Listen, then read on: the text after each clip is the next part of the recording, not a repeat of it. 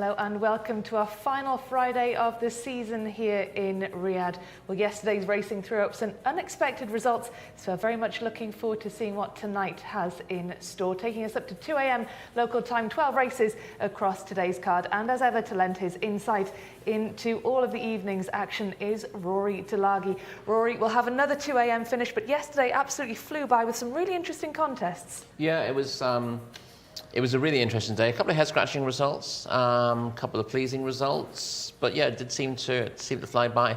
One of the interesting things I think yesterday was that quite a few horses were getting very warm, very sweaty, more so than we would see normally in the heat of the day here. So it'd be interesting to see if we get a similar sort of theme here, because we're wondering whether that was a case of the horses not being used to being out that late. I mean, I know when I went out late at night, I'd sweat up quite badly as well. You tend to get hot and sweaty as well. So I can understand that, and we'll see if it's repeated tonight. Well, I actually noticed watching some of the horses coming off the track earlier, having just got acclimatised to the track, they were just being led by their handlers, and some of them actually looked quite hot and sweaty as well. So it could be something about the late night starts here in Riyadh that the horses find a little bit unsettling, but time will tell as we get through the card. Well, as ever, we've picked out 3 horses for you to keep an eye on today. So let's start from the top. Israj is the first horse that we are going to be looking at today, and here she is winning a 2,100 metres Fillies Open on turf last week.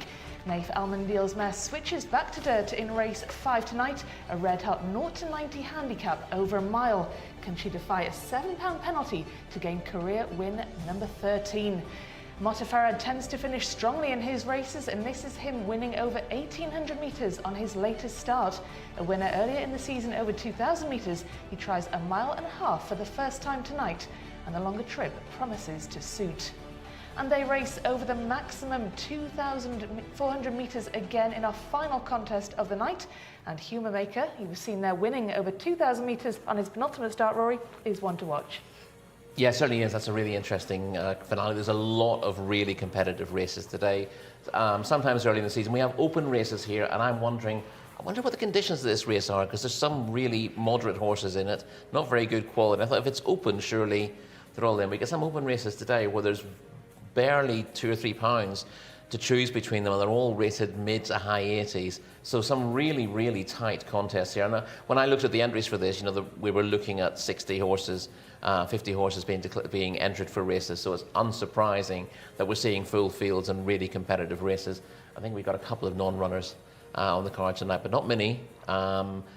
We get a reasonably small field to start with, but after that, it is maximum fields pretty much all the way through. It absolutely is, which means that our commentator, John Blance, has got a job on his hands ahead of him. So let's join him now, and he can talk us through all the runners and riders on tonight's card. Thanks, Rebecca and Rory. Did about the late finish. It's more the big fields that are getting me sweating this evening. But the first race gets underway 9 o'clock local time. Of course, the switch for Ramadan. 1,200 metres for horses who've won 1 to 2 races there in the first. We've got local bred fillies maiden after that. Local bred horses open. Then we've got our first Arabian race of the night. That's at 10:15 local time. Another Arabian race there at the witching hour, midnight. We go over to the second page as well. There's a 12 race card, so there's plenty to keep us occupied until 1:45 a.m. local time with that 2,500 or 2,400 metre maiden, which closes everything off. This first race has attracted a fairly small field, as Rory mentioned. That's where the small fields end for the rest of the night. Horse number 1 is Barka Al Jahara in the hands of Abdul Ella Al Hussein. Number 2 is Stratford Prince, Fahed Al Faredi. Number 3 is Mo Ayla, very short price favourite on the international markets. Luis Morales is aboard. Adhar is horse number 4, Ayed Al Turisi. 5 is Besht Al Hakem, Naif Al Anazi. 6 is Perlit. Turkey Alofi takes the mount on that one. Horse number 7 is Okt Al Hussein, the man of Mohammed Al Yami. Horse number 8 is Til Al Fard, Tariq Al Mansour. And 9th and last but not least, Nawan in the hands of Abdullah Al Fayru. So just the 9 go to post here. We're over 1,200 metres as a prize pool of 125,000 Saudi real. The horses are exiting the pre-parade ring, or will be exiting the pre-parade ring very shortly, and making their way into the paddock. Let's get back to the guys in the studio. Thank you very much, John. We'll join you a little later on, as John said there. The first race getting underway at 9 p.m. local time, so just under 15 minutes to go until race 1. And as John said as well, horses are currently in the pre-parade ring, but they'll shortly be making their way into the paddock where we can have a proper look at them later on. Rory, very unusual for Riyadh, a small field for this first race. Why would that be? It's an odd one. It's a non-winners of 4. It's one of the few over the 6 furlong trip. There aren't that many of the established performers here who are out-and-out sprinters, I suppose. So there's a little bit less demand. There weren't that many entries for the race. I think there only were 9 entries, so they've all turned up on the day. Most of the horses racing here will be sort of mile and a quarter performers as a rule, outside of maiden company. Lots of maidens at 6 and 7 furlongs. But the older they get, the more they tend to be milers or 10 furlong horses. Well, let's get through the runners, shall we? Barker Al-Johara. George on our YouTube channel says he's been a fan of this horse and backed it many times in the past and is going for it again today. Would you think that that's a wise option, Rory? Well, you've come out in top once if you've been with Barker Al-Johara on a regular basis. That's back in meeting 88. Her best form is at this trip, and she ran very well when in those second to Free in a 0-75 handicap a week ago. That gives her solid enough place claims. She's got a little bit to find with the very best of these, but she's got a chance of sneaking into the frame in a race that's a little bit lopsided. Stratford Prince, you would say, has got claims as well, Rory. Good run, penultimate start for this horse. Yeah, ran well 2 starts back, but his form is generally at a lower level.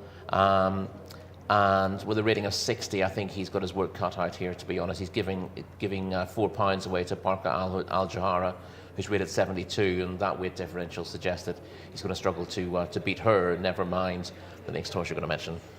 Well, the next horse, of course, Moela, looks to be the pick of these runners, and all of these, of course, have had a run recently, so it's, we're going off recent form here looking at these. We are, yeah, and the one thing we found yesterday was a lot of horses who've maybe run in both of the last 2 weeks.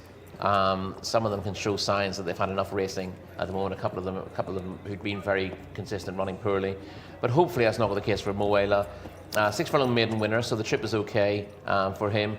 Won a 0-90 International Jockeys Challenge over 7 furlongs on Saudi Cup weekend. A very impressive performance that coming from off the pace to win under Marilyn Eon, who won that Jockeys Challenge. And last time out, although he's only 7th, that was in the King Abdulaziz Cup. Last time it was probably a career best effort, actually. He's dropping back markedly in class here and really should get the job done. We said a couple yesterday should really get the job done, and they didn't get it. So hopefully Moela can read the script. And then Consensus to Vega yesterday in the 10th, who said this horse will finish second definitely, and then she went on to win, so you never know. Yes, well that's because the horse who was rated about £20 clear didn't turn up on that race, so otherwise she would have been a good second. Indeed. Let's move on then. Horse number 4 is Adhar. Again, he was well held 2 starts back, but that was in the Saudi Sarawat Cup, which is again out of the pay grade of any of these performers, and then came back to form on 7.5 lengths third to Till Alpha Hill in a course and distance open last time out. Pretty solid place claims, but again has a bit to find. Well, has £27 less that he's receiving from Moela, so that £23 differential between them at these weights is going to be difficult to overhaul. Well, we can see Moela there in our shot. It'll be interesting to see when we join Shamila what she makes of Moela's appearance down there in the paddock. But that is Adhar number 4, who Rory has just been speaking about. So let's move on then to Besht Al-Kahem, horse number 5, who's had some disappointing recent results. Yeah, he's been on the go for quite a while, Besht Al-Kahem. 2 wins have come at 6 furlongs. His last run was over a mile, and I can ignore that. He would have claims on his win in a 7 furlong open here in January, and that was meeting 85. He looks well.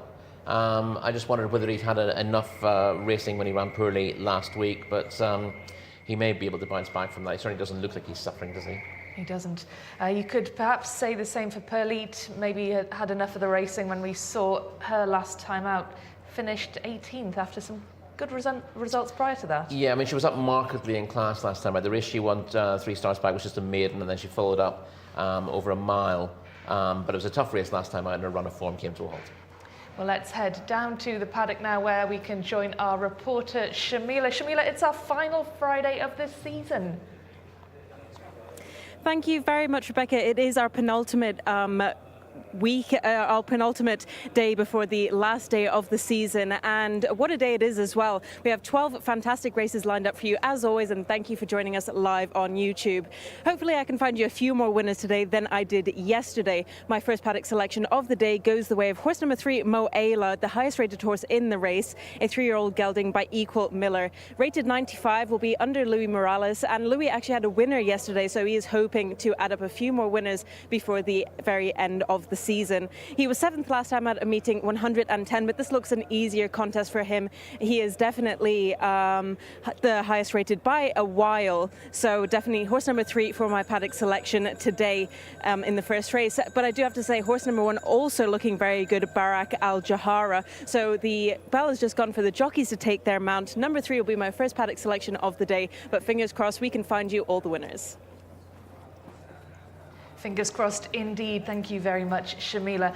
Let's head back to these runners then. Rory Oct Al Hussein, horse number 7, had a good penultimate run last time in her penultimate time out, and then disappointed last time. Yeah, won a modest maiden 2 starts ago, and then was soundly beaten behind Jcsa over 1,800 metres last week. This trip might be slightly more appropriate for Oct Al Hussein, but I do think she's biting off more than she can chew in this company.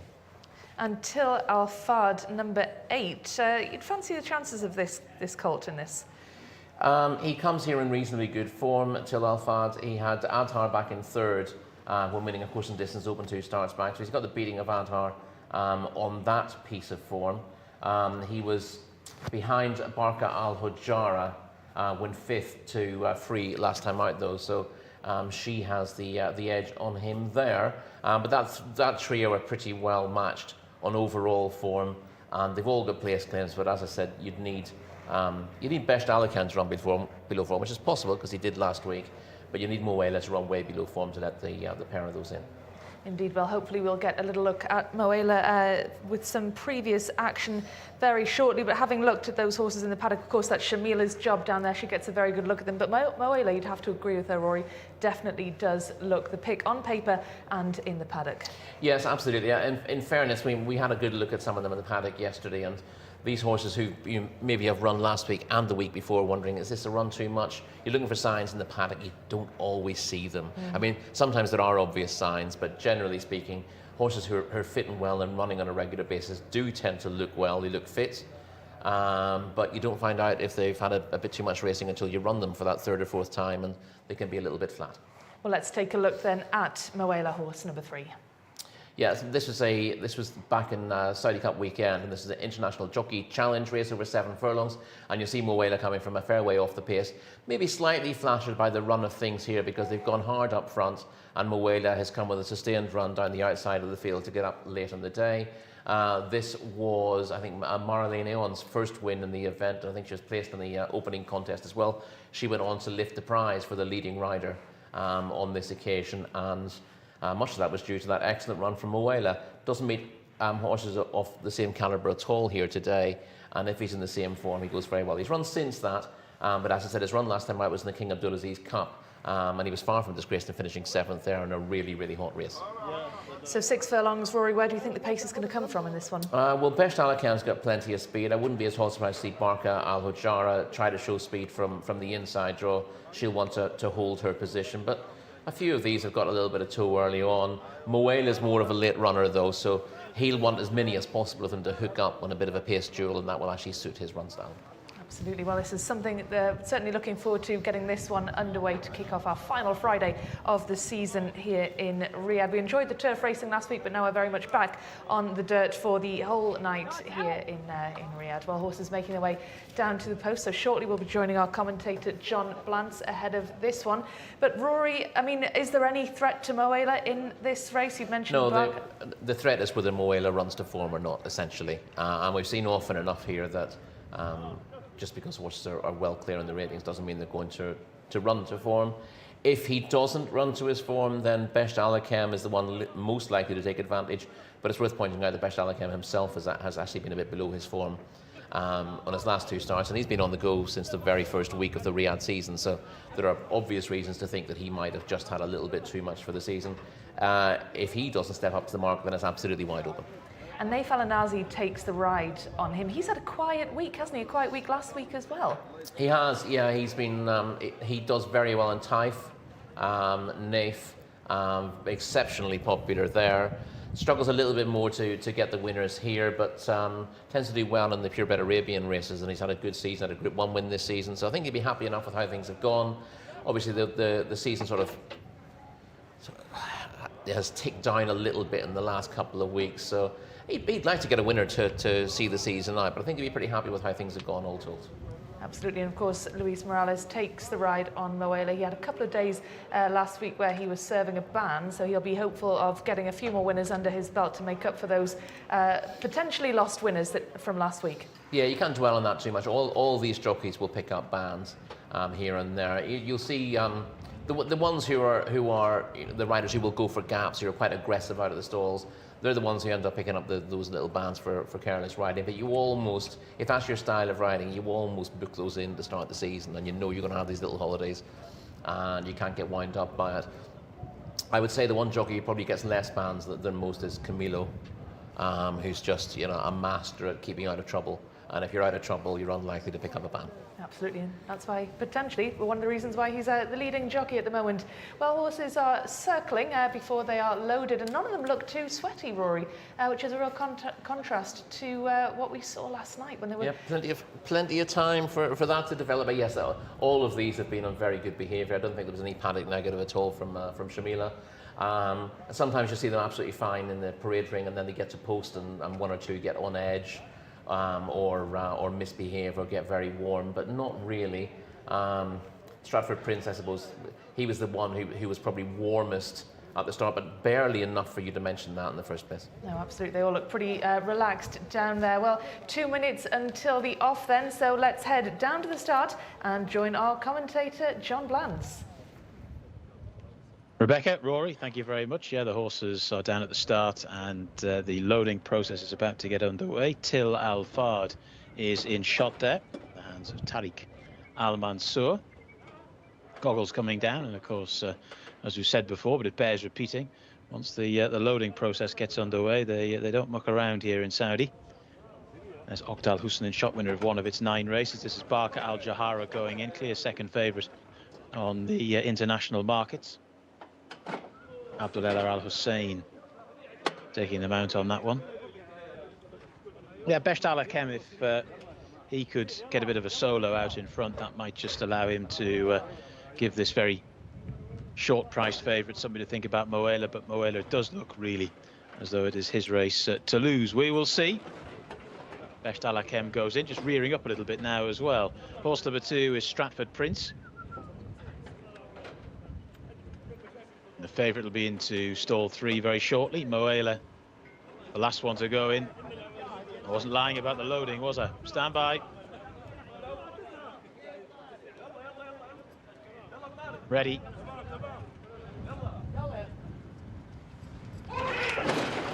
It's back and away they go. They're racing over the 1200 metres. Slightly awkward beginning from Oqtal Hussein, who was just nudged around a little bit as the gates went back. Good start's been made though by Moela, getting to a prominent position early, as indeed is Besht Al Hakem. The obvious pace on paper. Adhar is also prominent. Yellow colours of Pearl, followed then towards the outer by Nawan, who's in danger of taking this turn 5 wide. They're then followed by Barker Al Hojara, then Till Al Fad towards the rear of the field. Also towards the back of the field at the moment is Nawan. Another one that's towards the back, this Oqtal Hussein, as they start to make the turn. And it's Moela up the inside of Besht Al Hakem. Moela has gone on now to Besht Al Hakem, who can't really at the moment appear to live with this early speed. They're followed by Adhar, who's racing in 3rd. Nawan is beginning to struggle in 4th spot, and after that in 5th, Pearlite in the yellow colours turns down the centre of the track. But the favourites in front here, Moela leads by a couple of lengths. Besht Al Hakem is persevering quite well, but not finding a great deal at the moment. Adhar could well be the threat down the centre of the track.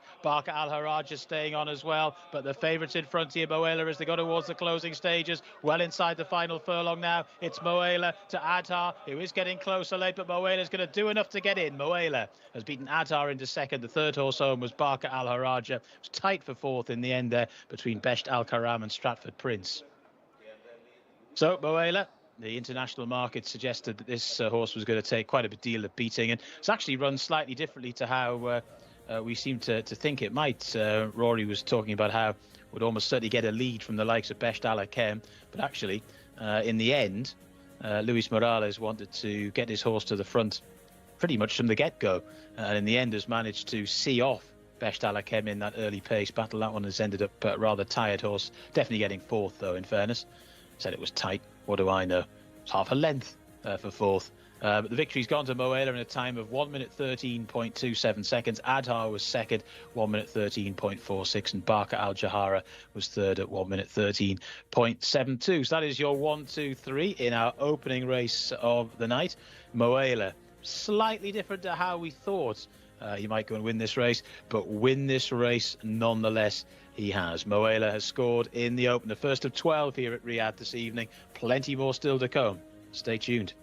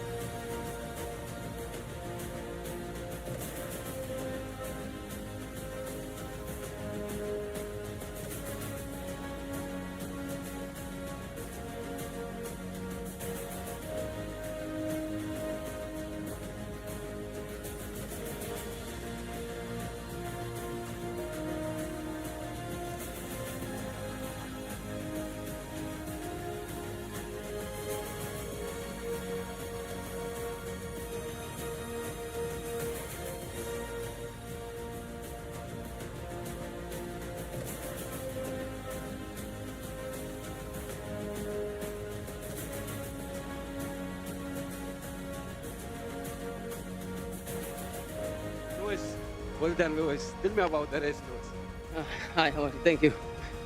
Well, we have a nice break. Okay, Jcsa, how are you? Jcsa. We broke well with a lot of advantage. So I start to, to manage the speed. And mashallah, he was very, very clever today. Quick. Thank you. Congratulations to Louis Morales, Khalid Mishrif bin Shanan and Abdulaziz bin Khalid Mishrif for this stunning win in the first race. This was for horses who have won 1 to 3, and Moela, the highest rated horse in the race, adds a third win to his name. It was 7th last time at a meeting 101, but that was in a Group 1. So this is definitely an easier contest for him. I think that he definitely should have won from all the outsets, and we've seen that he is very strong indeed. So well done to the Mishrif family for this win.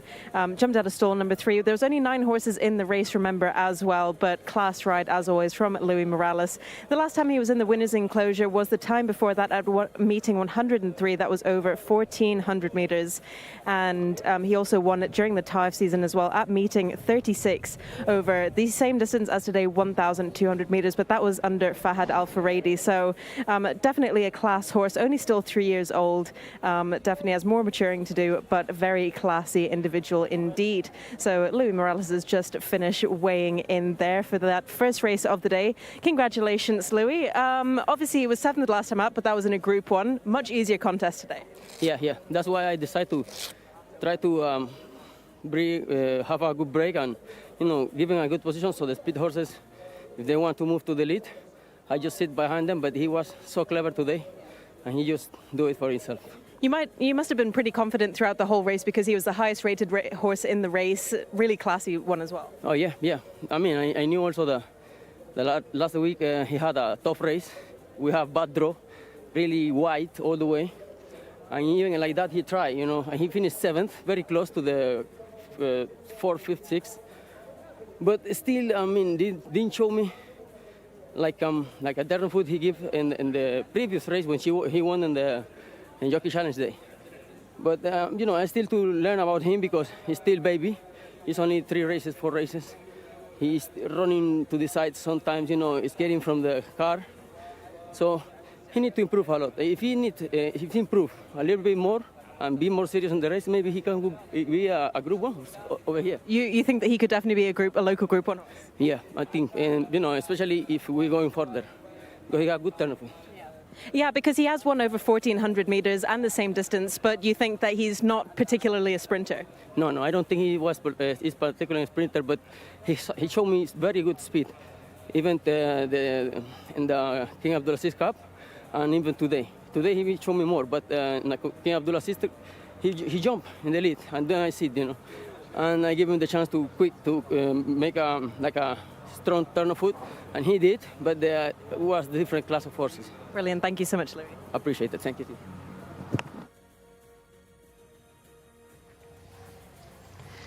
Well, it wasn't the run we expected from Moela Rory, but the result was what we expected. It was. It's a good tactic to use if you know your horse. He knows there are speed horses in this race, but he basically gets out of the stalls well on a horse who's got gate speed, and then basically says to the others, if you want to go past me, you can, but then you'll just be going fast enough for me to track you, and I'll be happy. And if you don't come past me, that's also fine. I'm happy to make my own pace. So Best Alakam tried to go with him. We'll see the start again. He bounces out very well from stall 3, and he's immediately pushed to the lead by Luis Morales. And essentially he's just laying down the gauntlet now and saying, who wants to come and get me? And he doesn't mind if one of them comes past him at this stage, because he knows that they'll be using up too much speed at that stage to do so. It is Best Alakam, the grey in the black and yellow check, who comes forward and takes the lead coming into the first bend. But Luis, all he wants to do at this stage is just make sure that he isn't cut off on the rail. So he pushes his horse up again to make sure he can hold that rail spot, and he's going to get a clear run around the bend. And now he's happy. Best Alakam is alongside him, but now having to work hard. The winner's travelling a lot more sweetly. I think he would have liked the runner-up to have, not the runner-up, the horse in second at the moment, to have kept there for a bit longer, but he drops away now, Best Alakam, and Moela has nothing to race with, and he gets a little bit lazy in the last furlong or so. You see Adhar now in the dark green colours with the lighter green cap and the white face coming with his run, and he keeps closing Moela down all the way to the line. Never really looks like getting him, but it means that Luis Morales has to keep his mount up to his work. And on the white cap in behind with that turquoise sash on the black body, that's Barca Al-Jahara, or Al-Jahara rather, staying on well for third. And it's interesting, isn't it, listening to what Luis Morales said in his interview there with Chamila, that he thinks he could be a Group 1 horse with over a further distance. Yeah, I mean, he made the point that he's still a bit of a baby. He does a couple of things wrong in his races, and I'm guessing that's why they wanted to give him a run in a race like this. He was dropping markedly in class, but he still needs experience. He still needs to learn a few things. So this was a good opportunity right at the end of the season to get him a very winnable race and to get him to do something slightly different. He'll stay on mile. He was very strong at the end of that 7 furlong race 2 starts ago.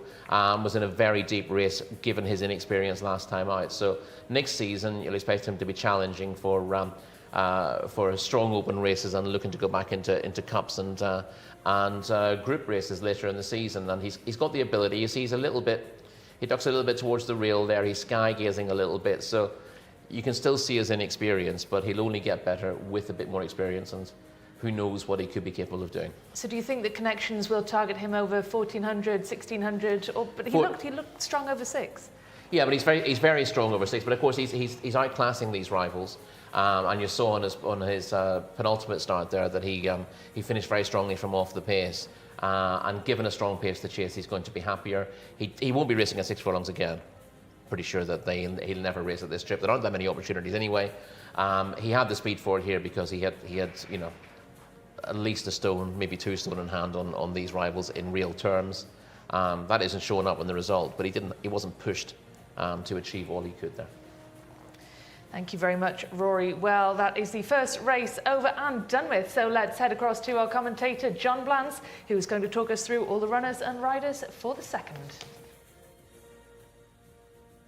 Thank you very much, Rebecca. Yeah, 25-minute gaps here between races, so we're kicking along nicely. This is a local bred fillies maiden. Horse number 1 is Aishan Noura, the mount of Abdullah Al Fayrouz. 2 is Jeffrey, a filly called Jeffrey. Ali Al Mutib is aboard. 3 is Tathkir, international markets favourite. Abdullah Al Kradis riding. Horse number 4, Trident, is in the hands of Louis Morales, of course, looking for a quick double on the card.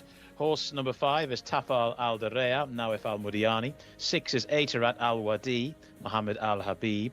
7 is Kad Al Aqwa, the mount of Mohammed Al Shurima. Horse number 8 is Amaralis, Mohammed Al Nasser. Number 9 is Shukrana, Abdullah Al Lofi. Number 10 is Analine, Abdul Ella Al Hussein. Horse number 11 doesn't go. Number 12, Al Dokwa, is the mount of Azuz Al Yesh. Horse number 13 is Nuta Al Hajj, or Al Hijaz, sorry, in the hands of Khalid Al Mimoni. Horse number 14 is Zinat Al Afraz, Ali Al Mimoni. Horse number 15 is Bint Al Karem, in the hands of Mohammed Al Yami. And number 16 is Ajala, Abdullah Al Saidi. Horse number 17 is Gomod, or Gomood, in the hands of Hamza Saad. Horse number 18 is Al Saudia Al Osma, Abdulaziz Al Musa. Number 19 is Namshi, and that is the mount of Fala Al Dahasi. And number 20 is Hobub Al Aradia, in the hands of Naif Al Anazi. So those are your runners and riders for our next race. The first big field of the day, the first of many. They are now in the parade ring, so we'll hear from Rebecca and Rory, and we'll be getting insight as well from down inside that parade ring from Shamila. We will indeed. Thank you very much, John. We'll catch you a little bit later on. Yes, as John said there, Rory, a big field for this one, which is more of what we're used to here in Riyadh. Let's start with the horse that we can see in shot there, Aishan Noura, horse number 1. Yeah, 4th over a mile last time out, beating a length by Nayalat Al Ez, but this dropped to 6 furlongs is a worry. It's got the ability to be in the frame here. This is not a particularly strong fillies maiden, but she's not really a sprinter. I think she might struggle with the drop and trip.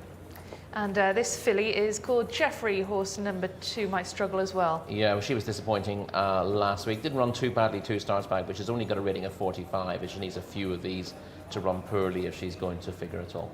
Number 3, Tathkir, looks to be the pick of these runners with a rating of 70. Yeah, he's a class act. He ran well in the final championship of the race course over 1,800 metres last month. And repeated that would see him go well, but he's another one who stays 2,000 metres, and a drop to 1,200 means he's going to have to work to assert his class here, and that won't make things easy for him. And what about number 4, Trident, who we haven't seen for quite some time? Yeah, I haven't seen that since meeting 17 in Taif, and her best effort came when 5 1/4 lengths third to Cat in a 7 furlong maiden there. We've seen plenty of horses come from Taif and struggle on this surface, but we've seen 1 or 2 come off long breaks here and impress first time out, so I wouldn't completely rule her out. With a rating of 66, she's got claims if she can bring her best form. Tafa Al Dareya, number 5, just the 1 run for this filly. Yeah, and was beaten 25 3/4 lengths behind Azalni in a 1 mile contest on debut, so needs to improve a lot on that. And has number 6, Atarat Al Wadi, ever finished in the top 10? No, yes, has meeting 71 finished 10th, so that's strictly in the top 10. True. But her rating of 27 is a reflection of her ability. And Quad Al Waqwa, number 7, is making her debut. Yeah, and we see her there at the moment. She looks a little bit sparely put together. She's a half sister to a dual winner here called Ayan Alreen. So we'll see if Shamila likes her. She's not without ability on pedigree. Well, we'll ask Shamila when we catch up with her shortly. Let's look at number 8, who we can see now. That's Amaralis. Yeah, just traces a string hold there with Amaralis, which is not an issue in terms of racing, but more of an issue is the fact she's had 15 runs without getting her head in front, and she's rated 44. Shukrana is number 9 with a mark of 49. Not absolutely disgraced on her most recent start, finishing 5th here 2 weeks ago, but again, she's got a rating of 49, and there are plenty of these who are rated 60 and north of that, so she needs plenty of them not to give the running if she's going to get her head in front, but she's not a complete no-hoper. Annaline, number 10, has had some decent results recently. Yeah, she's been placed in maidens over 7 furlongs and a mile in her last 2 starts. She's beaten only 3/4 of a length by Rawaye Nora last time out. That was over a mile. She drops back to 6 furlongs, which isn't ideal, but there are quite a lot of most of her dangers in this race are dropping back further in trip, so it's maybe less of a concern for her than it is for 1 or 2. Number 12, Aldo Qua, really it will struggle in this one, you suspect? Yeah, with a rating of 35, she went straight off my list. Nuta Al-Hijaz looked absolutely spectacular when we saw her just a moment ago, number 13. She really did, and she's got a good chance on her best form, but she's not from 18 now. She's been 6th in maidens, at least as good as this in her last 2 starts, and she does have solid place claims, but her win record is a worry. Should we resume with the star rating system? Would she get a star? I haven't given stars out for this, but she would get 1 star. Okay, yes. Fantastic. Well, let's head down to Shamila, who gets 3 stars from me. Shamila, who is your paddock pick for this one? Thank you very much, Rebecca. At least I get 3 stars off somebody. Now, my paddock selection for this race goes the way of horse number 4, Trident. So I think that Louis Morales is definitely on for a quick fire double. This horse was 3rd last time out at meeting 17. So we haven't seen her in quite a while. She's had a very long break back, and she has been very difficult trying to get her onto the track. So hopefully she doesn't boil over before the start of the race here now. But she does look very well inside the parade ring, and I think today is the day that she could finally break her maiden. That being said, horse number 9, Shukrana, who is under Abdullah Al-Alfi, also looks really good. She was 5th last time at a meeting 107. So we've seen her recently. She's been doing pretty well this season, very consistent, and I think that she's also definitely one to watch. But my paddock selection goes the way of horse number 4 and Louis Morales, as they are rated 66 as well. One big question mark for me in this race, that in the parade ring definitely, is the filly, horse number 2, Jeffrey, who was 13th last time out. She just doesn't look fit enough for this race. So I think that she's one to scratch off your cards. It's very odd looking in extreme cases, but very many thanks to you, Shamila. We'll chat to you a little bit later on. Shamila had a big question mark over Jeffrey, and you said the same thing, Rory. But she's picked Trident, horse number 4, who we haven't seen for quite some time. But let's have a look at horse number 3. This is Thatkir. Yeah, this is Tatkir running really well in slightly different colours to those that appear in the race car. But the yellow cap there, you see, just fading into 5th later on. That's the fillies version of the final championship of the race course. So it's a really strong contest. I would say, in fairness, you know, that the 1800 metres may be just beyond Tatkir there. A mile's probably her best trip, but she's dropping back sharply to 1200 metres. But in class terms, she's the best of these. So if she is not put on the back foot by this drop-in trip, she'll be hard to beat. It's enough of a question mark for me not to be confident about her there. Let's give her a couple of stars anyway. Yeah. So let's get back to these runners and riders. I think we got as far as number 13, Nuta Al-Hijaz. Yeah, we've gone through Nuta Al-Hijaz. She was, she's the one with the poor. I was going to say poor win record. Obviously, none of them have won, but she's not from 18, despite the fact that she's a good looker with a fair degree of ability, and that's the big concern with her. Zinat Alafras comes next. Very hard to fancy on what she's done in her last 2 starts. She is not from 10 now. Rating of 49 means something needs to give if she's going to get involved. And I suspect you'll say the same about Bint Al-Karem, number 15, similar profile. Yeah, she's got a very. They're both 4-year-old fillies. They both come here in similar veins of form. One of them's not from 10. One of them's not from 12. This one's rated £2 higher. But again, she's got the same question marks over her. Aijala, number 16, not from 24. Yes, not from 24 is a big concern. On the best of her form, she's got place claims here, but she disappointed last time out, and that not from 24 is a big worry, as it is for Gamood, who's the next one. But Gamood has been in the mix. If you look at recent results. She's been running pretty well. Her best effort of late was from 3.5 lengths third to Auril over course and distance in November. That's good form. A repeat of that probably wins her this race, but the fact that she's gone to post 24 times and not come back successful means you think it's not that likely to be 25th time lucky, but she will be competitive. She's got enough solid runs to know that she's going to be thereabouts. And Al Saudia, horse number 18, looks to be improving. I'm not at all sure about that. Her last run isn't bad. I think she was just in front of Gammood, I think, last time out. But prior to that, she'd been a bit disappointing. I suppose that was her second run back from a longish break last time. You can make an argument that she might build on that Al Saudia Al Osma, but I didn't think she was anything special in Taif. She was regularly well beaten in maidens there. Her rating of 43 says she won't be getting involved. Namshi rated just 35, but lightly raced compared to the others. Yeah, she's had 6 starts, 3 this season, 3 last. She ran a little bit better last time than she had been, but she's been running very poorly, to be perfectly honest, on her previous starts. Has a rating of 35. And Haboob Ala Ardia has a rating of 54, horse number 20. Yeah, she's an unused reserve here, as indeed is actually Namshi. I should have noticed that as well. So no non-runners, so only the 18 go to post here, and the bottom 3 are reserves who've not had their chance. My apologies for that. So just the 18, I say just the 18 compared to the Just last the race. 18, yeah. Exactly. We do like a large field here. Yeah, they do. I mean, in it's easy to get caught out by that. It's maximum field of 20 for all races here except for 6 furlongs, and I'm guessing that's because of the configuration of the opening bend over 6, and that the safety limit is a little bit lower.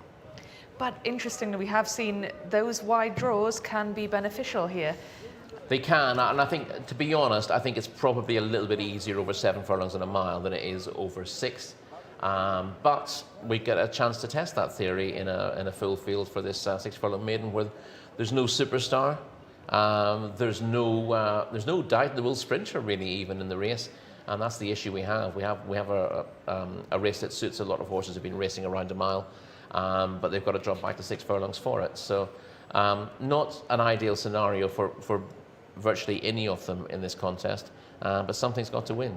It's a pretty open race, that's for sure. Let's just have a quick word on Shamila's pick, Trident, Rory. Interesting that she's picked this horse that hasn't been seen since meeting 17. Yeah, I want to see if I can get a look at Trident again, because she's been off the track for a long time. You worry with a filly who's been who showed a bit of form in Taif, is now running on the penultimate day of the season in Riyadh, having not run here at all, clearly with a view of going back to Taif. Your automatic assumption is this is just a first run back for fitness before she goes back to a track that suits her better. But maybe not. And she did catch Shamila's eye. And we had one winner yesterday who had a similar sort of, well, a horse that you wouldn't have, was coming back off a layoff and you wouldn't have fancied it. That was successful. The veteran, the 11-year-old, The 11-year-old, she was coming off after a 2-year absence. Break. It was really quite incredible. Speaking of incredible, let's head to our commentator, John Blands. Extraordinarily and unnecessarily kind Rebecca rest there going in. That's Namshi, horse number 19. Aishan Noura to be offered up as well. There is Tamkir, who is obviously an interesting horse, is the best of these, but as Rory mentioned, over trips generally a lot further than this. Has often had some quite wide draws to contend with. Interesting to see how she gets on from what's a pretty good draw here. Will she have the speed to get into a good position? If she doesn't get shunted back through the field from stall 3, she's going to be tough to hold out, because if she can take up a kind of decent sprinter's position, we know that stamina will kick in, and that latent class as well. So it's going to be that's the key to this race really. Trident, the horse that Shamila mentioned, is more of a 1200 1400 horse, but obviously, as Rory mentioned, hasn't been on the track for a while. But interesting that Shamila's picked her out in the paddock as one to keep an eye on, because evidently that would suggest that she might have a good chance of overcoming that long absence. Tafe Al Adarea to come forward, one of the greys in the race. Just had the 1 run, so fewer convictions than quite a few of these. Gammood is still to go in the check jacket. Shukrana to come forward. Horse number 15 is Bint Al Karem.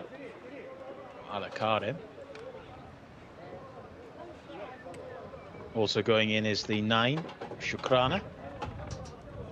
The orange jacket there, pretty easy to spot, he says with his fingers crossed. This is Aitarat Al Wadi.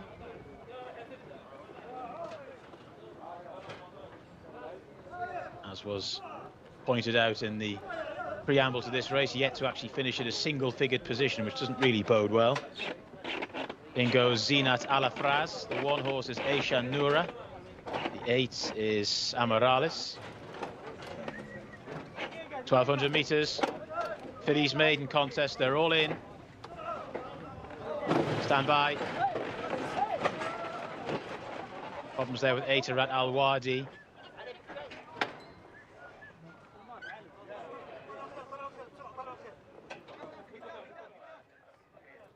Now, one of the horses is clearly causing the handlers there a problem or two, needing to be checked over.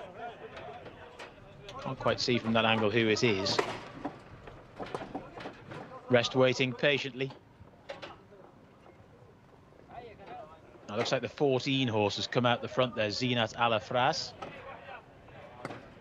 Now, what's going to happen with this? Are they going to put her back in? Remember the numbers corresponding with the saddlecloths and the draw. Was number 14 who'd been taken out there, Zinat Al Afras. Just been taken a little bit further away from the rest of them.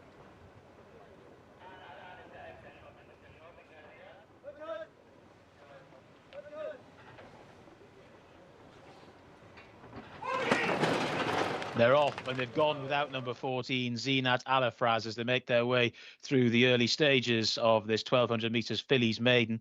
And the favourite in the international markets, Tathkia, was away quite slowly, as befits a horse who's often running over a good bit further. Namshi has made a pretty good start and zips across from a very wide gate. Also prominent there is Aishan Noura, the one horse, as indeed is Trident, who's got into a good position there, the turquoise and black colours, and these two lock on a little bit. Namshi is in third position, followed then by Amaralis, who races in fourth, then up the inner in fifth, or that's Amaralis in fourth, I should say. Round the outside there in fifth position, trying to get a little bit closer, is Annaline as they start to make the swing for home. Right at the back of the field is Ajala. Also towards the rear is Bint Alakarem. Starting to make the turn for home, it's Aishan Noura out in front by a length or so to Trident, who got a good start, but has now got a couple of lengths to find. The favourite trying to get through up the inside, and is now trying to get going, but has plenty to do from there, Tathkia, but is weaving a path. The leader, though, is Aishan Noura, who may well have stolen the march from a few of these. Amaralis has now been extricated in second. Aishan Noura and Amaralis here now down the centre of the track. Getting going late is Gormood in the check jacket, but racing up towards the line. Aishan Noura, too strong, zip round the inside to win. Tight for second there, staying on very strongly was Gormood, although also very much there was Amaralis, who had a nice run round two. Those two are photographed for second position, but Aishan Noura, in a time of 1 minute 13.51 seconds, has won our second race. And yes, it was very much a case of how well would the favourite start, and the answer was not very well. And she was kind of fighting an uphill battle from there on in. And she did start to get going late, Tathkia, but had plenty to do and not enough real estate to get it done in. So it was Aishan Noura in the hands of Abdullah Al Fayrouz, who's scored in race number 2. It's tight for second, but Amaralis has held on from the fast finishing Gormood. In the end, there was 5/100ths of a second between them. Annaline has boxed on well to finish there in fourth spot. And then we see some of the also-rans and stragglers making their way through. But it's Aishan Noura who's got off the mark at the 12th time of asking. Has been rather busy of late here in Riyadh, but clearly all that racing hasn't dulled the enthusiasm. Aishan Noura up the inside from stall number 1, the shortest way round, has got the job done in race number 2, and as someone elsewhere might say, is a maiden no more.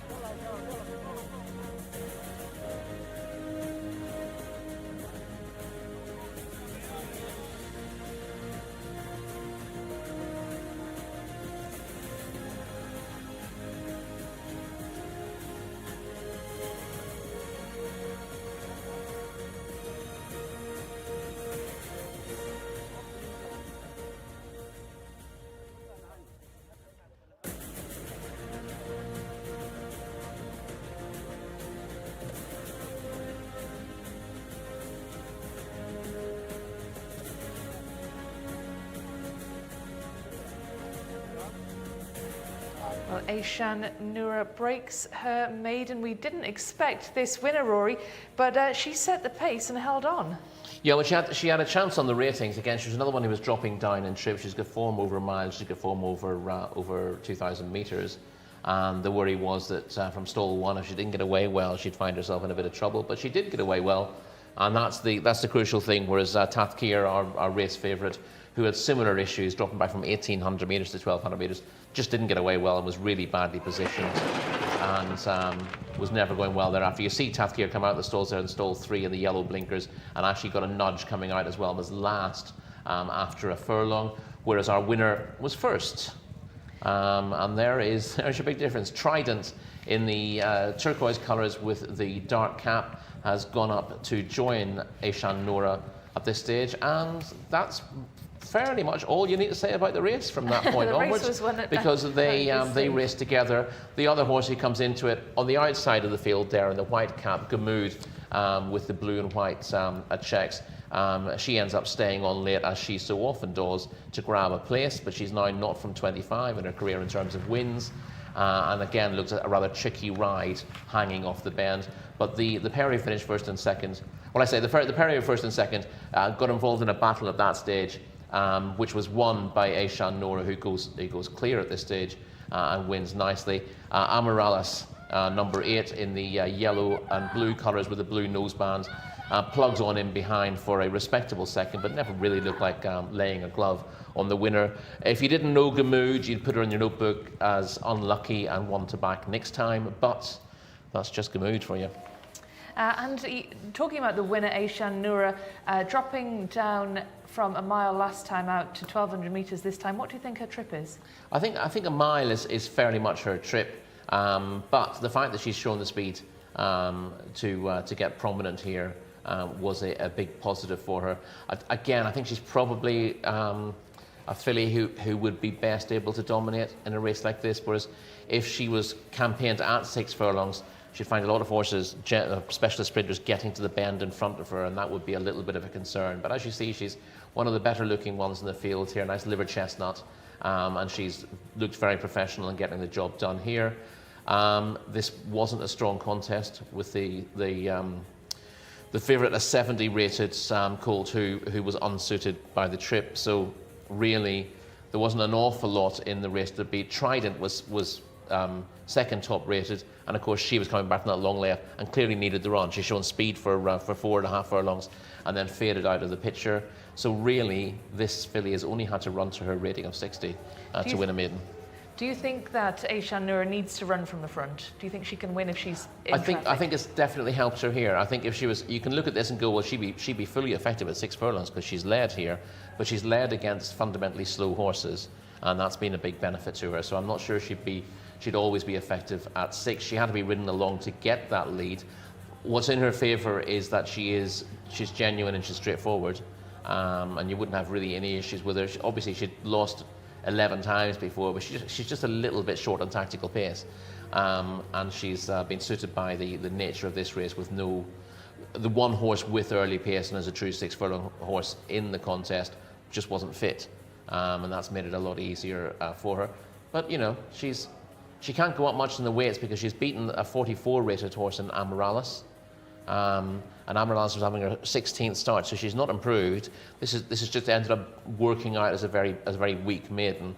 That's taking nothing away from the winner, who's done it willingly, but she must stay on a mark of 60 after this, and I think she'll be competitive in handicaps. 7 furlongs a mile.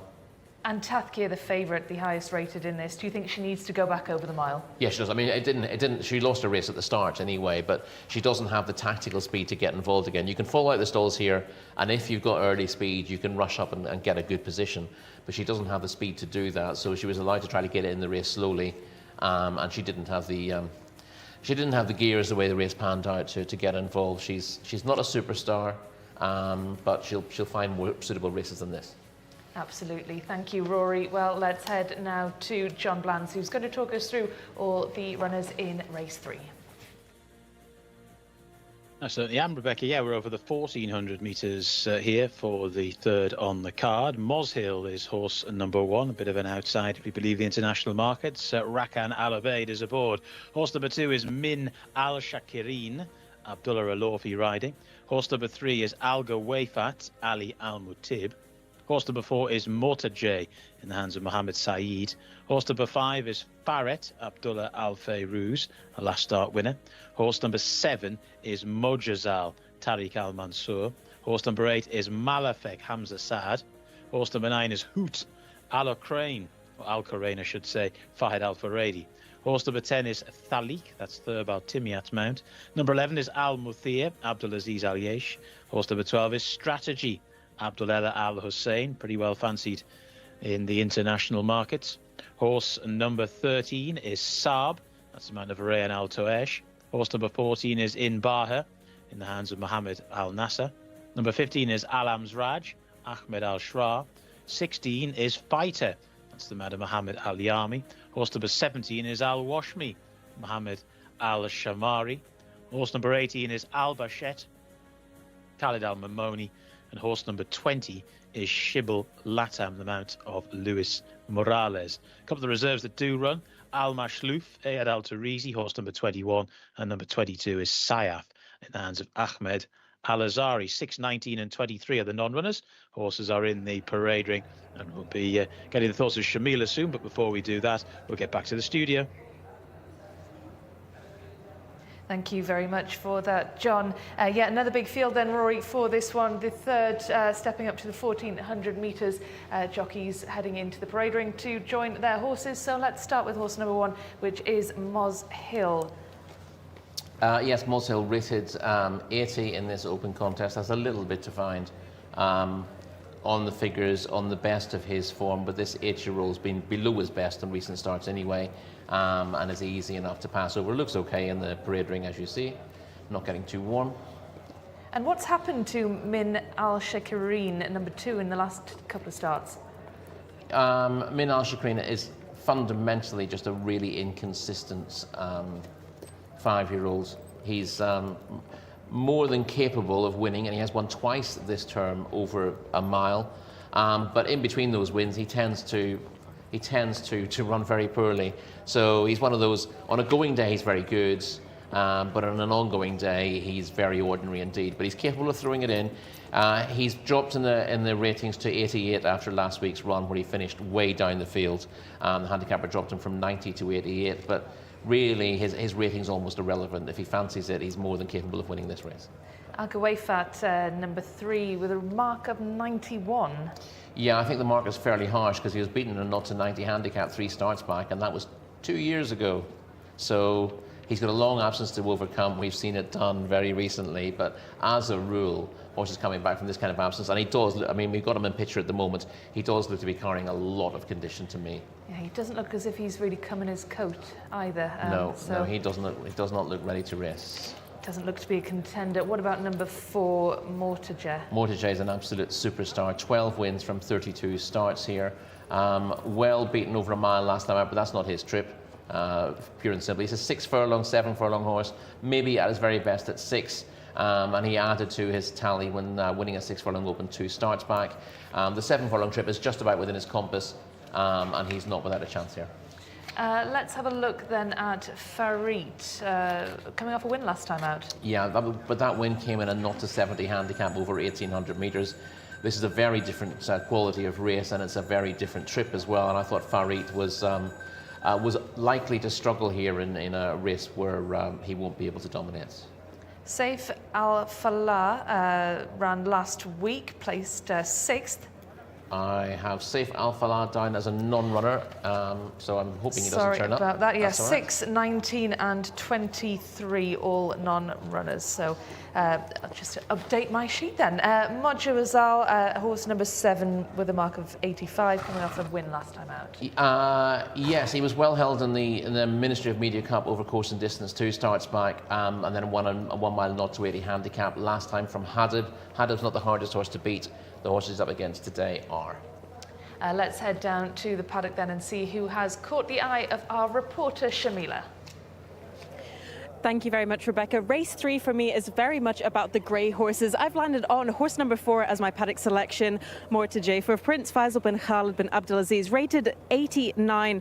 13th last time out, however, has already have 12 wins to his name out of 32 runs. So a very trying horse, very talented horse as well, and he always looks a picture inside the parade ring. So Mortijé will be my paddock selection for this third race of the day, definitely. And my second eye catcher was actually also for the Red Stables, horse number 22, the second reserve that has managed to get in, Sayaf. Only 3 wins to his name, so I think Mortijé looks a little bit better, a little bit fitter inside the parade ring, and hopefully he can end his season on a win.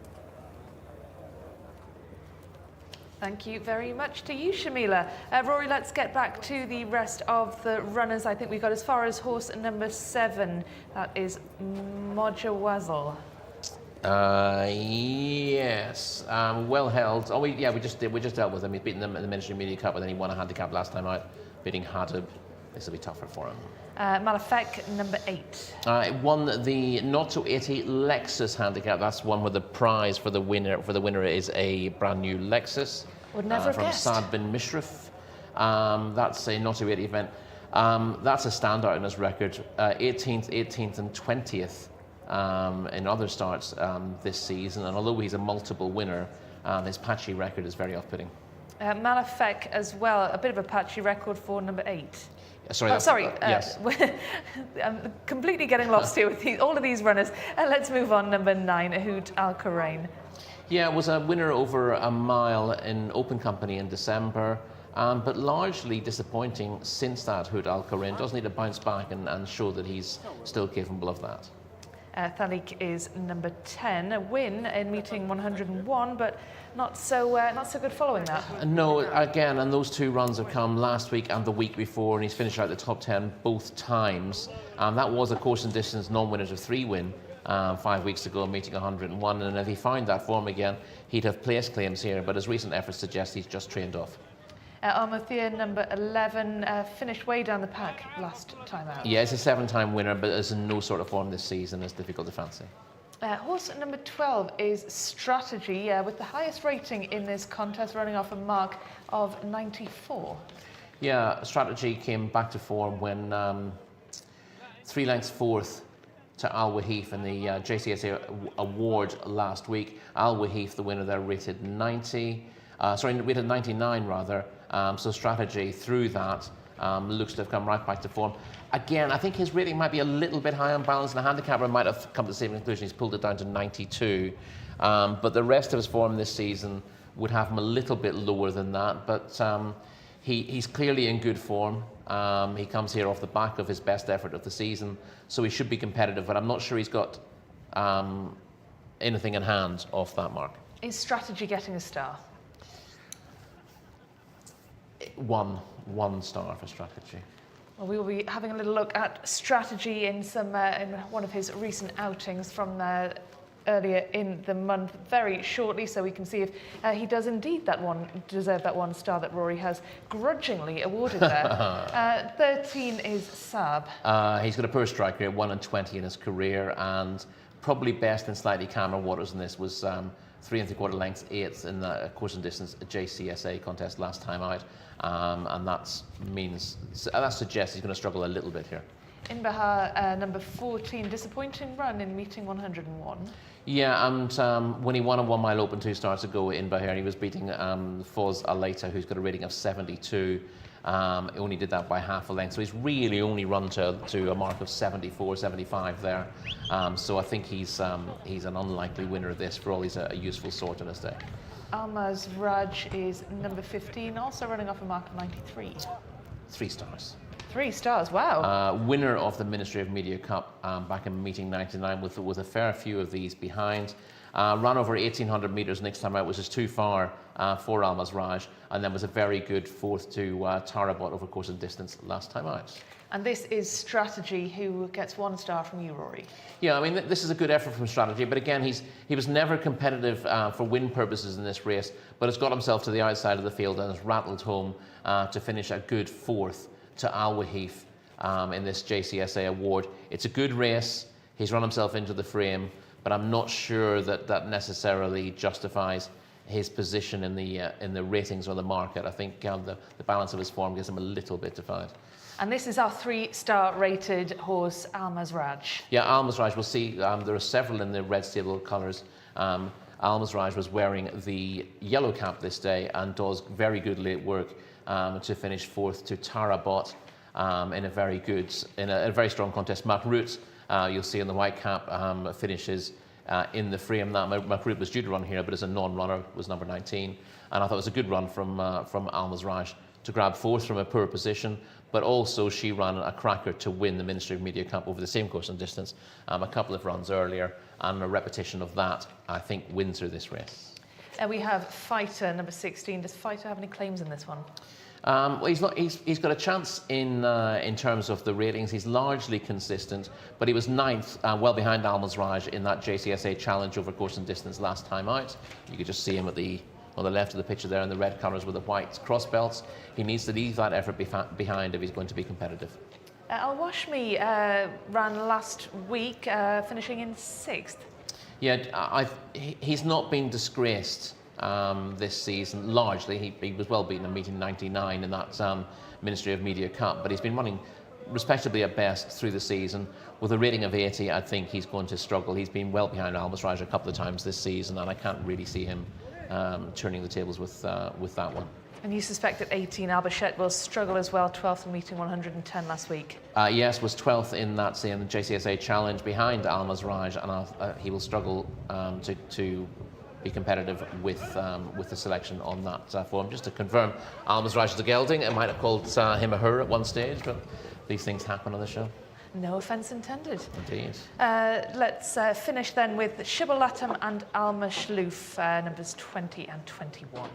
Yeah, Shibble Latam is quite interesting. It has a rating of 94, which makes him very competitive here. Second in 1 mile international jockey challenge 2 starts back at the Saudi Cup meeting. Then 7th in that race we watched just now behind Tarabot and also behind Almaz Raj. But he wasn't that far behind Almaz Raj, a head, a neck and a neck. And if he can find his best form, which is not far off at the moment, he'll be in the frame. Alma Shlouf is hard to fancy on recent evidence, 11th in meeting 95 and not seen since. And we also have Sayaf, who sneaks in right at the bottom there, I believe, for the red stable. A winner here last week, but in much weaker company, up in the ratings for that. This obviously isn't a handicap, and Sayaf will be doing well to get involved on balance of form for all he comes here at the top of his form. Thank you very much, Rory. I'll let you catch your breath then and head across to John Blance as the horses begin to load. Yeah, thank you very much, Rebecca. We've got 3, as Rory was saying, in the red stable. Almaz Raj wears the yellow distinguishing cap, the white cap for Sayef, and the first red stable colours there for Mortar-J, horse number 4. This is the 3, Al Gawayfat coming forward. Still waiting for Min Al-Shakireen to come forward too. Horse number 22 is Sayaf. So that one still out the back. Al-Washmi still to load as well. This is Min Al-Shakireen. Colours of Fihan bin Faisal, Al-Mandil and Sons. Mortar-J will be coming in very shortly. Sayaf over on the far side, one of the other red stable horses to go in. Looks like we've got a dismountee somewhere. Yeah, it looks like the one, Moshill, doesn't have a jockey on board at the moment. Maybe they're going to try the old get the horse in first and put the jockey on later routine. There's number 5, Barrett. Abdullah Al Fayrouz is riding. Strategy still at the back as well. Here is Strategy in that green saddlecloth, red saddlecloth of Moshill. Barrett still to load, Al Muthia still to load, and also Al-Washmi.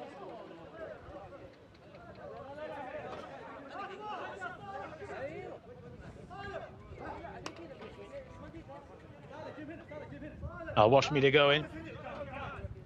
The 11 is Al Muthia. There is Al Muthia.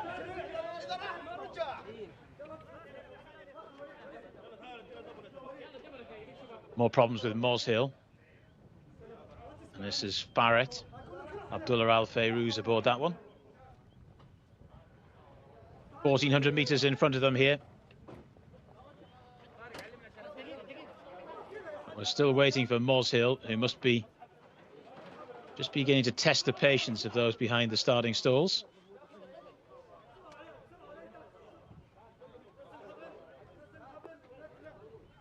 Just backing away now, Moz Hill.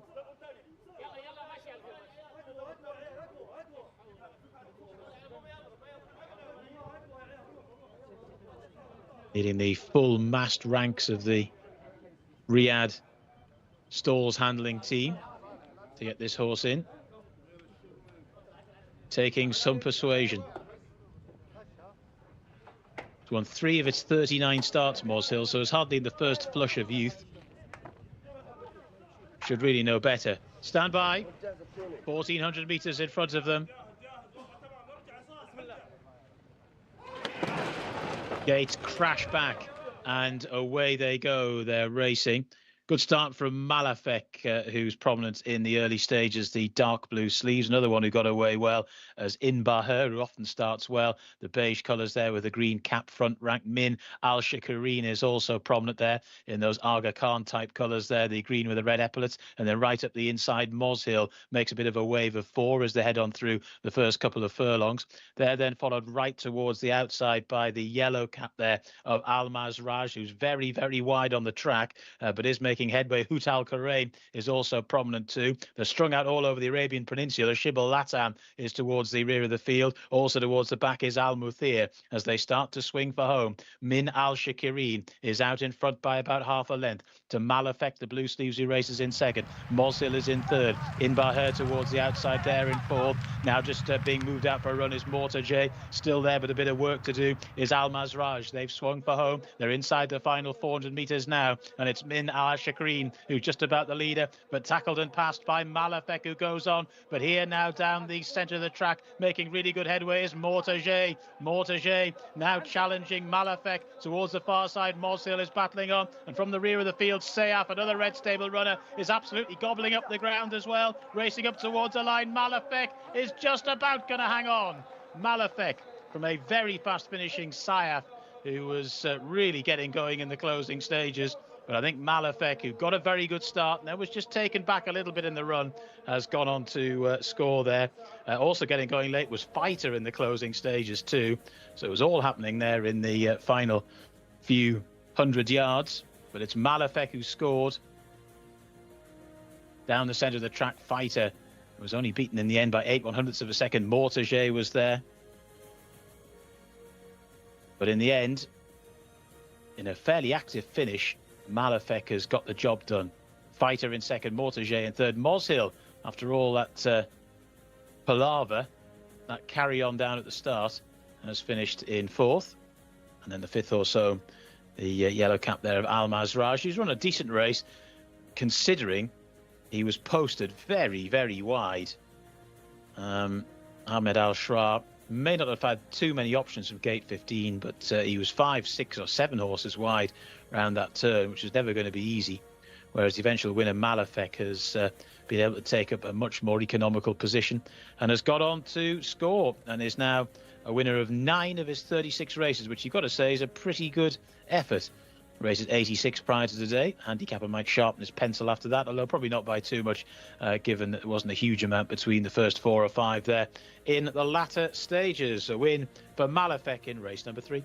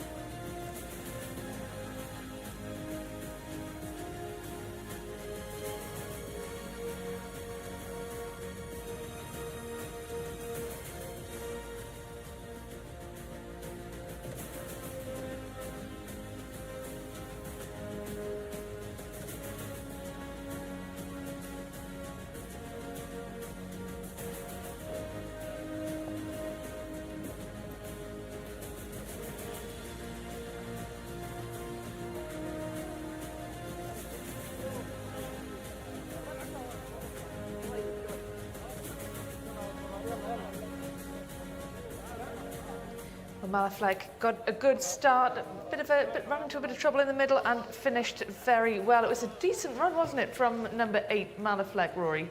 Yeah, listen, he's won 9 times in his career, one in every 4 runs. But his form figures coming into this, 18, 18, 14, 1, 20. When he runs badly, he runs very badly. But he and Min Al-Shakrin, who disputed the lead with him early on, very similar sort of characters. They win races in their turn, more than his turn in actual fact with Malafleck. But tend, if they're not going to win, they tend to just drop the lot and finish out the back.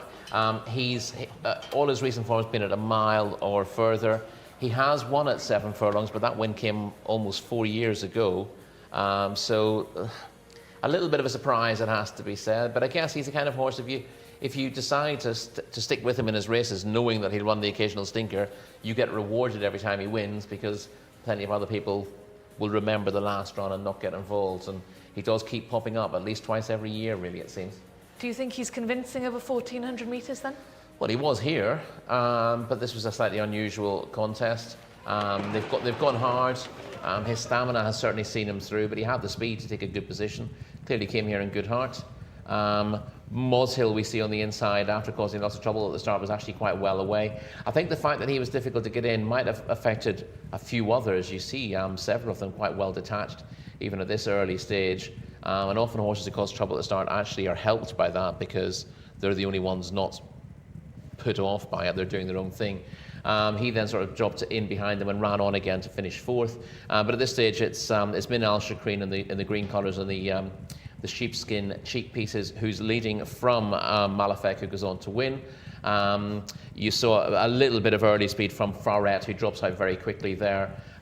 Some of the other big players trying to get involved there. On the outside, you can see the yellow cap of the well-fancied Almazraj, who stays on well for 5th, but gets a bit of a bump from stablemate Mortaje on the bend there, which doesn't help. Mortaje runs on. I thought he was going to be very dangerous off the bend and come through to win, but he just flattens out late on. As I said, his best trip maybe 6 furlongs, whereas Malafleck has the stamina for further, and he just had the race run to suit him. I mean, he did the donkey work himself, so you can't say he was in any way lucky. But he's rewarded his loyal fans, as he regularly does, and I'm sure he would have been a reasonable price to do that as well. And John mentioned something about his handicap. He said the handicapper probably wouldn't be too harsh based on that performance. Do you think a mark of 88 is fair? Well, he's 88, and on your race card, he's actually pulled down to 86 since the race card was published by the handicapper looking at his performance last week. And that's the thing, so he's always going to hover around there. He's been higher in the past. I think he's been as high as 98 a couple of seasons ago. He had a good time. And he's more than capable of running to 90 when he fancies it. He just does it sparingly. And again, I think I said this yesterday about another horse. He's your ideal handicapper. If you're training a horse like him, when he's in races he can't win, he doesn't seem to try very hard. And then when he does get a winning opportunity, he takes it with both hands, as it were. And what happened to Almazraj, the horse that you gave 3 stars to pre-race? Almazraj has run well. You'll see is on the outside of the field with the yellow cap. He took a bit of a bump coming round the bend from Mortaje on the same colours, in the first colours of the red stable rather, and has kept on late in the day without being able to match the speed of those in front. Another solid performance, similar to the run last time out. And Fighter ran on well for 2nd. Yeah, Fighter appeared from nowhere in the red with the white braces. He was behind Almazraj in that course and distance contest last week, but he's bounced back to form with a good 2nd, suited by coming late off this strong pace. And 4th, horse number 4, Mortaje, ran into 3rd place. You called this horse a superstar and said that the mile was more the trip, but certainly not disgraced over 1,400 metres. Yeah, the mile wasn't his trip last time. It was only 13th. Dropping back to 1,400 was more suitable for him. He's another one with a very good strike rate, Mortaje. Again, his form figures don't always look that consistent, but he's often in very, very competitive races, and in these big field contests you do need to have things run to suit you, otherwise you're liable to finish sort of midfield or out the back, and he's run another solid race to be 3rd. Well, another solid race coming up, race number 4, so let's head to John Blantz, who's going to talk us through this one. Thank you very much, Rebecca. It's our first Arabian race of the night. Once again, we're over the 1,400 metres. Number 1 is Bint Jalan. Jimmy Carrion is aboard. 2 is Jara Muscat, Mohammed Al Tamimi. Horse number 3 is Af Al Bashir. Horse number 4 is Era, the mount of Khalid Al Mimoni. Horse number 5 is Ayat, Qatari bred, Adel Al Fayrouz. Horse number 6 is Ez Al Shaydam, the mount of Abdulaziz Al Yesh. Horse number 7 is Al Mohandas, that is the mount of Abdullah Al Kradis. And horse number 8 is Jcsa Al Khaladia, Osama Al Sharani. Horse number 9 is Wafi, Hamza Saad. Horse number 10 is Shabri Al Hezam, Turki Alofi is aboard that one. Horse number 11 is Tahel Al Khaladia. Horse number 12 is Lady Di. That is the mount of Nawef Al Mudiani. Number 13 is Mayatab, Asil Al Saidi. Number 14 is Laheb, Rayan Al Toesh. Horse number 15 is Gudanfar Al Baha, was to be the mount of Ali Al Mimoni. He's now the mount of Sultan Al Mimoni. Horse number 16 is Es Tara, Fahed Al Furedi. Number 17 is Jawad Al Khaladia, Ayed Al Tarizi. Horse number 18 is Mutar Farid. That is the mount of Ahmed Al Shra. Oh, sorry, Thurbal Timyat now takes the mount. Thurbal Timyat takes that mount. I do apologise. A late jockey change there. Horse number 19 is Al Mala Judah, Tariq Al Mansour. And horse number 20 is Afdal Mugir, Mohammed Al Nasser. The reserves not required here, 21, 22 and 23. Leaves another bumper field of 20 for Rebecca and Roy to get their heads around from a form perspective, and me from a commentating one. Let's get you back to the studio. Thank you very much, John. Yes, another full field, Rory, for us to talk about. Let's start with Bint Jalan, horse number 1, running off a mark of 60. Yes, so top weight in this not to 60 handicap, although you find the top 8 are separated by 2 pounds, was 17 lengths 7th of 14 behind Dirar Al Khaladia over 2,000 metres last time out. And then prior to that, 7th length 4th to Shawahid Al Khaladia over a mile. The first of those was a not to 75 handicap. The second was a maiden. This not to 60 is a lot easier for Bint Jalan. So although those form figures don't look absolutely convincing, I think he's got a good chance of being in the mix in this weaker race. Jara Muscat, number 2. What can you actually tell us about this horse? I can tell you very little about him. I couldn't find a record of him when I searched for him earlier on. He obviously has a rating of 60 to run here. He has won elsewhere. If I go back, I can tell you where he's won, I hope. I should have picked that up earlier on. I'll tell you, we'll go back to him in a second, and I'll fill you in on where he's won, but I can't find the full details of his form. Well, Al Bashir, number 3, also top rated as well, but disappointing when seen last time. Yeah, was beaten 32 lengths, went 13th to Mostabsil Al Khaladia in a 7-4 maiden last time out. That would have been a tough enough contest for him. Prior to that, he'd been running in Abu Dhabi, and he was 9th on his most recent start in Abu Dhabi in November. Can't tell you much about the strength of those races, but he wasn't coming off a particularly long layoff, and he needs to do an awful lot better. Well, one person who can definitely tell us more about these Arabian horses is our Arabian horse expert, Shamila, who's down in the paddock.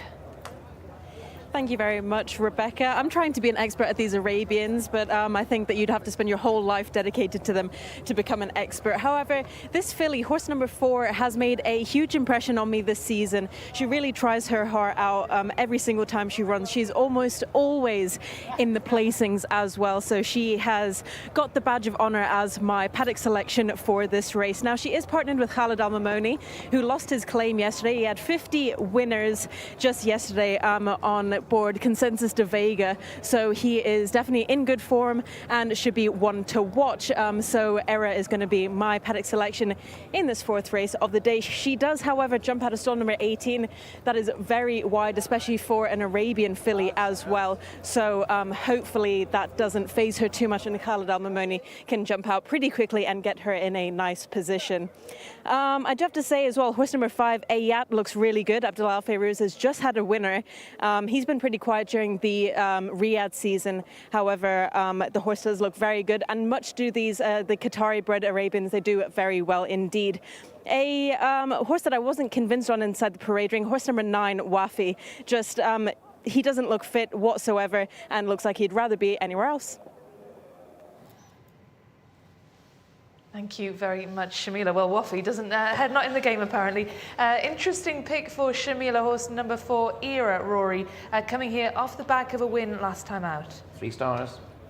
3 stars. Okay, you heard it. Yeah, Shamila summed it up. Very consistent Era. She stepped up on placed efforts in maidens to land a 0-65 handicap over course and distance last time out. There were a few of these in behind her. She beat Haydar length 3/4 that day. That she's in no deeper. She's actually in a weaker handicap this time around, although she's gone up a little bit in the weights. And to be honest, given her profile, she's only had the 7 runs. Got her head in front last time out, proved very game there. She should be hard to beat again. Shamila also liked the look of number 5, Ayat, but let's have a little look at Era, Shamila's pick. Yes, here she is coming out on the track in those very recognisable purple and orange colours.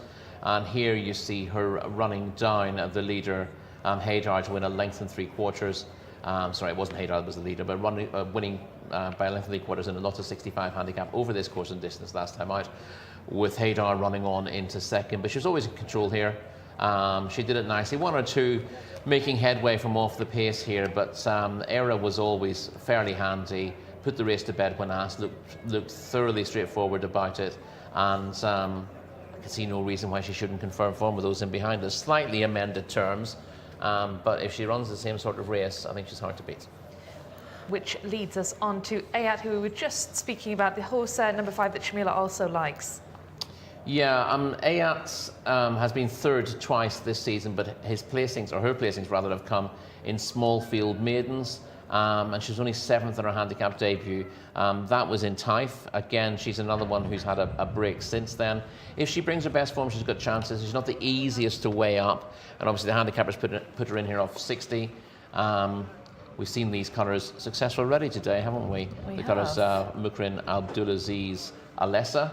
And he has a fair chance of getting a double here if this mare is fit after a layoff. But obviously she got the seal of approval in the paddock, so that's a positive. And I just go back to Jara Muscat, as you might guess from the name, and I think that's why I haven't written it down.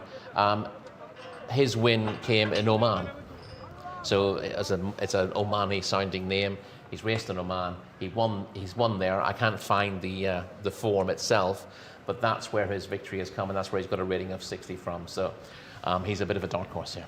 That would be next level, above and beyond research, Rory, to deep dive into the Omani racing results. Let's move on then. Horse number 6 is Al Shadham. Well held in 0-65 company. Last time out, that was a meeting 92.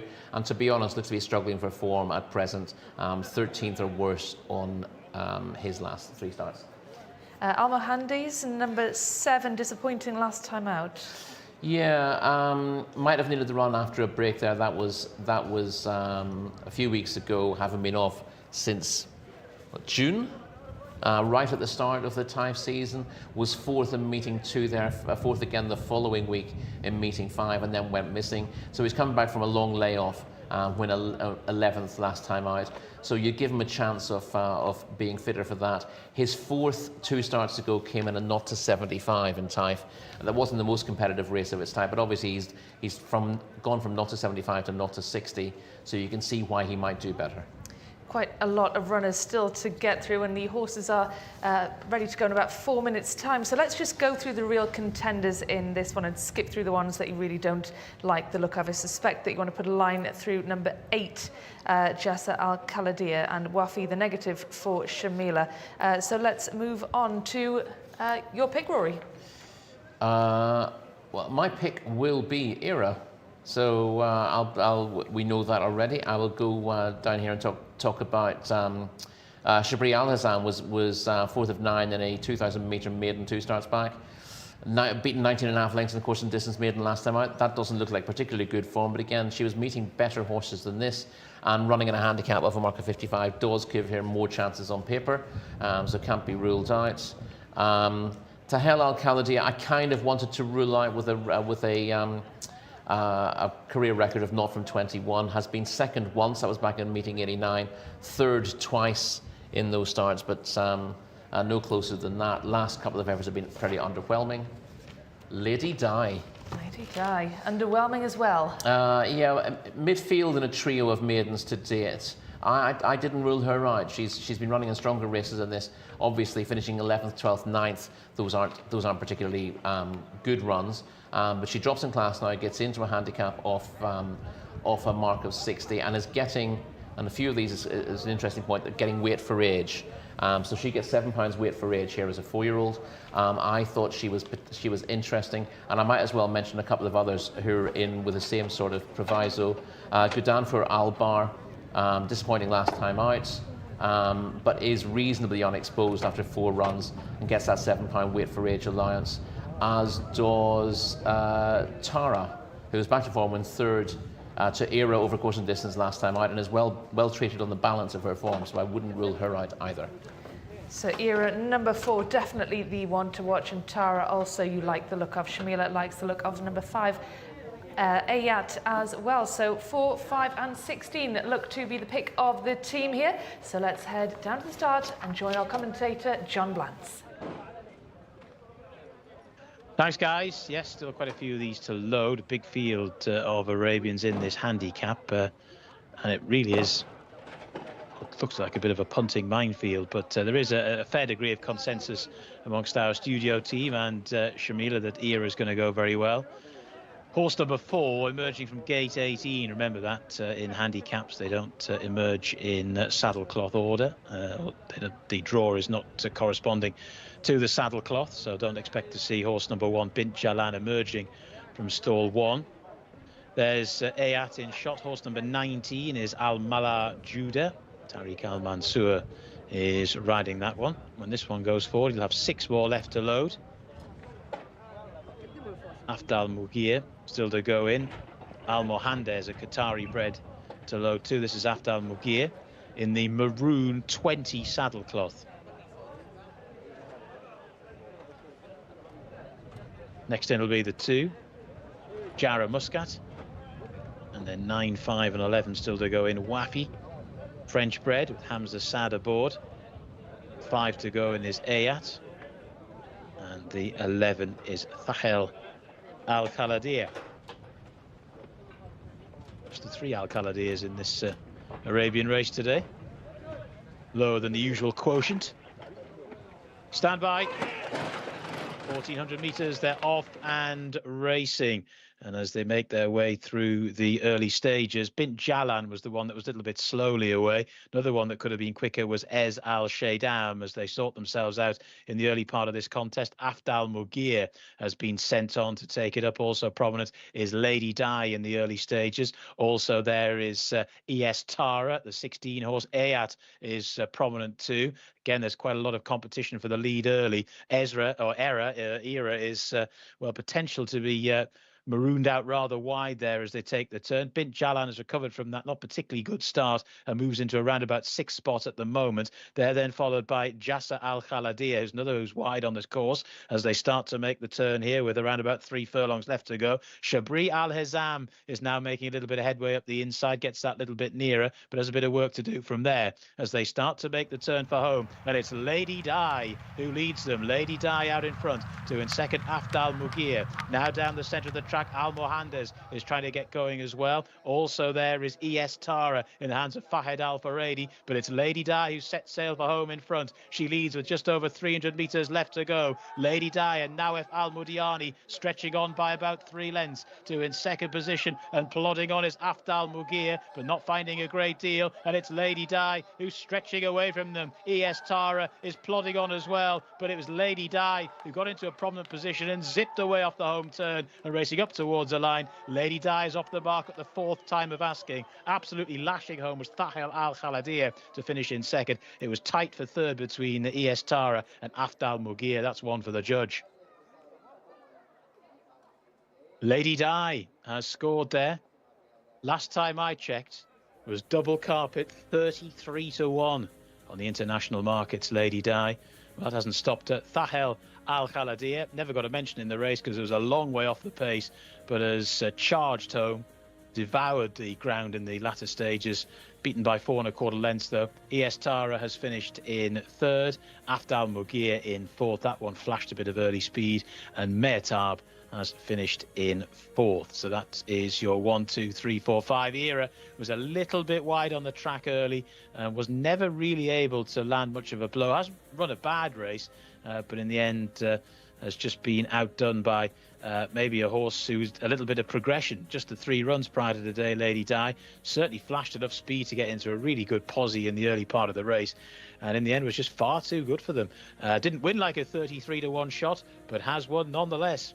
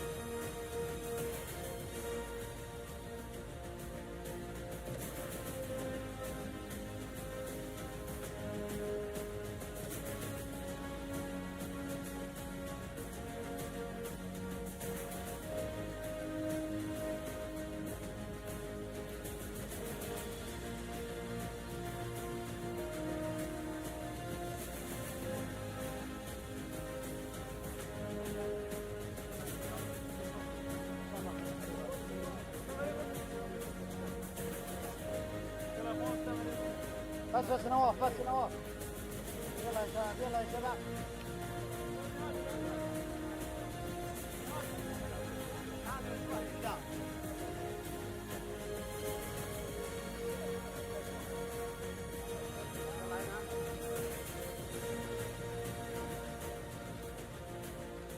Well, Lady Di just too good for the rest of the runners. She made all the running, didn't she, Rory? And it was a really impressive win for her in our first Arabian race of the evening. Our commentator there, John, he said that she was just too good for the rest. Where do you see her going next season? Well, I mean, she's a run-of-the-mill performer. She wasn't really a plot here. But the point I made pre-race was she's a 4-year-old going in the handicaps for the first time, having run in maidens that she couldn't really win. Running off the mark that she was with that 7-pound allowance for age give her a much better chance of being competitive, and she has she's been a lot more competitive as a result, bouncing out, making the running and looking okay. But it has to be borne in mind this is a 0-60 handicap, and you don't want to get too carried away with it. But we'll see what the handicapper does with her on the back of this. She'll obviously be sort of 0-65 next time out. I don't think he's going to send her through the ceiling. She's quite sparely made, but then a lot of the purebred Arabians are. And she might be able to develop on the back of this win, but the bare form is modest enough. But it was an opportunity for a filly who needed 3 runs in maiden races just to get her opportunity in a handicap, and this was much more her bag. And what happened to the favourite, Era, who had plenty of support before this race? Yeah, she just got trapped wide, had to switch inside off the bend. Like a lot of horses at this level, she doesn't really have a turn of foot, so all she could do from a poor position was keep trying and plugging on. When she won last time out, she was in a good position from the off. Here she couldn't get that good position, but she kept trying all the way to the line. She's finished about 5th in the end, I think. And we can see the start again here. Lady Di jumping out of stall number 11 right there in the middle of the picture. Any hard luck stories in this, Rory? Well, Ear is a little bit of a hard luck story, but as we heard Shamila said, although we get plenty of winners from out wide here, it's it's a little bit hard for these little purebred Arabians to get across from poor draws. You see in the orange colours there on the outside, Era is looking to tack across, but there's speed on the inside, there's speed in the middle as well, including from the winner, and Era's not been able to tuck in. So she's ended up being 6-7 horses wide on the bend. That's an awkward place to be. You're basically having to run faster than the horse on the inside to hold your position there. It's not an ideal place to be. It's okay if you're cruising over your opposition, you can kind of move past them on the bend, but when your opponents are of a similar caliber to you, then you're just going to lose ground. Now you see what she's doing. She's as good as the horses in front of her, but because she's so wide on the bend, she's losing ground all the time. So coming off the bend, she then has to tack towards the inside, and she runs on. But her race was lost from that stretch on the bend. She wanted to get there, but she wanted to get there 2 or 3 horses wide, and it didn't work for her. Just too much work to do. Tara, number 16, finished in 3rd position. He's showing real improvement, isn't he, Rory? 3rd in meeting number 101 last time out, 3rd again today. And if you look at previous results, he finished way down in the rest of the field. Yeah, he was well beaten in 3 starts. He ran well in Taif, then, like a lot of Taif horses, struggled initially on this surface, was back to form in 3rd to Era last time out over course and distance. And as I said then, he's well treated in the form that he was showing in Taif. If he could build on that, which he has, he's got another placing to his name. He was better drawn than Era here with a draw on stall 6. But that's a solid enough performance from Tara, who, again, had the benefit of that 4-year-old alliance, which is no hard thing. Obviously, when we speak to Shamila, she will point out that a lot of the purebred Arabians really only mature when they're 5, 6, 7, and that's why you don't see the 3-year-olds race against older horses, and when the 4-year-olds do, they get that weight for age alliance. But when they've got a bit of experience and they've established their merit, the alliance is actually very beneficial in handicaps. And Thal Hel Al Kaladia finished in 2nd, and another horse that's shown some improvement from the last time out was 8th, 10th before that, 8th.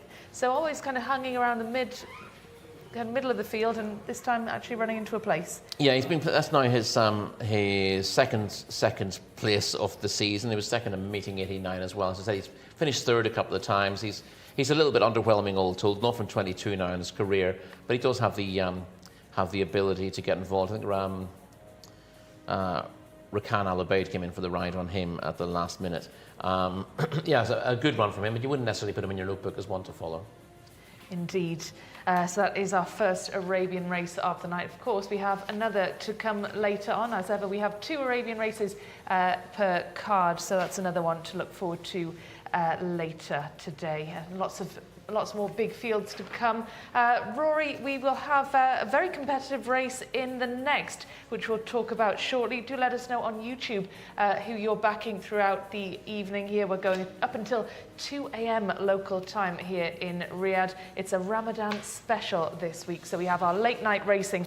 I know that some of you on YouTube are enjoying the late night racing. It's great for those who've been watching Cheltenham throughout the day and Riyadh in the evening. It's good for the punters. It does test your stamina, but yes, it's a definite change of pace and change of scene between Cheltenham and Gold Cup Day today, of course. I won't spoil it for you if you've recorded it and you want to watch it later. So no look away now moments. But yeah, this is a very different sort of scenario today on the dirt rather than the soft to heavy ground at Cheltenham. But by all means, do keep going. Absolutely. Though we did have rain here yesterday, not quite enough to make it, a mud bath out there. Like we've seen at Cheltenham, but yeah, very different prospect indeed. So that is the 4th race of the card done. We have 12 in all, as we always do. Very busy day here in Riyadh on our final Friday of the season. The next race up, we are stepping up in trip to 1,600 metres, and I do believe the rain is back on, Rory. I didn't know it rained in this part of the world until yesterday. We had a wonderful thunderstorm, actually 2 thunderstorms in Taif.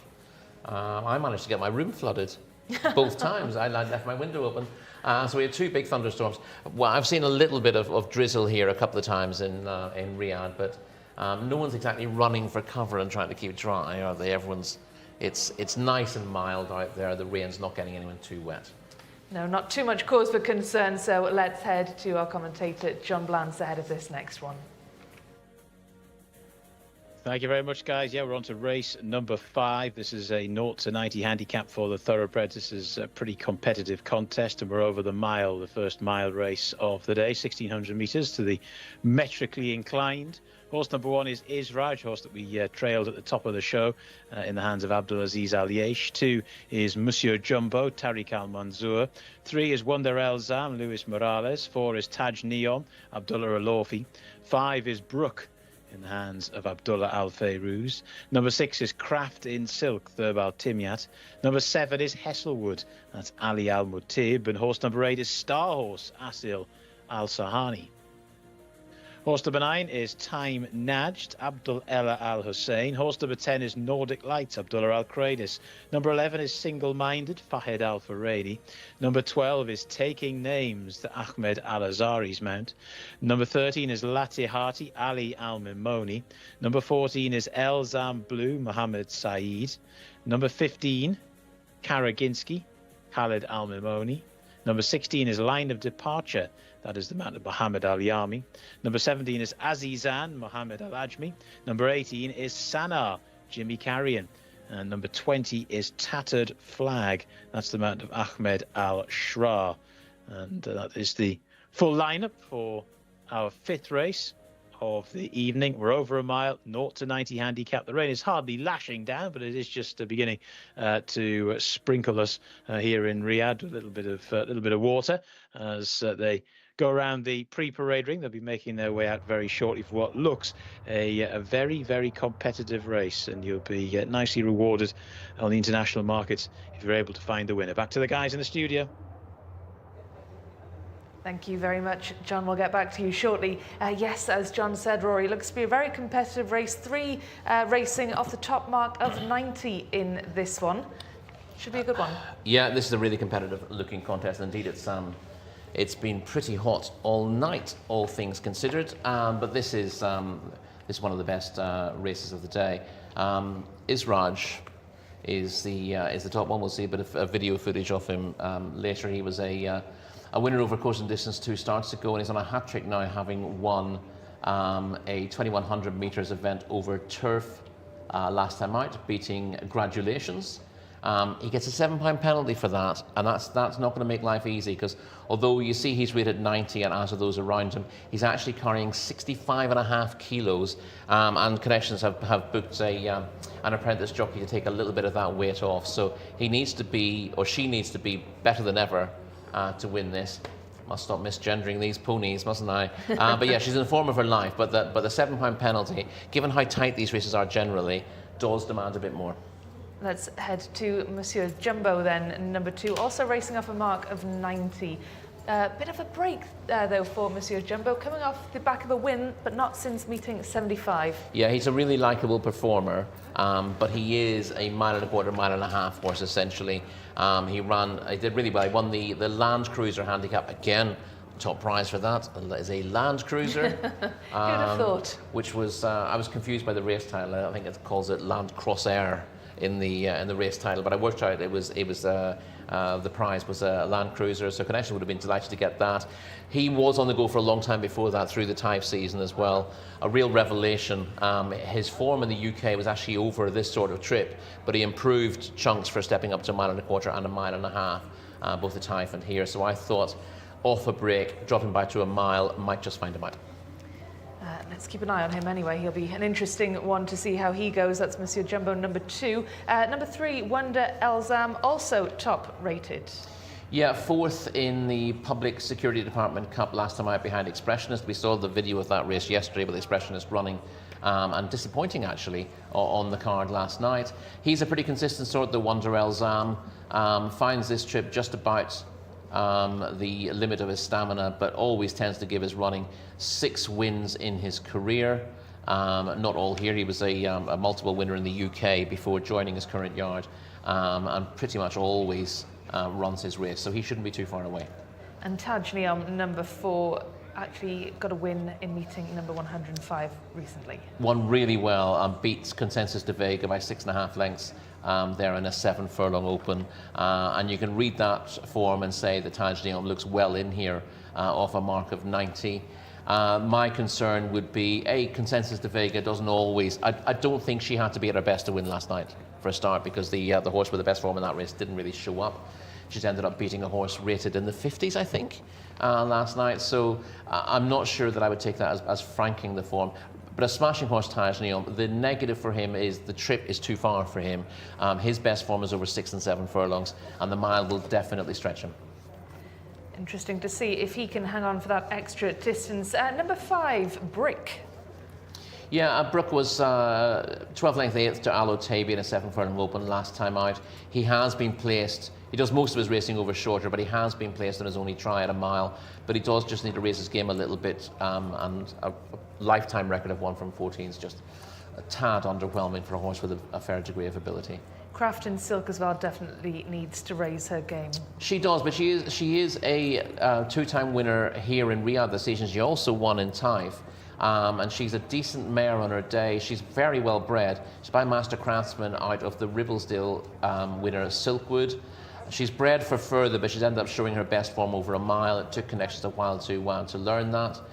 She won a Course and Distance Open 3 starts back. Not been at her best in 2 runs since, but it wouldn't be a massive surprise to me to see her bounce back. Will we see Hesselwood in the mix, number 7? His best form has come on turf recently. 3rd to Cliffs of Fury in a 2100 metre race last time out. And then was, 2 starts back, and then was 4.5 fifths to Emirates Currency in a similar contest, a not to 90 handicap there last time out. His very best form is at a sort of 1.25 miles, 1.5 miles. That was obviously 2.5 miles on the turf last time, so I think this trip back on dirt might be sharp for him.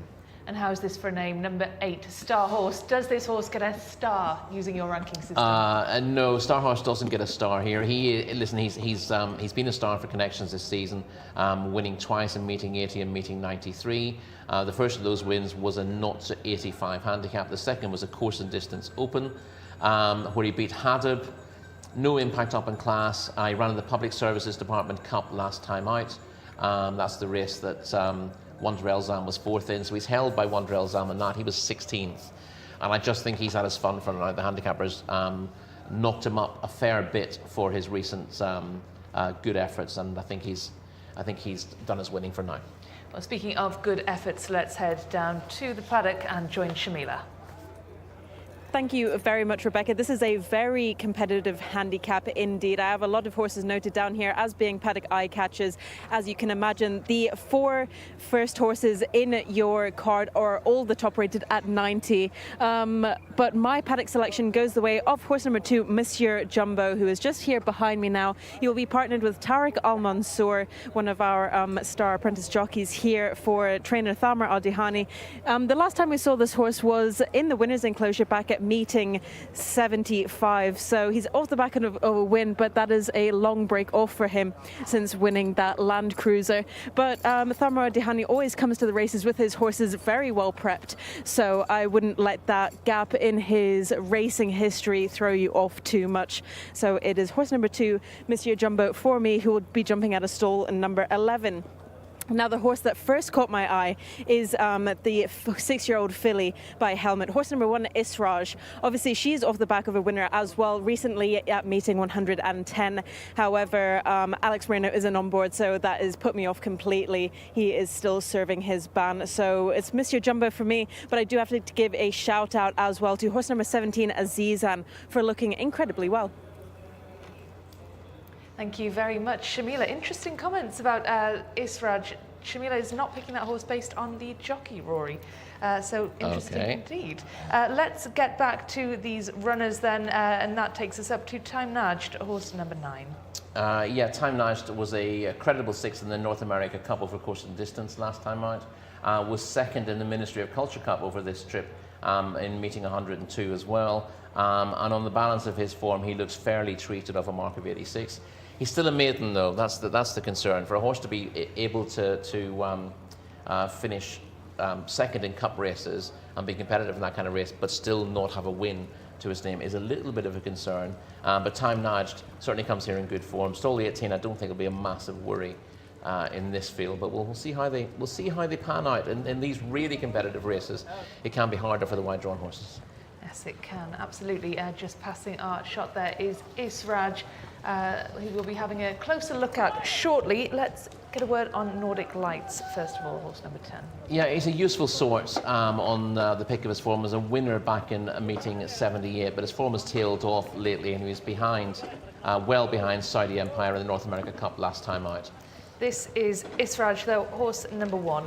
Yeah, this is Israj you see with the noseband and the green colours coming off the rail to win this 2100 metre turf contest last time out, beating Congratulations the horse on the outside with the cheek pieces.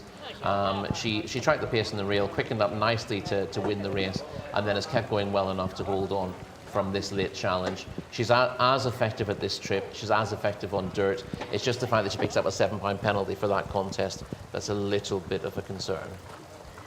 Single-minded, is there any concern over horse number 11? We'll get to that shortly, actually, because we're going to have a look at Wonder Elzam. I get my words out there, horse number 3. Yeah, this is the race we're watching here is the Public Security Department Cup last time out. We saw a video of this last night. Expressionist winning in the yellow and blue colours. Wonder Elzam looked the main danger off the bend, but he just weakens from the 200 metre marker and drifts back to 4th. I thought this was a good performance, and if he hadn't been thrown into the heat of the battle as early as he was, he would have finished closer. I think this is probably a slightly more appropriate race for him, and he should be there or thereabouts once more. Now it is raining. It is really raining. This would make you homesick almost. This is the kind of rain that does make you wet. Absolutely. Single-minded, I think we got up to horse number 11. Yes, a 4th to Mutasim, 2 starts back. 8th in the North American Cup last time behind Saudi Empire. That wasn't a bad performance for horses getting weight from some of those who were in that race as well. And Single-minded is running well enough to be in the frame here. Again, doesn't have the best win record, 1 from 22 lifetime. But you can see some of the jockeys are very much enjoying that. That's time-nudged rider, very much enjoying the falling rain. It's got to be the novelty of it. If you're riding in this week in, week out, I think it would get very, very old. Didn't see much of that at Cheltenham yesterday, did we? No, not at all. Taking Names is horse number 12. Taking Names, useful sort, 2-time winner from 14 starts. Little bit below form on his last 3 starts, though, since winning a meeting 75. The son of Arrogate. He's just a little bit disappointing. You know, he came with a big reputation initially. That pedigree stands out. You don't see too many sons of Arrogate around. And he looked like he was going to go on to better things, but he stalled a little bit recently. Latihati, number 13, disappointing last time out as well. Yeah, Lata, he's a law unto himself. He's 5 from 20. He was a little bit like our winner earlier on, Latihati.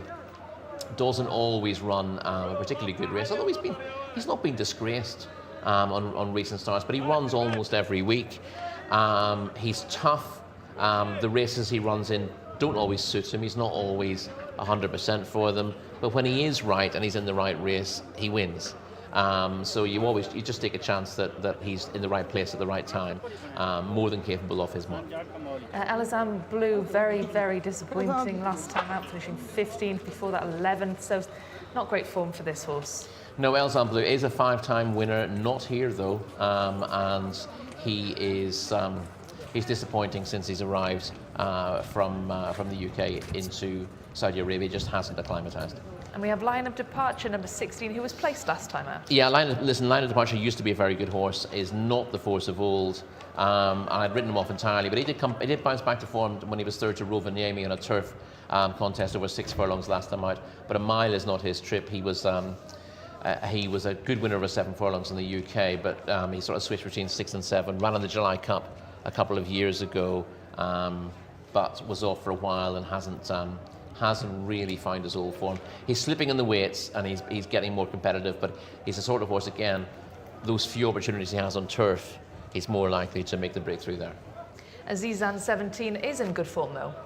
Was behind Mota Fared last time out, but not disgraced. Won a 7 furlong open, 3 starts back, and he's run well over a range of trips. 2 starts ago, he's running over 1,800 metres. He's also run well over 1,200, so he's pretty adaptable, and no reason why he shouldn't go well here. He's lightly raced here. He's had 6 runs here, and he's run well in 5 of them, so I wouldn't put anyone off him at all. Sana has had a long break, number 18. Yeah, might need this run after a break since meeting 72, and really hasn't been in particularly good form this season. Fast start, didn't get a fast start last time out. And we won't be getting one here either because he's not in the fields. My apologies.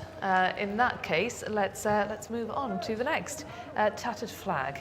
Tattered Flag is 1 from 17, has ability, but doesn't always live up to his raw ability, and is yet to place in 5 starts at a mile, so others are preferred again. And Golden War, I suspect there will be a big line through that one. Yeah, has a lot to do. Is essentially out of the handicap here.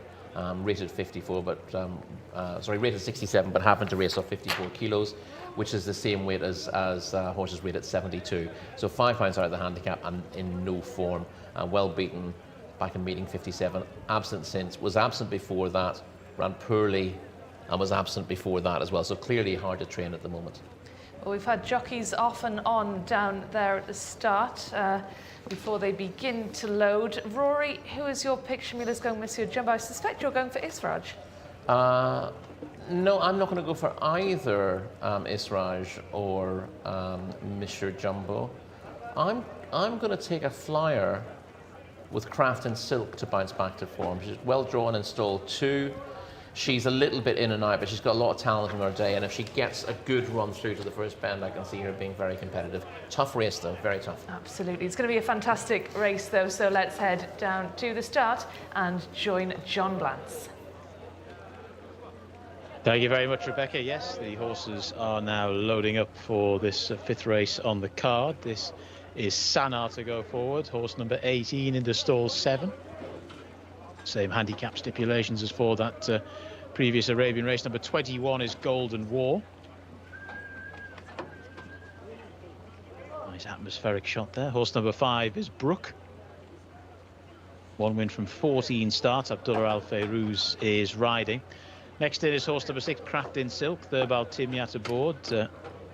Rory's sneaky little bet, 25 to 1 in the international markets when last I looked about half an hour ago, so that may have changed. Maybe Rory's moved the market. Monsieur Jumbo to go in. Horse number 14 is Elzam Blue.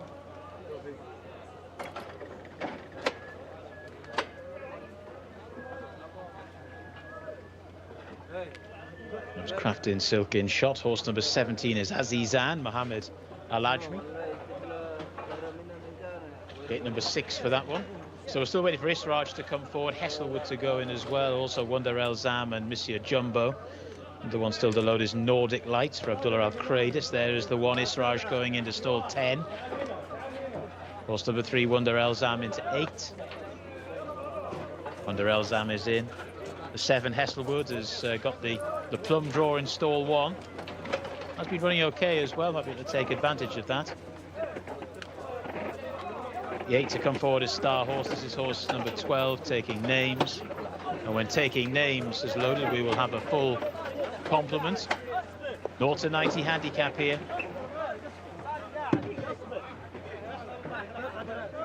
All in.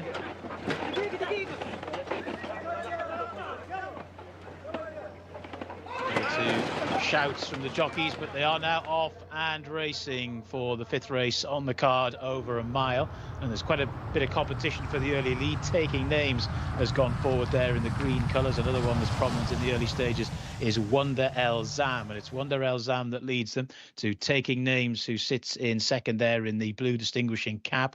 Also prominent in the early stages is Tattered Flag in the green sleeves, one of the many greys in the race. Another one who's up with the speed is Israj, and a little bit wider on the track is Star Horse. Spot that one in the dark blue and orange colours, and coming to the turn 4 or 5 horses wide.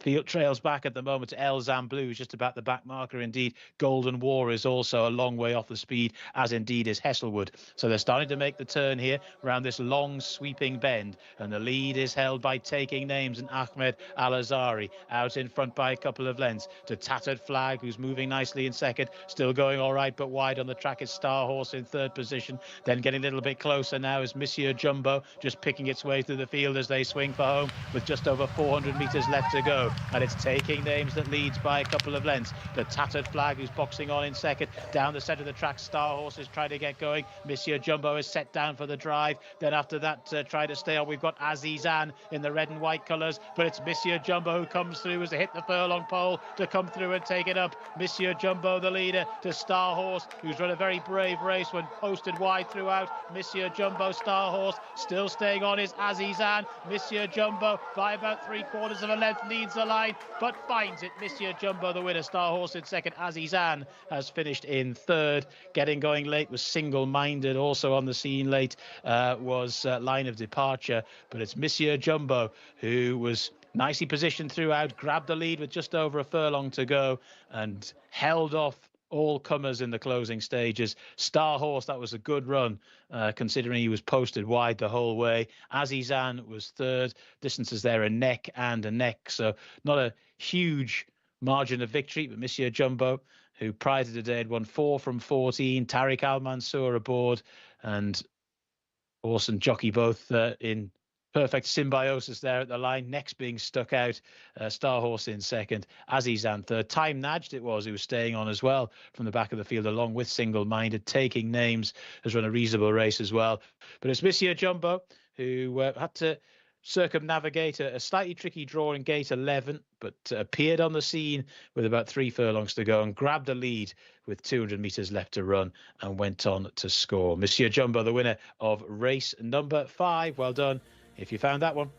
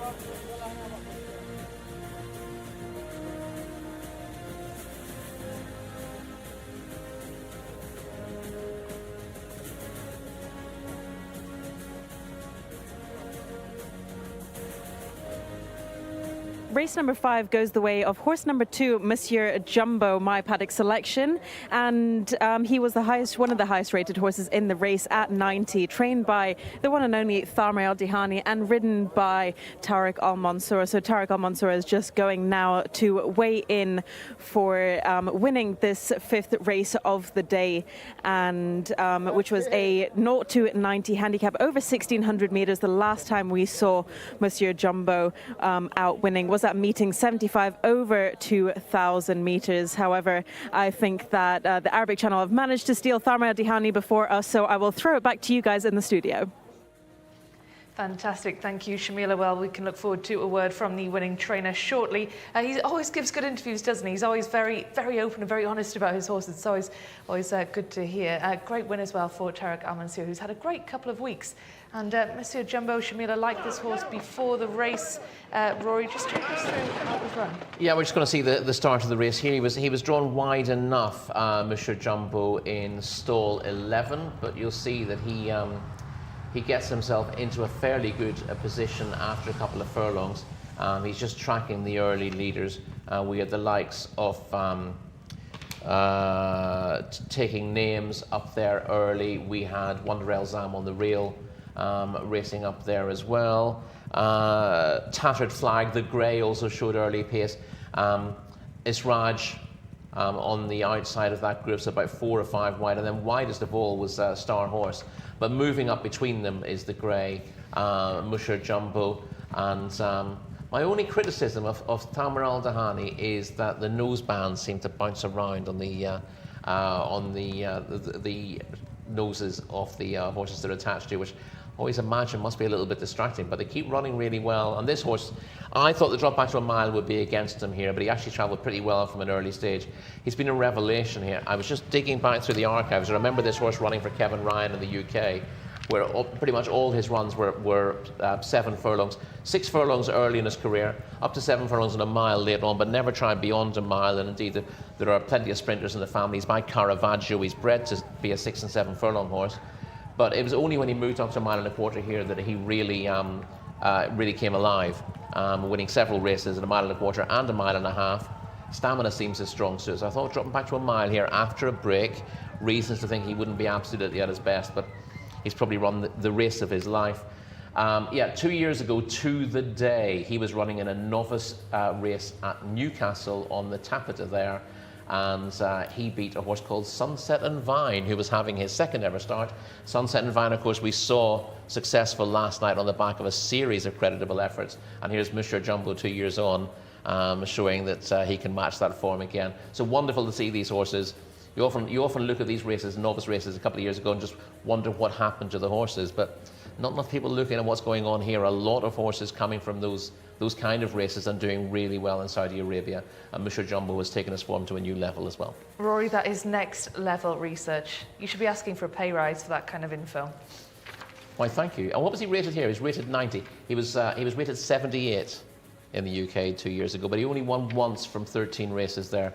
His strike rate since coming to Saudi Arabia is 4 from 15 starts in the kingdom, which is great to see.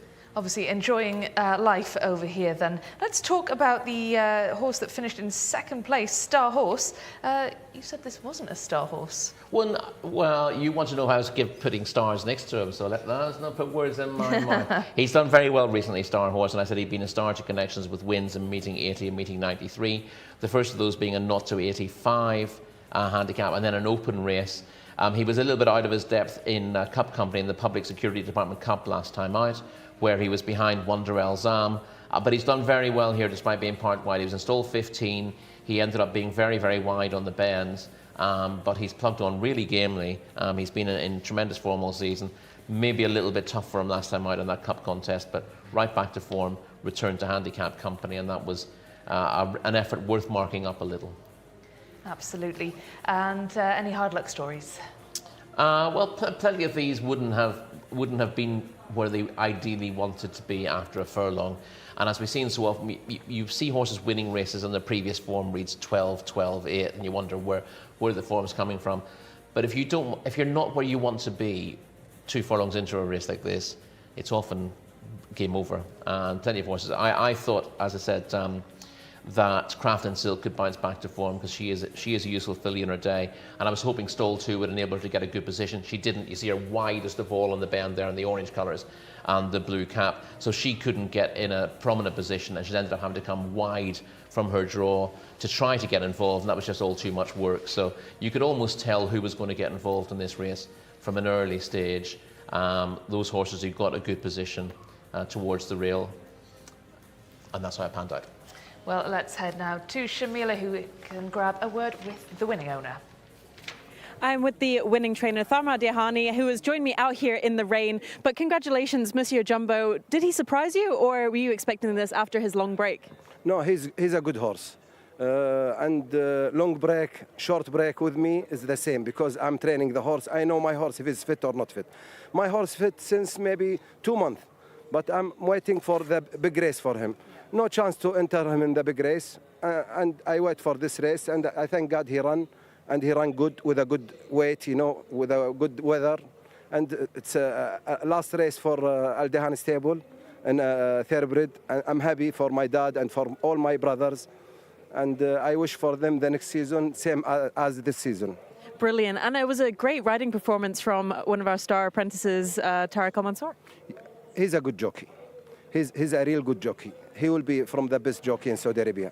Believe me, he ride for me maybe not so many times, but you know, he take the other like we are talking, you know, chatting a little. By the way, I want to say hi for Mr. Mike, my best supporter in the group, you know, and I know you very well, you are with me all the time, but he's my best, and I told him by the way, I trained the horse since maybe when I was 12 years old. I have to be, you know, loving the horse. I'm not training the horse, I love the horse. That's why my horse is all the time in the good form. And I hope I progress my name the next season, same as this season. Thank you so much, Thalmer. Well done. Thank you, Shamila, thank you. That was our winning trainer of race number 5. John Blant is our commentator who will take you through the runners and riders of race number 6. Thank you very much, Shamila. Yes, this is the 6th on the card. The rain not yet relenting here in Riyadh. Al Nahim is horse number 1 for this locally bred horses maiden contest. Abdulaziz Al Yesh is leaping aboard. Horse number 2 is Rashid Ayad Al Turisi. Number 3 is Ayan Dawi Ahmed Al Tayar. Horse number 4 is Tape Al Janub, the mount of Nawef Al Mudiani. Number 5 is Application for Fahed Al Furedi. Number 6 is Shamek GH, the mount of Abdullah Al Kradis. Horse number 7 is Muteyref, the mount of Ali Al Mutib, and horse number 8 is Hal Hilala Osama Al Sharani. Horse number 9 is Arko Yusuf Al Hussein. Horse number 10 is Romsau Turki Alofi. Number 11 is Yahom, the mount of Fawas Wanas. Number 12 is Shibble Lady Abdullah Al Ajmi. Number 13 is Sijar Rayan Al Toesh. Horse number 14 is Shagil Al Bal Luis Morales. Number 15 is Al Haf Alamar, the mount of Mohammed Al Sharima. Horse number 16 is Norween Abdullah Al Fayruz. Horse number 17 is Thunderstorm, appropriate. Horse number 18 is Arshmedis, that's the mount of Mohammed Al Habib. Horse number 19 is Mesmar Al Amal, Khaled Al Mimoni. And horse number 20 is Wadi Al Erd, the mount of Mohammed Al Yami. The reserves not required here, 21, 22 and 23. So they are milling around in the parade ring. Those that are able to take shelter do, but it looks as though it's still a little bit on the wet side down there as we hand back to the studio to Rebecca and to Rory. It is indeed, John. Yes, a bit damp out here at the King Abdulaziz racetrack, but still we plough on. Al Nahim, Rory, horse number 1. Can you tell us much about this horse at all? I can tell you that he doesn't make an awful lot of appeal on pedigree, but he does come from a capable stable, so he's worth a second look. Rashid must be worth a look in this one. 10 length third to Mountain Top, and of course in distance maiden 2 starts back, and then 6 1/4 length third to Daz over a 7 furlong last time out. And he would have place claims in that. This is quite tightly put together, this maiden, in terms of the ratings of the top 5 horses: 65, 65, 65, 62, 60. So it's not a red hot maiden, but it's very competitive. Should be closely contested anyway. Ayan Dawi rated 42 though. Yes, I wouldn't expect a horse rated 42 to be getting involved. We do see some surprises like that, horses popping up, but it's difficult to make a case for Ayan Dawi. Taif Al Janub rated 65 though, should have a case. Yes, was second, beaten ahead by Fat over course and distance, meeting 88, was probably his best efforts. Below form last time out. Did have a tough task 2 starts back. When he was second in that race behind Fat, he had Daz back in 6th, and we already mentioned Daz, who was the winner of the race that Rashid was third in last time out. So there is a bit of a link between the pair, but the danger is assuming that Daz was the same horse on both occasions. And Application has never really been in the mix. No, showed a bit on debut at Taif, but like so many horses who show a little bit in Taif, has shown very little switching to this slightly different surface and stiffer track in Riyadh. I'm sure you will want to skip over Shamek GH, rated 38. Can you tell us anything about Moot Jref? I can, and it makes Shamek GH look good. There's no winning siblings, and his dam, Ramaza, ran 36 times and never won. Interesting indeed. Well, let's head down to the paddock. And Shamila, I hope you're managing to keep dry down there. I'm honestly trying my best, Rebecca, so I'm going to make my paddock selection for this race very quickly because the rain has started to come down yet again. My paddock selection in this race is horse number 13, who jumps out of stall number 13, Sijar, partnered with Rayan Al Tureish, second last time at a meeting 101. Hopefully he can go one place better this time, and one of the highest rated horses in the race. So I'm going to run for cover and let you guys get on with the rest of the race analysis. Someone needs to get Shamila an umbrella, I feel. Let's carry on with these horses then from the dry comfort of our studio here. Hal Hilala, number 8. Rated 36, not improving, very little chance here. Should we skip Arco, who's rated 45, horse Rated number 9? 45, but that 45 again hinges on one run at Taif, which is very dubious.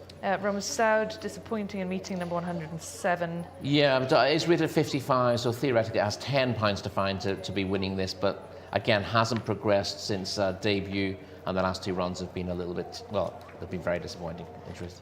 Yahoo as well, disappointing last time out in meeting 99. Yeah, finishing 17th. Only one good run, and I use the word good in inverted commas there, has run to a mark in the mid-40s, meeting 88, and not even that in 3 other runs. Shibble Lady is running off a mark of 60, but had a couple of disappointing outings. Yes, awful name, because Shibble Lady is a colt by Benchmark out of Lady Sparkler, and connections have used the name of the dam to help name it, which is never the cleverest idea. He does have ability. Oh, he almost caught out there, even though I just said it. But his best form is it's shorter than this. So you're not the only one misgendering these horses, Rory. Everybody's at it. Sejar is 13. That's Shamila's pick for this one. 12th 2 starts back, but that was an open company and was back to his very best and possibly better than ever when a length and 3/4 a second to Hayaf in a 7-furlong maiden last time out. Gets 2 stars from me. 2 stars, very generous indeed. Let's look at number 14, Shagil Al-Bal. Yeah, was behind Sejar, when 9th of 20 to Hayaf in that 7-furlong contest last time out. Obviously that was debut, so he could improve enough to turn the tables, but he's got a fair bit to find, and we've been no compelling evidence that he's liable to turn the tables.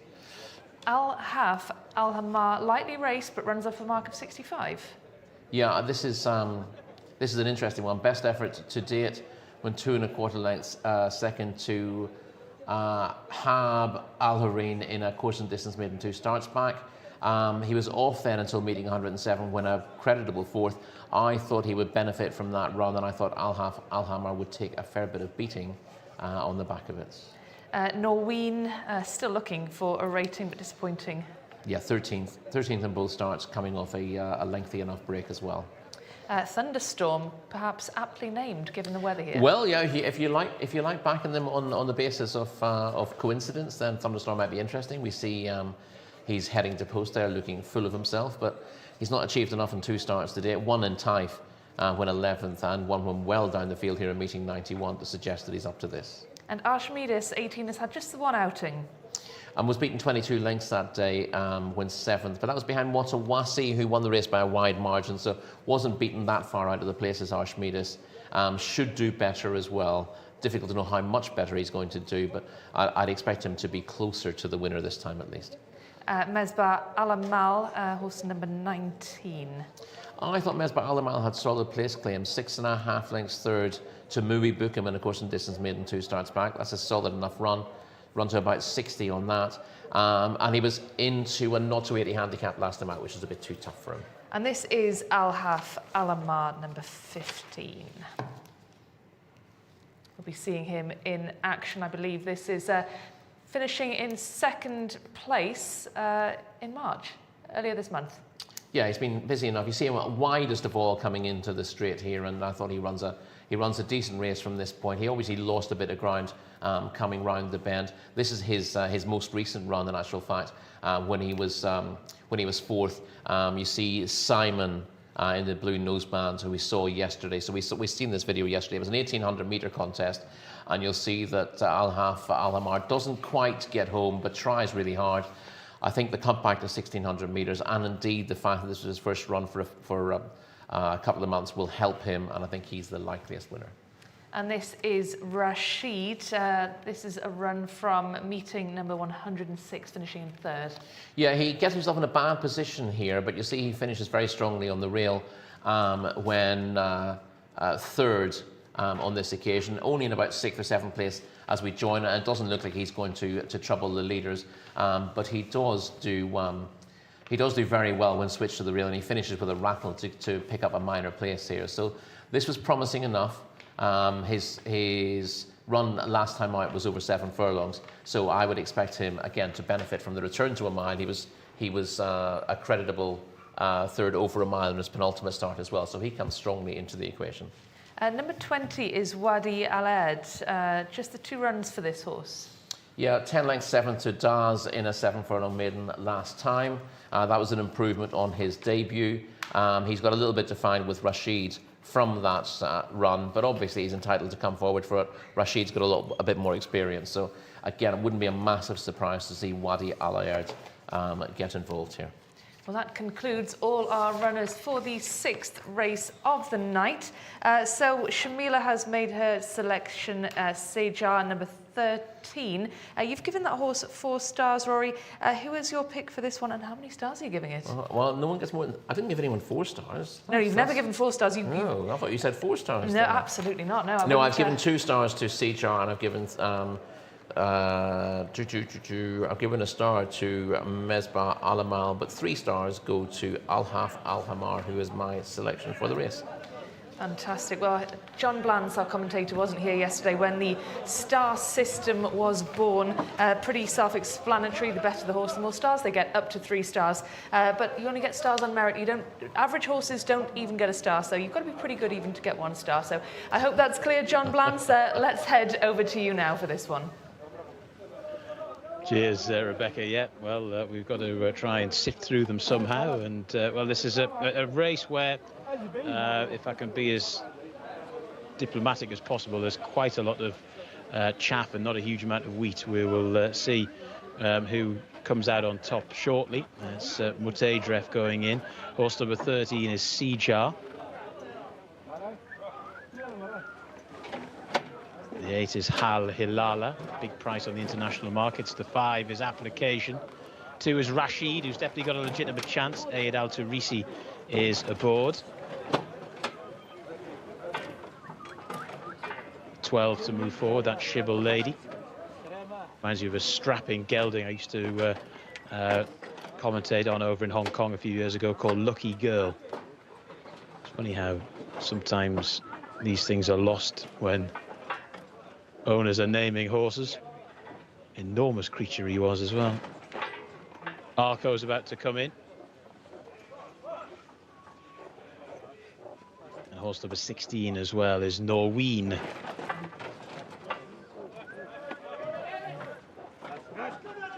We're just about ready. 1,600 metres. Purse of 50,000 Saudi Riyal here. 1,600 metres in front of them. The metric mile. Stand by. They're off and racing extraordinarily slowly. Away was Rom Saud and has just turned sideways. Doesn't fancy it this evening, old Rom Saud, as they make their way through the early stages. Taif Al Janoub is the early leader. Application is also prominent, as indeed towards the outer is Shamak G Itch, and the 3-horse Ayan Darwi's got a nice position just off the speed there on the rail. They're then followed by Hal Hilala, one of the outsiders. Right round the outer is Sejar looking to try and get into a position. So too is Mesbah Alamal, who's quite wide on the track, and then the red colours even wider still is Wadi Al-Araid as they make their way towards the end of the back straight. The back marker of those that actually started is Shibble Beautiful Lady, who's being nudged and cajoled along. Also towards the rear of the field is Arco. They're starting to make the swing now as they've gone through the first 800 metres. And it's Application and Shagil Albal, followed by Sejar, then Mesbah Alamal, who's also prominent. Taif Al Janoub gets a little bit closer as well, right up the inside rail there in the red, white and blue colours as they start to level up for home very shortly with just over 400 metres to go. And it's Sejar who's leading them at the moment, to Application, who now comes through to take it up. And it's Application, the 5, just a leader, but they're 5 across the track here. Who do you like as they swing for home? Right down on the rail, Taif Al Janoub is sticking on very well, but here now down the centre of the track comes Mesbah Alamal. Mesbah Alamal by a length or so. Sejar, the green colours, is battling back in fairness. Mesbah Alamal and Sejar, these two, followed by Taif Al Janoub, who's trying to battle back as well. Good contest between these two as they race up towards the line. Over on the far side, Sejar by about 3/4 of a length to a length, and Sejar has won it.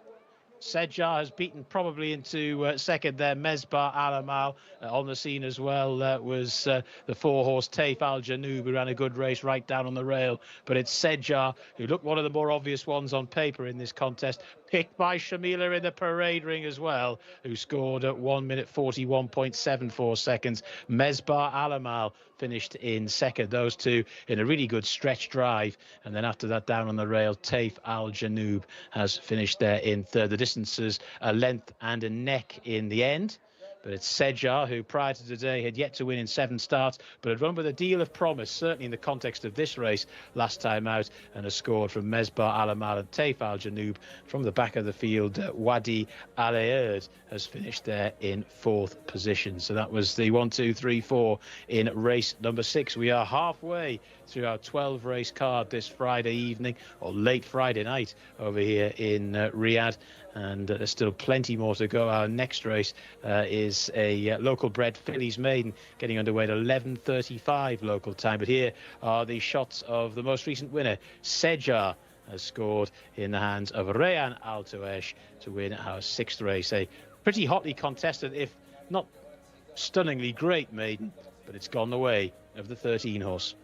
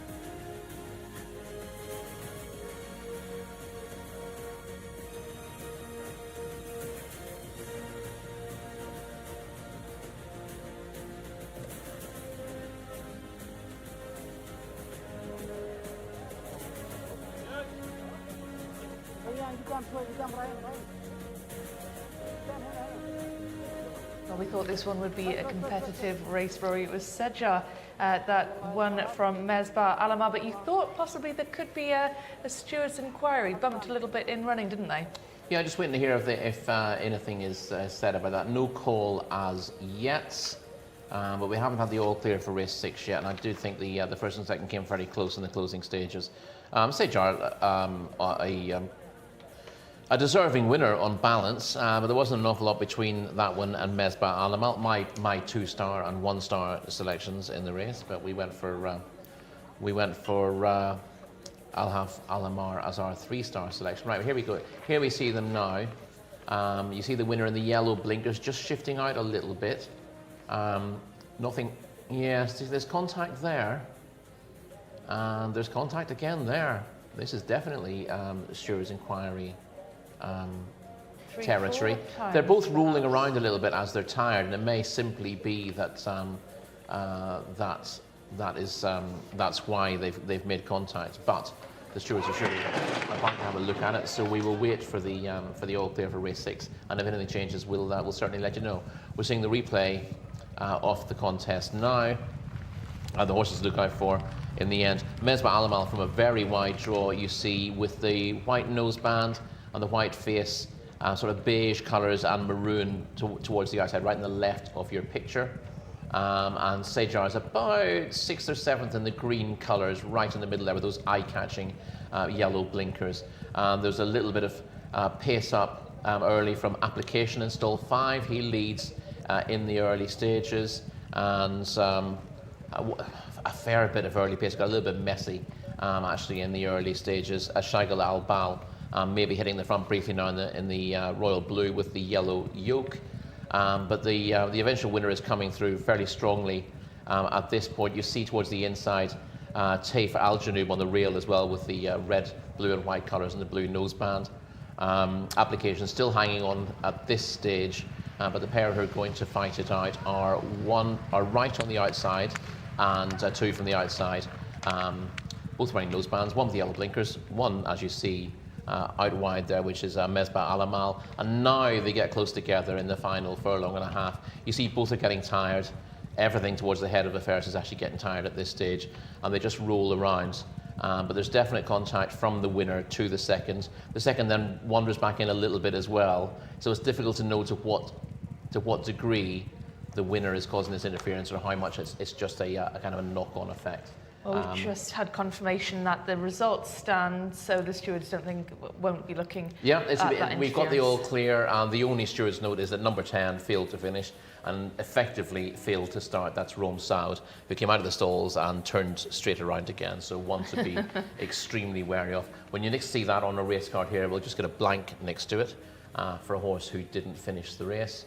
Sometimes you get the comment "did not start," which is usually horses who refuse, but sometimes it's horses that are actually taken out of the stalls and withdrawn after playing up or getting in trouble. So you need to just be wary of that. But you can watch the replays of the races. Just click on the icon and watch back, and you can see from the start exactly what has happened and make your own mind up. Well, clearly, Rome Saud just didn't fancy it tonight. So that was as competitive a race. Doesn't like the rain. No, well, clearly just like not. Tina Turner. I don't think many people do, especially not Chimula, who's stuck down in the paddock without an umbrella, but looks to be easing off now anyway. So that was our 6th race of the night, halfway through the card today. We've got plenty more action still to come. We're racing up until 1:45 local time. So if you are watching us from the region, then I hope that you are a night owl and you can stay with us as we go through the rest of the races tonight. We've got 6 more still to come. Our 7th race on the card is sticking over the mile distance, and that is locally bred fillies, maiden, so 3-year-olds in this next one. That was a fillies and colts in that one, and it was Sejar, number 13, a colt, who won that one. And we've had a couple of fillies win fillies and colts contests today, though, haven't we, Rory? Sometimes we do see the fillies getting the better of the colts. More so here than you would at home. Generally speaking, in maidens that are open to fillies and colts in the UK. So you were misgendering, and now you're blending them both. Yes, you'll see the majority of those races go to the colts or geldings. Here, what we've noticed this season particularly is that when the fillies and colts are in together, I think the fillies very much hold their own, if not actually winning the majority of those races for whatever reason. And when we see the best of the fillies and the best of the colts racing in their own races, so often the fillies are actually producing the best times as well. We certainly saw that in Taif. Whether the figures have carried on through Riyadh, I'm not entirely sure. I haven't kept a meticulous record of that, but it was definitely the case in Taif. Yeah, certainly interesting anyway. And of course, as well, we see something we see here as well that we don't often see at home, is the wide draws often seem to be favourable. So things in Riyadh seem to be upside down at times. The horses for the next race are just filing into the paddock behind us. This will be the 7th race, and let's join our commentator John Blance to talk us through the runners for this one. Thank you very much, Rebecca. Yes, this is the 7th race on the card. It's a race for locally bred fillies, and we're over the 1,600 metres once more, so the stalls remain in situ there on the far side of the track. Nomasine is horse number 1, Rayan Al Toesh. Number 2 is Juman Al Khair, Mohammed Suleiman. Number 3 is Sabotam, the mount of Fawas Wanas. Horse number 4 is Al Sit Hanem, Tariq Al Mansour. Horse number 5 is Kanata, the mount of Asil Al Sahani.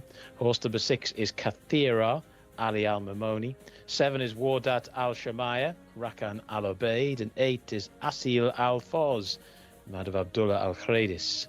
Horse number 9 is TNT, that is Mohammed Al Nasser's mount. Number 10 is Jamha, Mohammed Al Ajmi. Horse number 11 is Danat Basma, the mount of Abdullah Al Fairuz. Horse number 12 is Kashasha, Yusuf Al Hussein. Horse number 13 is Dafwa, Naif Al Mudiani. 14 is Sabranea, Osama Al Sharani. Horse number 15 is Ali Omerea, in the hands of Mohammed Al Yami. Number 16 is Rabab Al Khair, Luis Morales. Number 17 is Shock Linda, Ali Al Mutib. Number 18 is Falkri, Fahed Al Furedi. Horse number 19 is Buruk Alail, Sultan Al Mimoni. And horse number 20 is Ala Alanaya, Khalid Al Mimoni. Full complement of 12 got a post in for the 7th race on the card. It's due off at 11:35 local time, and the horses are now in the parade ring. Shamila is, of course, down there, hopefully slightly drier than she was, but still in perfect shelter from the elements in the studio. We've got Rebecca and Rory. We do, absolutely, John. Feeling very smug here in the studio, keeping nice and dry and warm. Rory, let's get through these runners then. For race number 7, Nomasine, horse number 1, just the one run for this one. Last seen in meeting at 94. Yeah, that was debut here, beaten 19 3/4 lengths behind Jcsa in a 7-furlong maiden on debut. I think we've actually seen that video earlier on. Did show a little bit of promise there, but needs to improve a fair bit. Again, this is a messy looking maiden. The top rated is rated 73. There's a gap to the next one in who's 61, then 59, then 55. So not an awful lot of depth. And if the top rated is capable of running to that mark of 73, will likely be hard to beat. The top rated, of course, Falkri, number 18. So we'll get to that horse a little later. Spoiler alert. Apologies, yeah. Spoiler indeed. Juman Al Khair is horse number 2. This one's had 2 runs.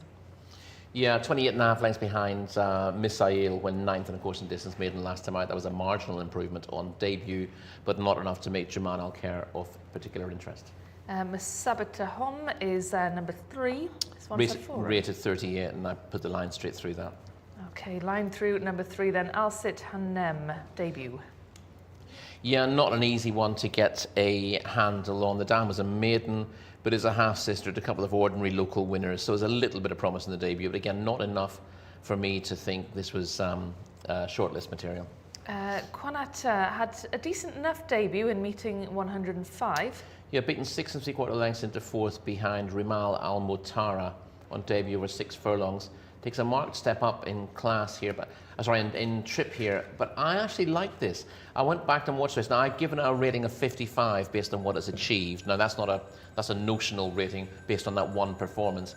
But I noticed that she was going nowhere for a couple of furlongs until the last 100 yards when she kept on again, as if she would want this trip. Now she's bred to want the trip. And I would give her a chance of improving a fair bit, stepping up from 6 furlongs to a mile, and she is definitely worth a star at least. Well, that was number 3 there, who you just saw in your screen acting up. That was Sabhata Hom.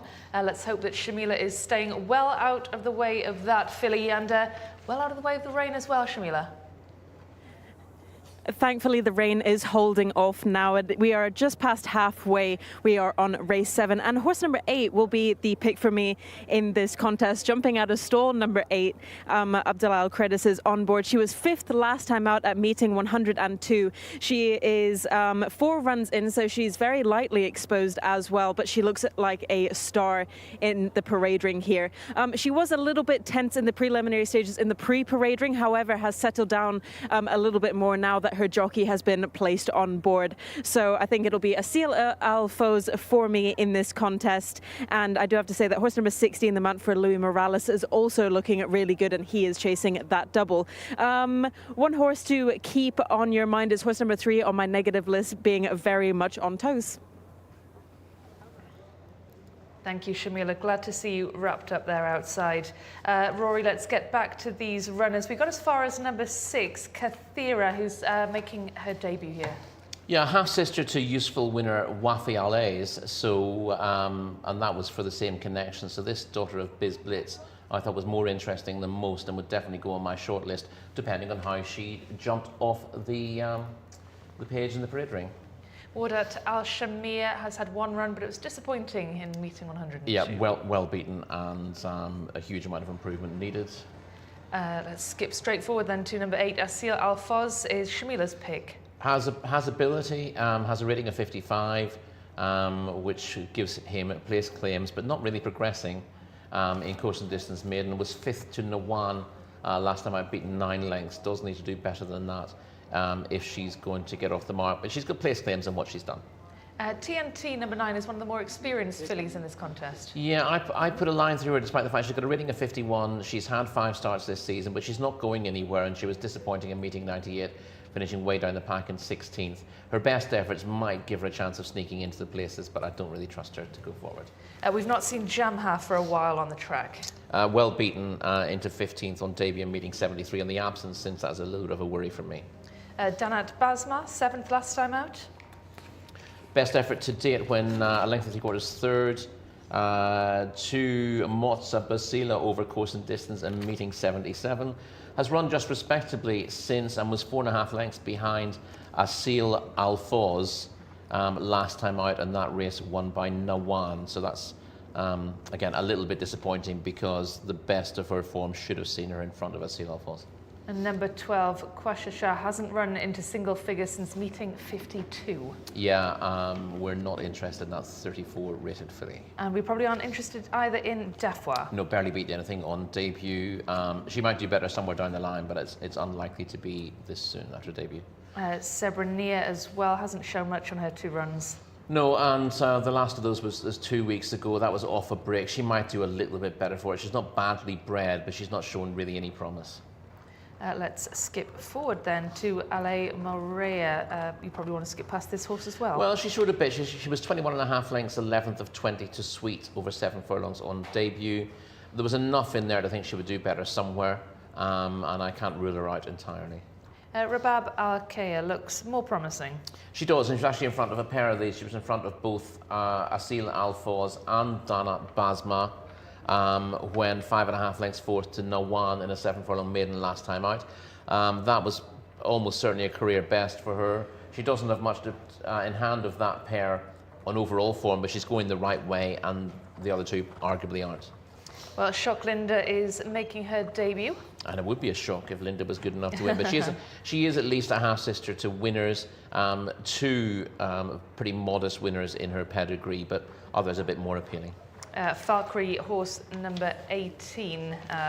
We should be seeing some footage of her shortly, but what do you make of this one, Rory? I thought she had an outstanding chance. She was a half-length second to Jcsa, 2 starts back in a 7 furlong maiden. She holds Nomasini readily on that, and then she was stepped up to the Fillies Mile last time out. And to be honest, I thought she ran perfectly well in finishing midfield behind Istatea, beaten 15.5 lengths, but the winner's a Group 1 filly. Locally, so I thought that was a good effort. She's rated 73. She has every chance of being at least that good on the evidence of her last 2 runs. Yes, she's had 6 starts now without getting her in front, but she had no chance of doing that last time. She was up against a better horse 2 starts ago. This is a massive opportunity for her to put her head in front. The only negative, given how races have panned out here tonight so far, is that Stall 18 isn't looking as positive as it has been on previous weeks. However, the track is riding, it's harder for the wide-drawn horses to get across. But they're still getting a winner or 2. It's not impossible at all. So that is number 18, Falkry, to keep your eye on. Rory, using your star system, I'm going to ask you what you'd give her, but let's have a look at a recent run from her first of all. Yeah, we see her looking pretty good with the cheek pieces on as she goes to the post, and here is footage coming up of her run. I think it's her run 2 starts back, Valkyrie. Was the end of January the last Yes, when we saw that is Valkyrie, correct. And she was. This is the 7 furlong maiden she runs in. You see her in 2nd place there, already pretty well positioned. She's unable to get on terms with Jcsa, who was quite an impressive winner. But you see the field is very well stretched out behind her, and she clearly runs to a rating. Looking at the collateral form of a rating in the low 70s, and I think she fully backed that up when running behind Jcsa in the Fillies Mile last time. The Fillies Mile, a really valuable contest.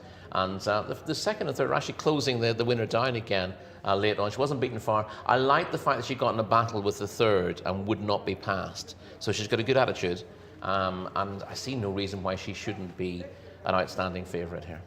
What kind of run will she need to be given? I think she'll be handy. I think she'll want to tack across from stall 18 fairly quickly and get into a good position. We've seen several times earlier on, if you come across into midfield from there, it's been very hard to make ground tonight. So I think, given the class that she has and given that some moderate animals on her inside, she'll want to get out of the stall as well, get across and get into a good position as quickly as she possibly can. And the last 2 runners in this contest, numbers 19 and 20, Baruch Al-Lail and Allah Al-Anaya, both making their racecourse debuts tonight. Yeah, Baruch Al-Lail made limited appeal to me on paper. And Allah Al-Anaya, again, looking at her pedigree, her siblings haven't cut much ice on the racecourse to date, and I thought the pair of them look to have a difficult job. Drawn in stall 19 and 20. If you don't have experience from those stalls, then you can find yourself in a bad position quickly, particularly from the outside stall. If you do have the experience and you've got the speed and the know-how, then it's not a problem. If you don't, it can be a disaster.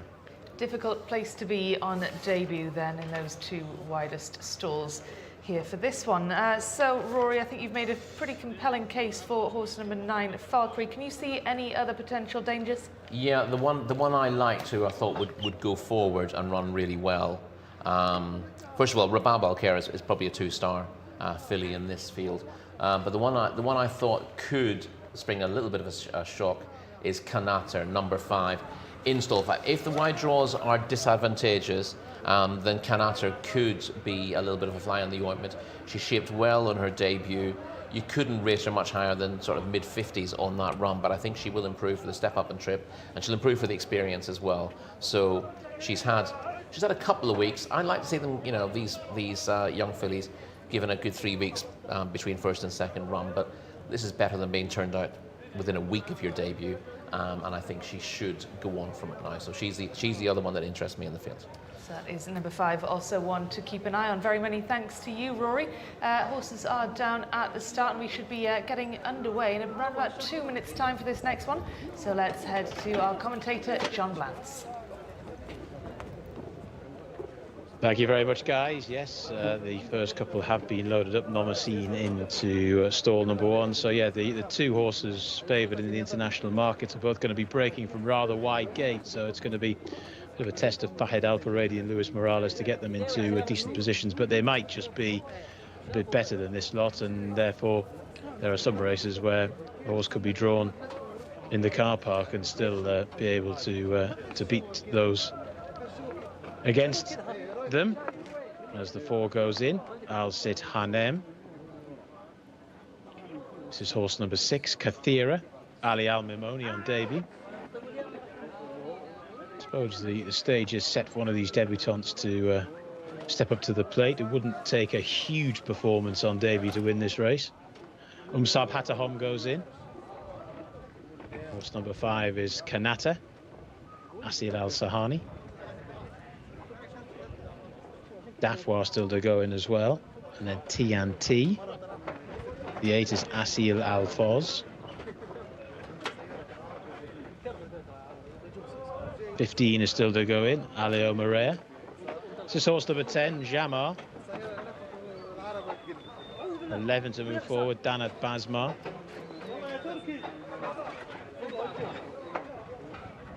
Wadat Al Shamaya. This horse going in is Gashash.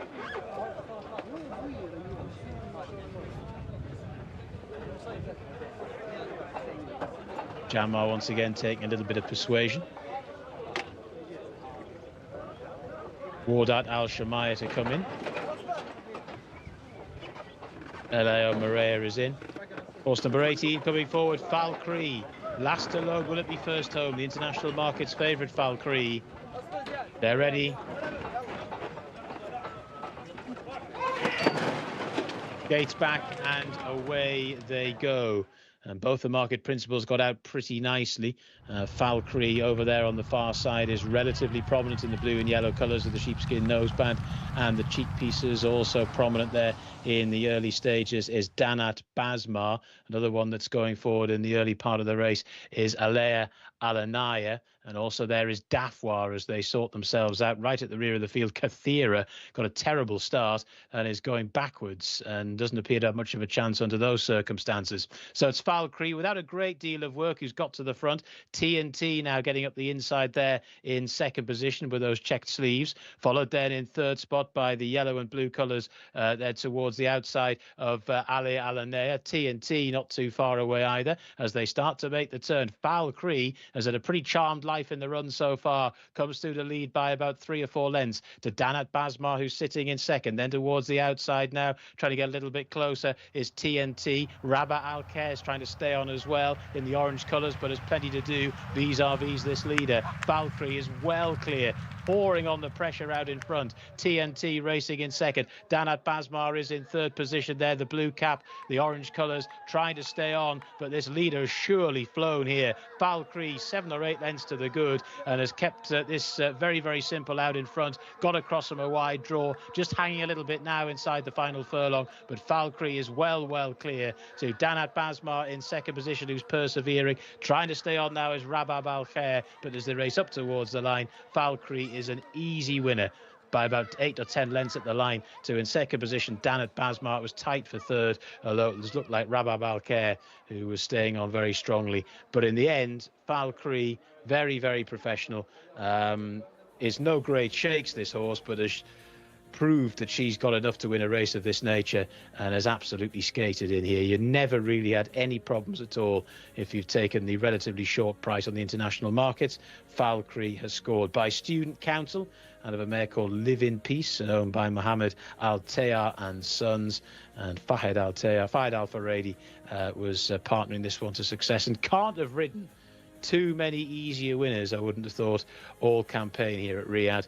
Danat Basmar has finished in second, run a pretty good race as well from gate 11, and Rabab Al-Khair has just got third there ahead of Asil Al-Foz, who was staying on quite well from the back in fourth. 18, 11, 16 and 8, the 1, 2, 3, 4 there in race number 7. 5 more still to go at Riyadh this evening. The next is at midnight local time, and then we'll be going into the wee small hours of the morning. Stay with us here, though, at Riyadh.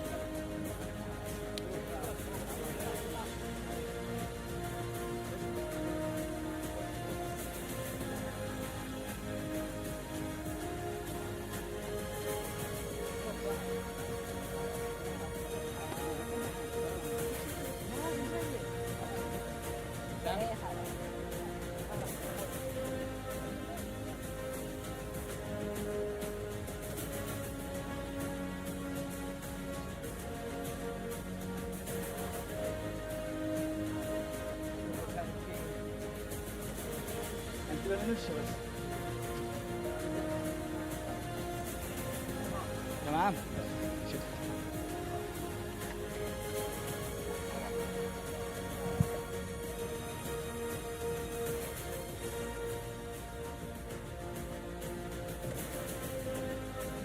Well, what can we say about this race? Rory Falkbury made it look easy. Heads streets ahead of the rest of them, getting across from the wide draw, getting to the front and staying there. She was just miles better than the rest. Yeah, wasn't she looked different class on paper, and although she was beaten last time, she was beaten in a really red-hot contest, not just an open race, but the Fillies Mile, which is essentially a local group race. So this was a good opportunity for her. Not all the horses we've seen have been able to take their opportunities, but she stood out head and shoulders above the others in terms of her physique and her condition, and although she had that potentially tricky draw for stall 18, she just had too much ability and was able to... You see, she doesn't come across straight away, but she gets out in front, and this is the way to ride the track if you can.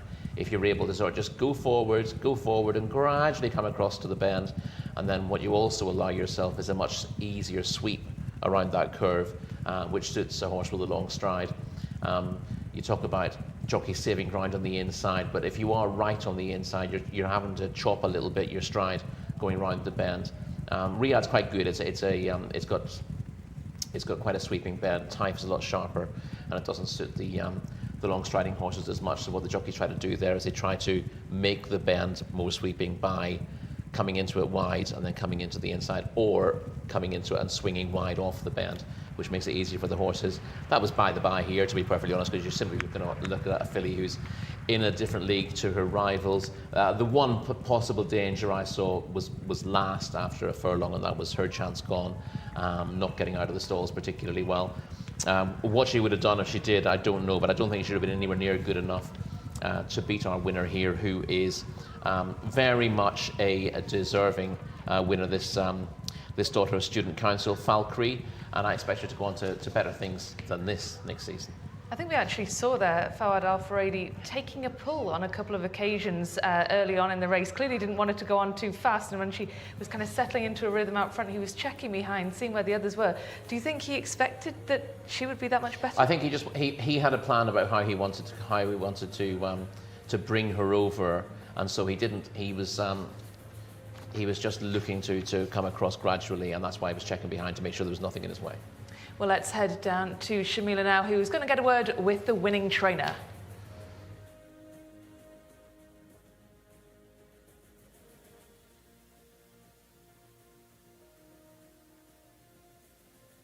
Can't hear.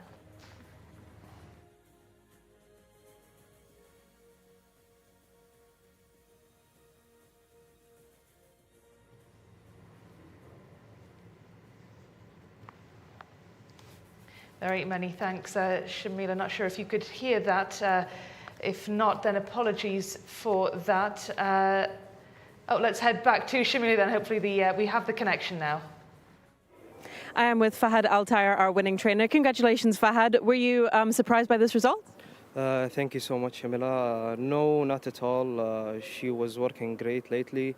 The filly is great.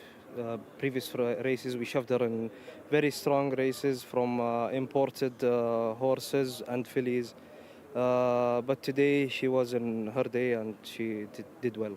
Were you worried about stall number 18? That's very wide for this track, especially for a filly. No, I was not surprised, or I liked the gate, because she doesn't like go inside the middle of the horses. She doesn't like dirt in her face, so that was helpful, 18. And what are your plans for her going into the Taif season in a few months? Are you going to keep her at the same distance, try her with something new? I think I will keep the same distance, or 7 furlongs. I think she will be good at these 2 distances. Maybe she will mature, go a bit further, but she will not be going to Taif. She will stay here till Riyadh season. She will take a good break, and hopefully next year we'll see her better and better. And just reflect on the season you've had this year and what you're hoping for in next season. Hopefully we have some few horses that are in training, 2 years old, and some 3 years old didn't have the chance to run this year. Hopefully next year they will run and do good results. Brilliant. Thank you so much, Fahad. I hope all the success for you in the future. Thank you so much. Cheers. Cheers. Well, interesting to hear the thoughts of the winning trainer there, saying that Valkyrie won't be going to Taif. I wonder why that might be, Rory. Well, Taif doesn't suit all horses, and again, if you want to give talented horses a break with a view to them maturing, and then you have targets next spring, then Taif might not feature on everyone's radar, and it clearly doesn't. With Valkyrie, and I can understand that. She is quite a long striding filly compared to some of these. She's not huge, but a lot of these were rather unprepossessing types. She doesn't like getting sand in her face. You get worse kickback in Taif as well. So various reasons why it makes sense to keep her to Riyadh for next season. Absolutely. Well, let's head to our commentator John Blands, because the Arabians are filing into the parade ring behind us. John. Yes, they are indeed. It's race number 8 on the card, and we can take a look at the runners and riders now. The first is Benghazi Al Naif. Abdullah Al Fayrouz is aboard. Jalmoud, British bred, Ed Al Tarisi is horse number 2. 3 is Al Muzan, Luis Morales. 4 is Hazem Al Burak, Naif Al Anazi. Horse number 5 is Munir. 6 is Maida Souley. Thurb Al Timyat rides. 7 is Harab, that's the man of Ali Al Mimoni. Horse number 8 is Al Azir, man of Khalid Al Mimoni. Horse number 9 is Nur Jalan. Jimmy Carrion rides that one. Horse number 10 is Tai Al Mashna. Yusuf Al Bakawi is aboard. Horse number 11, Al Sabek, Abdullah Al Hussein. Horse number 12 is Hajjar. Mohammed Al Nasser rides that one. Horse number 13 is Tabeya Al Naif, Abdulaziz Al Yesh. Horse number 14 is Kul Al Lane. Horse number 15 is Shawahid Al Khaladir, Tariq Al Mansour. Horse number 16 is Hadid, that's now the man of Turkey Al Lofi. Number 17 is Dara, Abdullah Al Kradis. Number 18 is Murshed Isa, Ali Al Mutib. Number 19 is Suyol Al Gaya, that is the mount of Feras Al Sunayatan. And horse number 20 is Shibul Nema, who's the mount of Rakan Al Obeid. So that is the situation as far as the field is concerned here. The favourite on the international markets at around about 7-2 is Al Muzan for Luis Morales. They're in the parade ring, and it's back to the guys in that vicinity. Thank you very much, John. We'll catch you at midnight to take us through to tomorrow. Let's start with horse number 1, Benghazi Al Naif. Rory, first time on a track. Yeah, first time on the track here, but actually I did a bit of digging, and Benghazi Al Naif has got quite a lot of form in Doha. 28 career starts without success, but has finished second or third on 13 of those occasions. So clearly has plenty of ability, just maybe a little bit of a monkey. Another deep dive in terms of your research, Rory. Number 2 is Jalmoud. We saw running week before last. Yeah, I had a long break before running 6 to Kafifa, and of course in distance not to 75 last week. That's his only run of this season. If you think he's going to build on that, he's got a decent chance, but it's always dangerous. Often horses who've run well off a long layoff can bounce a little bit, hence the term the bounce factor. So that's the concern for Jalmoud, but if he does build on that, he's handicapped to go close. Al Muzan is the favourite and looks absolutely stunning. That's obviously not Al Muzan, but looking well anyway. Yeah, he was ahead of Jalmoud last time out. A lot of these ran behind Kafifa in actual fact in a not to 75 handicap over course and distance last week, and Al Muzan came out best, finishing 4 1/4 lengths third. Had been a winner on the very first day of the season here in Riyadh back in meeting 55, and has run creditably since. So deserves to get his head in front again and looks to have a decent opportunity here. Number 4, Hazem Al Barak, is 2 from 14. 2 from 14 and won a 7 furlong not to 70 in Taif back in 2022. Was off a long time after that and came back to finish actually quite a creditable 6th, beaten 17 3/4 lengths behind the very useful Vizier in the final championship of the racecourse, the Arabian version last time out. Again, the worry with him is whether he's able to build on that or whether he bounces from it. Munir has got a pretty good strike rate, 4 from 12. 4 from 12, latest win coming in course and distance, not to 60 and meeting 83. Not disgraced since, but was behind Al Musen, went 5th, beating 11 lengths behind Kafifa last time out, so just needs to do a little bit better there. But she's largely a reliable performer.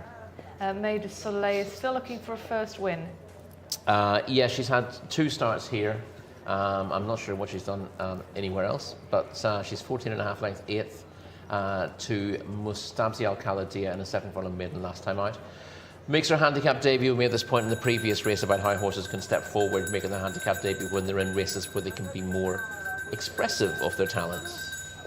Well, let's head to the paddock and speak to Shamila. Shamila, our second Arabian race on the card. Who's caught your eye? Well, this lovely horse number 15, Shawahid Al-Khaladia, a 4-year-old filly by the one and only Layth Al-Khaladia, who, if you've been watching our coverage since the beginning of the season, is a very predominant sire here in Arabian racing, the sire of the Asfan Al-Khaladia as well. So she is one of the top-rated horses in this race. Tariq Al-Mansour has already had a winner today on board Monsieur Jumbo, so he is chasing that double. She was first last time out at meeting in 91, has had a good break, so hopefully she can bounce back nicely in this contest. So best of luck to her, and she'll also be carrying 57 kilos. As for more horses that I'm looking forward to seeing how they are doing, it's horse number 3, ZF Al Mazoun, who is partnered with Louis Morales, who's also in fact chasing a double today as well. But no paddock negatives in this contest for you. Well, that is good to hear. Thank you very much to you, Shamila. Let's talk about her pick a little later on, Rory, but I think we got as far as Harab, the French-bred 10-year-old. Yeah, his wins, he's won 3 times. They've been in the United Arab Emirates, but it's over 3 years since the last of them. He's now a 10-year-old, and he's returning from an absence here. This is Al Musen, who is our favourite for the race, and who's got a positive comment from Shamila in the paddock, positive comment from me as already as well. It runs really well on the rail here, trying to make all the running, just getting run down late by a couple of rivals. Kafifa is the progressive winner of this from a powerful stable. I thought it was a very good run from Al Musen. Just a little bit too much too soon on the front end, and about 5 of these in behind him in that occasion. So really ought to go very close to making amends. Well, that is our favourite, and he looks absolutely spectacular this evening for ahead of this Arabian race. I think we can skip forward. You mentioned you had a quick word on the French 10-year-old. Yes. We can skip forward to Alesia, the 72 rated. She's a nice mare, Alexia. We saw quite a lot of her in Taif. She's had quite a long season. She's won twice in her career. She was a good second in meeting 80. She won a course and distance non-winners of 2 prior to that. Her recent efforts have been less encouraging, but she was in a Jcsa challenge, an open race, and a not to 80 handicap on her last 3 starts. So this does represent a drop in class for Alexia, and she should be more competitive. I wouldn't be too surprised to see her in the money. Noor Jalan could be in with a shout as well, number 9. Yeah, was 4th to Kafifa in that course and distance, not to 75 last week. That was certainly an improvement on the form that she had shown earlier in the season. But she was 5.5 lengths behind Al Musen, so she does have work to do to bridge the gap. On her on the plus side, her run last time out was by far her best run in Saudi Arabia, so she may just be finding her feet, and there are reasons to think she might step forward again. And number 10, Tai Al Mashna, has had a real drop in form. Yeah, a 2 from 20 career, but the last 3 runs have been very poor, and you know his early season form seems to have disappeared. Al Sabek, number 11, always there or thereabouts? Yeah, usually runs fairly respectably. Still a maiden after 7 starts here, but rarely disgraced. But again, is held by a couple of these on his last run when finishing 7th to Al Kafifa over course and distance last week. We saw Hadjar 2 weeks ago, but was disappointing, finishing in 12th. Yeah, I was a course and distance winner over, over anything. Course and distance winner in a higher grade, I should say, in December, not the 75 winner over track and trip. That is by far her best effort. Everything else is a good stone below what she did that day. So it's kind of looking a bit like a fluke, but if she can find that form, She could easily win this, but she didn't show that kind of form beforehand. She showed improved form to win that, and then she's been a bit disappointing since. Not awful, but just not on the same level as that win. Tabe Al Naif, number 13, that looks pretty consistent. Yeah, Tabe Al Naif is only 1 from 15, so the strike rate is a concern. The win came in a 7 furlong maiden. She's largely consistent this season. And on the plus side, you know, the handicapper has allowed her to slide a little bit in the handicap. So she's got a better chance than she's had in recent runs. And she can have no excuses from her current mark. Cool Alain has had a drop in form, number 14. Yeah, was winner of a non-winners of 2 over course and distance back in meeting 83. 3 runs since that have been very disappointing. I was only 10th in that race that Kafifa won last week. We've got quite a few runners still to get through, Rory. Are there any that you really standing out for you in terms of these last 6 or 7 or so? The next 2 are interesting. Shawahid Al-Khalidi has got a positive from Shamila already. Again, she gets £7 weight for age as a 4-year-old, and she showed improved form in winning a course and distance fillies maiden from Rahifat Al-Khalidi last time out. Hadid also gets a £7 weight for age and has been consistent, been second in 3 of his 4 starts, and went well in handicap debut, went second to Durar Al-Khalidi last time out. Those 2 come strongly into the equation. The bottom 4 are harder to fancy. You can make some sort of case for Dara dropping a class from Open Company, and you can make some kind of case for a Murshid Asa, but I think 15 and 16 Hadid and Shawahid Al-Khalidi are the 2 most interesting towards the bottom of the weights. Well, we've just seen number 16 Hadid getting some last-minute tack adjustments before this race gets underway in a couple of minutes' time. This is the second Arabian race on tonight's card, so let's head back to our commentator, John Blantz. Thank you very much, Rebecca. Yes, the horses will be loading very shortly. Horse number 7 is Harab there in shot for Ali Al Mamoni, just the 3 runs so far. That one about to come forward. Let's take a quick squiz at the international markets, just always giving us an idea as to what's going on. And Al Muzan still pretty well supported, although it's a fairly open race for the genre. Shawahid Al-Khaladiya is also well supported, around about the 4-1 mark internationally. Hadid is 5-1, but it's 130 about Al Muzan as they're about to come forward. Soyul Al Gaya, horse number 19 for Feras Al Sunyaitan, goes in. Another Arabian horse's handicap as well, so again they're all mixed up from a draw perspective here. Horse number 13 Taber Al Naif goes in. This is Benghazi Al Naif. Number 15 is Shawahid Al Khaladiya. Here's the 3 Al Muzan, the international market's favourite, rated 74, but doesn't put itself in a position where, because of the condition of the race, it's any better off than the rest of these. Is one of the better horses on ratings, but of course it's a handicap. Shibble Nema going in. This is Al Muzan to come forward. Al Muzan could well be the last, actually, or is it Benghazi Al Naif? Al Muzan just going in now to stall number 15. 1600 metres once more.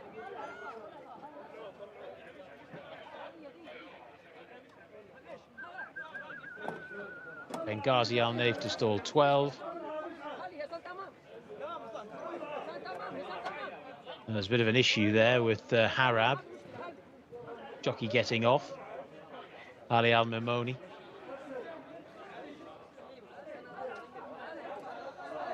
See Suyul Al Gaya beside.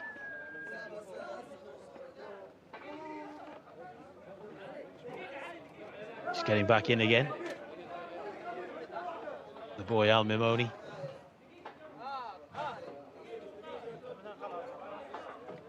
He's back aboard his charge. 1600 metres in front of them. The Arabians are ready. And they're off and racing. Al Muzan seemed to get a bit of a flyer there and is prominent already in the early stages, as indeed is Benghazi Al Naif as they make their way through the first furlong or so. Also up with the early pace is Suyul Al Gaya. Then right towards the outside there, the green and orange colours, is Jcsa, and also rather wide on the track is Shibble Nema as they make their way down towards the end of the back straight, and the lead is being held by Hadjar. Hadjar's come through to lead the 12 horse there in the grey and white colours. Al Musan is also prominent, as indeed is Jcsa. One that's a long way back through the field at the moment is Nur Jalan, seems to be terribly detached, and also towards the rear is Cool Alain as they make their way towards the turn out of the back straight. It's Jcsa who's now being taken on towards the outside by Al Sabek, and it's Al Sabek and Jcsa, these two at the head of affairs, and they've just locked on and moved on to Al Musan, who's round the outside there in third, the yellow and black sleeves, followed then up the inner in fourth position by Hadjar. Then right round the outside, Jalmoud is getting a little bit closer, but only for pressure. Benghazi Al Naif is also getting a bit nearer, but is also the recipient of a pretty vigorous ride, starting to make the swing for home. Just over 400 metres left to go.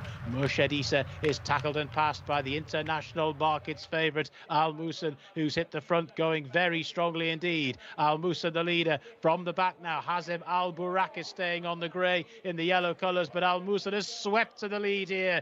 3, 4, 5 lengths to the good. Looks like a race-winning move to me. Hazem Al Burak is, though, staying on. It's Al Musan. Hazem Al Burak is now making up really good late ground, and inside the final 100 yards they go, and it's Hazem Al Burak who's picked up Al Musan, who did a bit too much too early. Hazem Al Burak the winner, Al Musan in second. Very tight for third between Jcsa, who persevered, and Benghazi Al Naif. Well, Hazem Al Burak has gained a whole host of momentum there in the closing stages, certainly as regards Al Musan, who looked to be really scampering away from them. I did the equivalent of what the Australians would call the early crow there, and almost had Al Musan over the winning line before Hazem Al Burak came through to win. And Naif might have had a bit of a chat with Luis Morales there as he went past. Certainly have a little bit of a word and a wave of the persuader. And miles clear of the rest, those two. Hazem Al Burak, 14 runs prior today, just 2 wins, but has sluiced through the field there to beat Al Musan. And Jcsa has battled on for third. That was a pretty good effort from that one. And Benghazi Al Naif was a little bit wide from stall 12 and had to work to get to the kind of position that he got to. It wasn't a bad effort from Benghazi Al Naif in fourth on Saudi debut. Alesi has finished in fifth, and Jalmoud was posted out wide throughout and has finished in sixth. But a very nice performance by Hazem Al Burak and Naif Al Anazi, a man who got very well acquainted with the winners' enclosure at Taif earlier on this Saudi campaign. Hasn't been quite as prolific here at Riyadh, but he enjoyed that. A little word with Lewis as he went past.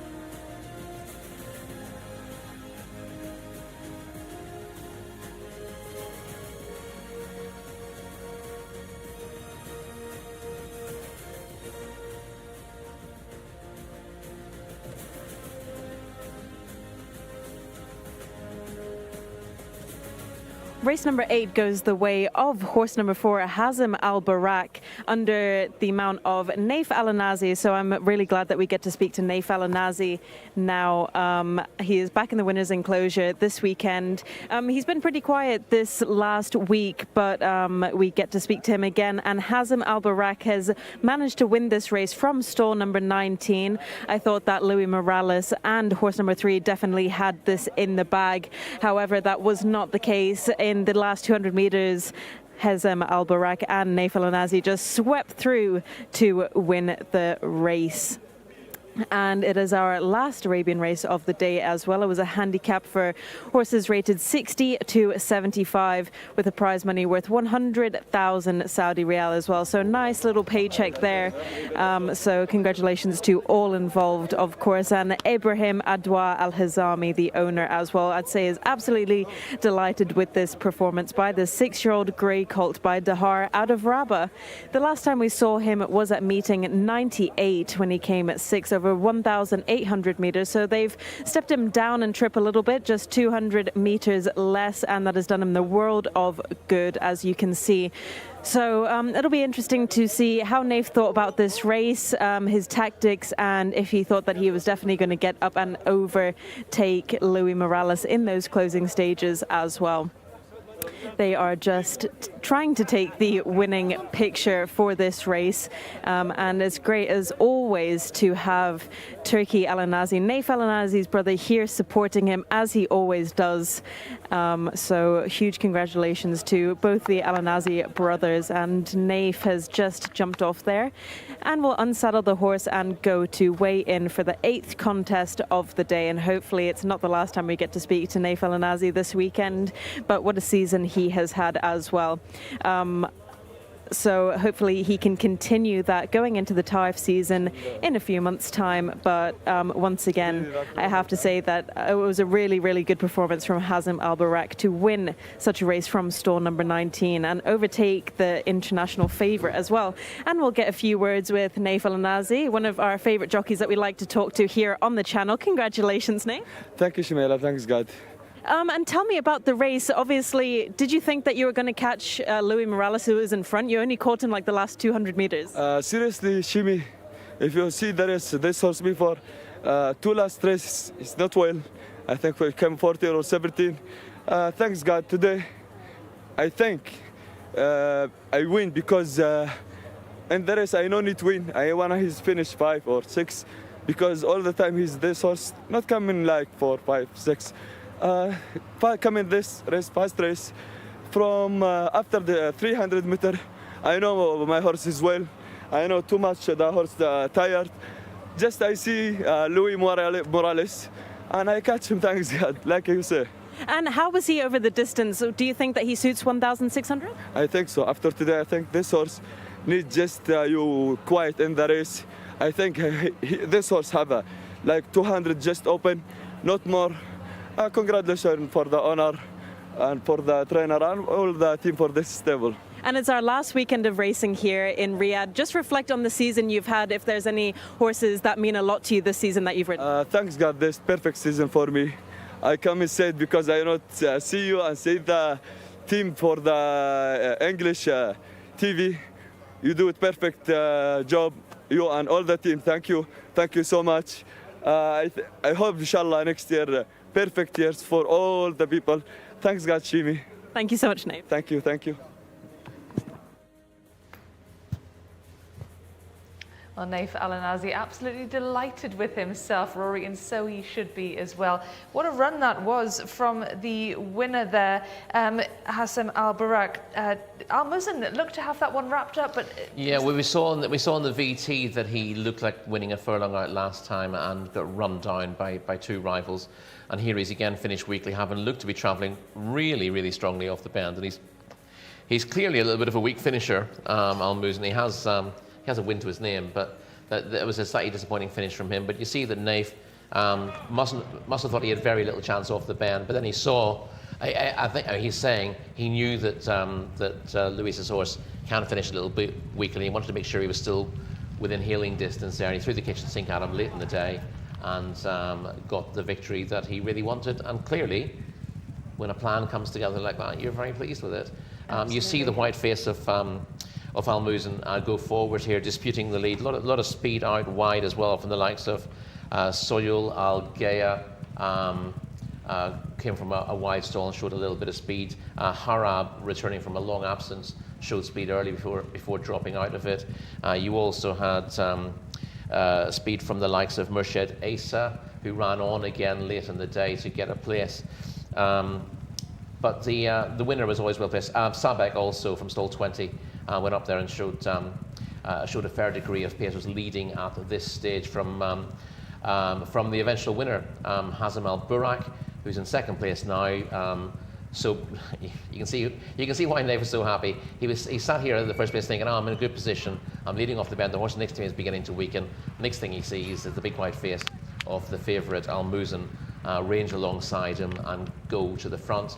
But Nath doesn't give up now. He knows that there's a potential chink in the armour of Al Muzan, and he keeps riding, switches outside, tries to get his horse to rally, and sets sight on the leader. Sorry, it wasn't him in front at all, was it?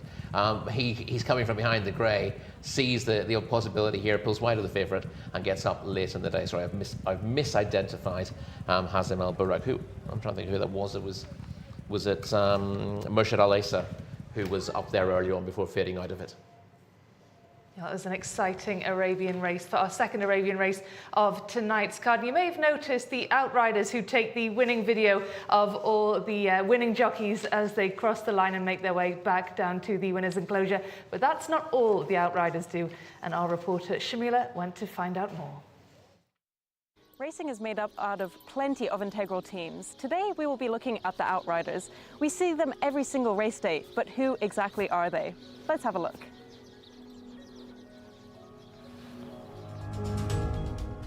I am Faisal Al-Jamri, working outrider for the Jockey Club in Saudi Arabia, almost 18 years now. Tell me a little bit about your career and your career before becoming an outrider as well. Actually, I started my riding because my father and my family always with the horses. So I started riding horse when I'm a little kid. So after I be 9 years old, because before we have a rule for riding the race, so I started riding race from 9 years old until I get 16 almost. Before I come to be outrider, the thing stopped me from riding jockey. I'm taller a bit and I have a lot of weight, so like 56, 58 kilo. And then you're still young actually, because apprentice, you have to lose weight and something. So it killed me this thing to lose my weight. And from 2005 until now, 2023. And tell me a little bit about your social media presence as well. Actually, the social media helped me a lot with this job, and even let the people outside know about our job. And we actually, the first 10 years we working, nobody know about our job until the social media came in. And then I started with Instagram. I posted the first video for me, and he took like over 4 million views with the first week actually. And everybody know me, and especially the people before he see us, we just walking behind the horses and coming, the outrider, and nobody know what our job. Until I share the video, loose horse, and then I catch him. It took actually 6 seconds to catch this horse. Until now, this video viral, and always I find him in other accounts. Yeah, especially outside people. When the first Saudi Cup, and the people coming from outside, and I never meet these people, and he come and call me by name. He say, we need Faisal going with our horses, especially the American people, because always the American style going with the pony and something. Even the European with the time, and he see our job going success and good, and we have a special way to lead the horses and never make the horse panic or anything. So even the European people now start using the pony in the morning and sometime on a race day.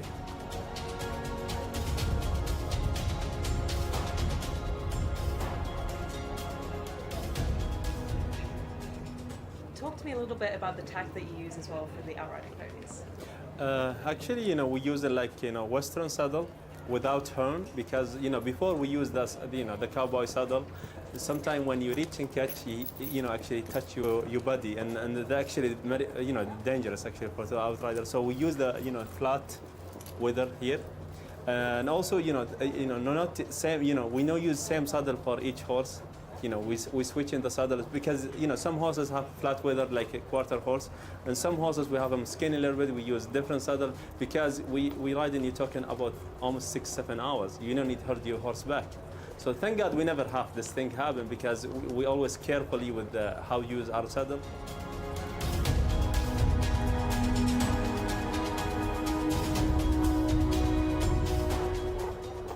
You see Shimmy here, I'm walking, to be next to the gate, because all the horses almost load. I have to go there. You see the horse, he going under the gate.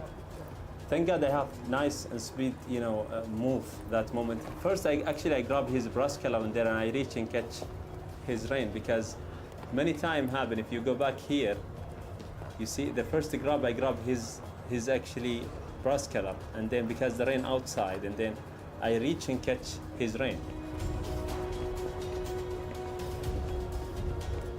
And take from me, like, from here to here to catch the loose horse, like 3-4 seconds only to catch him. And thank God, he's actually far away from me, but thank God, I hear the voice, that everybody is screaming over there because the horse is going under the gate. Thank God we have him under control, and we bring him back to gate, and he run in a race.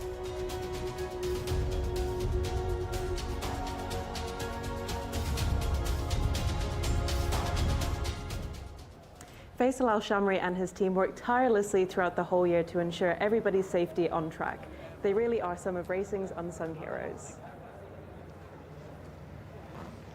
Yeah, terrific feature there on all the work that goes on from the Outriders and some of the other members of staff here at Riyadh, and indeed at TAFE. It's a very well-oiled machine, the operation here at the Saudi Jockey Club. This is a local bred horses maiden. It's the 9th race on the card over the 2,000 metres. Sayeg is horse number 1. Mohammed Saeed rides. Horse number 2 is Eilam Al-Khair, Ali Al-Mutib. Horse number 3 is Sain Abdulaziz Al-Fayrouz. I'm sorry, Abdullah Al-Fayrouz. Horse number 4 is Sanea. That's the man of Osama Al-Sharani. Horse number 5 is Lasco, Mohammed Al-Nasser. Number 6 is Al-Asram. That's the man of Fahid Al-Furedi. Horse number 7 is Marbarik, Tariq Al-Mansour. And number 8 is Wood Caller. Luis Morales is aboard. Horse number 9, Wafi Al-Sadok, is one of the outsiders in international markets. Horse number 10, Etifak, is as well. Horse number 11 is Busmat. That's the mount of Mohammed Al-Habib. Horse number 12 is Ibn Al-Kayem, Abdulaziz Al-Musa. Horse number 13 is Kalab. That's the mount of Mohammed Al-Yami. Horse number 14 is Barita Lodja, Ryan Al-Obeid, or Rakan Al-Obeid, I should say. Horse number 15 is Musara, Pawas Wanas. Number 16 is Mogtadeh, Nawef Al-Mudiani. Number 17 is Kashab, Rayan Al-Tuesh. Horse number 18 is Faisal Al-Sedra. Horse number 19 is Saif Khaled Al-Mimoni. And horse number 20 is Shakra Al-Bada, Ayad Al-Turisi. So they're all named, all 20 of them, ahead of the 9th race, 9th of 12 on the card here at Riyadh this evening. And we can get back to the studio and Rebecca and Rory. Thanks very much, John. We'll catch up with you in around about 10 minutes' time. Horses are in the paddock behind us, Rory, and of course we have a full field here for the 9th race. Sayeg is our first runner, horse number 1. Hasn't been seen for quite some time. Yeah, another slightly ropey race here, but Sayeg, I'm placed in a not a 65 handicap back in meeting 29. Meeting 35 rather, at TAFE. Similar story in meeting 29, also on place in a lot of 65 handicap there, and ran poorly over 2,000 metres when last tried. So a bit to prove coming back from a lengthy absence. Alem Al-Khair, number 2, 0 from 3 so far. Yeah, 0 from 3, and coming back from a long absence, has a rating of 55. Even if running up to his best form will struggle here. Bred to be a little bit better, hasn't shown it so far. And what about Sign at number 3? Just the one run for this Just horse. the one run, finished 12th, but was only beaten 10 lengths by Acer Al-Roya in a 7 furlong maiden first time out, running roughly to a sort of performance rating of 50. He needs to improve on that, but this isn't the deepest contest, and he could easily improve a fair bit with that run. The worry would be that it comes very quickly. I don't like horses, who need the run on debut turned out like a week later. I think they need a bit longer, or even 2 weeks later. Sanaha ran 2 weeks ago. Similar kind of story. Well, at least has previous experience, so it's not like you're running a horse on debut, because it can take debut efforts can take a lot more out of horses than when they've got a bit of experience, because they've got the whole mental aspect as well to deal with. At least Sanea had a fair bit of form in TAFE. Was coming off a layoff. When 14th last time out. That was a not a 65 handicap. This is a weaker race, so Sanea's got half a chance of doing a lot better. Well, let's head to the paddock and join Shamila and see who she thinks has half a chance in this contest. Ninth race of the day, Rebecca, and I've gone the way of horse number 15, Musa Ray, rated 67 and will be ridden by Fawaz Wanas. He's done pretty well this season, isn't hugely exposed this season, I should say, but was fourth last time out at meeting 108, so hopefully he can go a few plays better this time. And he's looking really well here inside the parade ring, so definitely had to be my parade ring selection for this contest. Though it wasn't easy, it was a huge toss-up between horse number 15 and horse number 8, Wood Caller. And Louis Morales had almost got a double in the previous race. He was very close, but Naif Al-Nazi just managed to catch him. So hopefully Louis Morales has a bit more of a chance in this contest. But I will be sticking indeed with horse number 15. Very many thanks, Shamila. A couple of runners to look out for then. Rory, let's head back to where we were in our list. We were at number 3, Sign.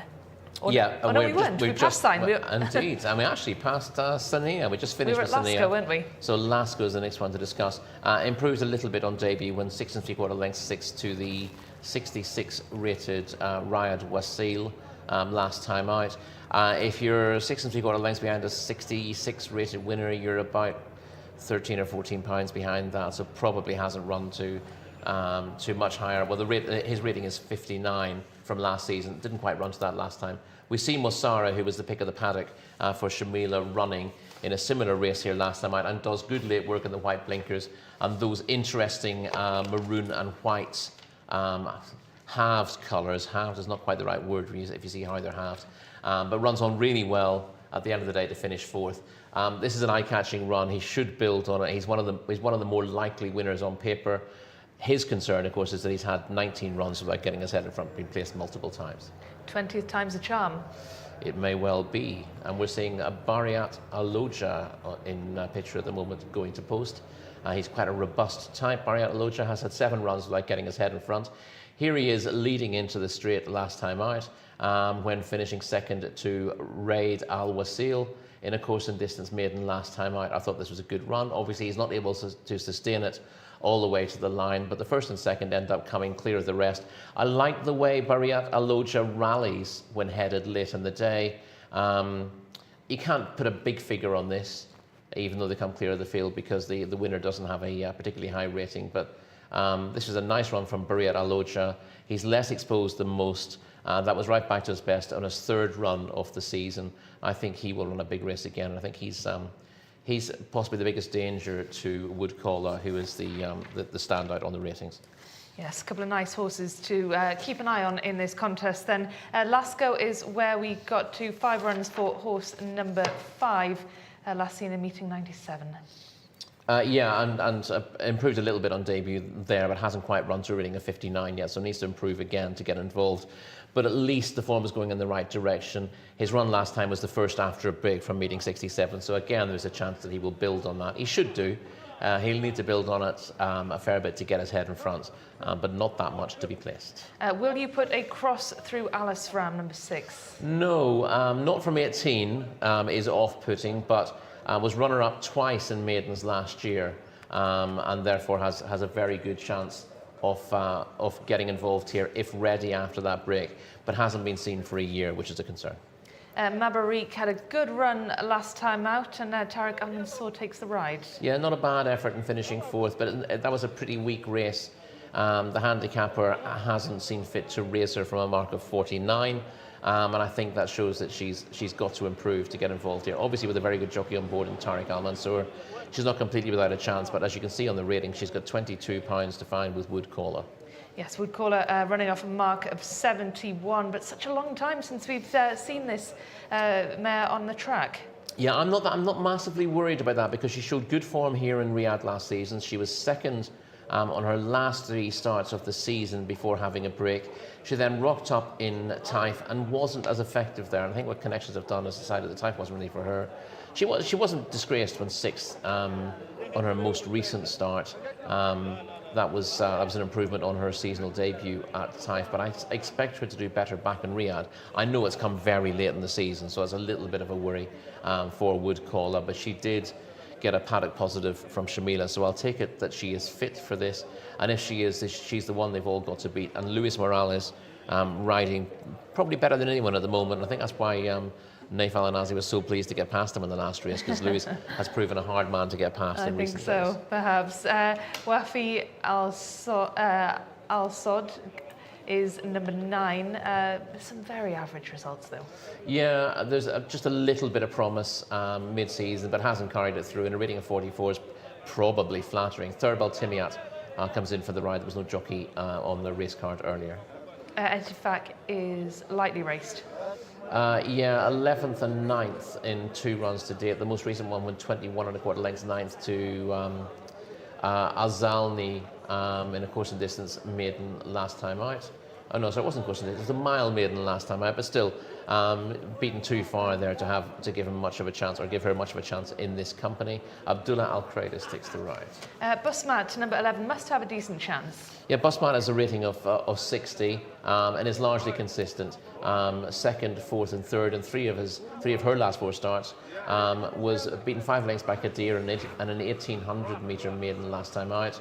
Is a modest performer, but should get placed again. I think there'll be something too good to beat Busmat, but I think she will be in the 4.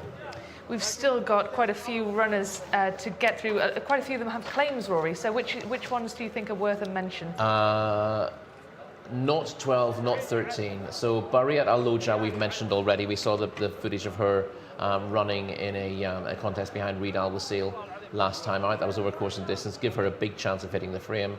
Mossara we've talked about as well.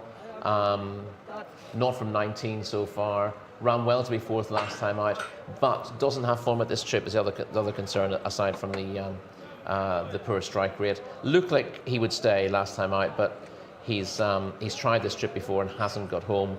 I don't like 16, don't like 17, don't like 18, don't like 19. Shakra Al-Badr, number 20, was well held last time, but did show a bit more 2 starts ago, went 4th. That was when beaten 9 1/4 lengths behind Azalni over a mile, and he finished in front of Etifak on that occasion, well in front of Etifak indeed. So Shakra Al-Badr from stall 20 has a place chance. Interesting indeed. Let's keep an eye on stall number 20 then, and Mossara number 15 as well, Shamila's pick. Rory, there are a couple in here you like, despite you saying you don't like many of those runners on the outside stalls. Which one are you going for in this? Yeah, I think a few of these are reasonably solid for places, but tend to be beaten all for nothing. Wood Caller is the likeliest winner. I'm not as concerned by that absence as you could be. And I think Bariat Al-Loja, despite having a rating of 60 and having a bit to find with some of these, I thought she ran really well last time out and can build on that to hit the frame at least. It'll be fascinating to see how number 8 Wood Caller gets on after that lengthy absence from the track. And horses are beginning to load for this, the 9th race on the card. So let's head across to the start and join John Blance. Yeah, thanks, Rebecca. Would call a 9-4 now in the international market, so quite a lot of punters relatively confident that this horse can reproduce its best despite that long layoff. Horse number 2 is Elam Al-Khair going in. The 15 is Masare. The 7 is Mabarik. Tariq Al-Mansour is riding that one. There's 15 in the background, Masare. The 4, Sanea. In the hands of Osama Al-Sharani. Goes into stall 4. Filly by Stratford Hill. We've got Al Azram, who's quite prominent in the betting as well. Fahad Al Furedi still to load on that one. The 12 is Ibn Al Yakem. Al Kayem. There's the 2 going in. Elam Al Khair. The 5 to move forward will be Lasco. 2,000 metres here at Riyadh, so they start at the very end of the back straight, the full length of that part of the track to negotiate before they take the long swinging turn and then the run-in of 400 metres. Sayeg to come forward. Just going to take a look at Al Azram now. Al Azram goes in. Sayeg to come forward. Shakra Al-Badr as well. And then Sign. 17 is Kashab.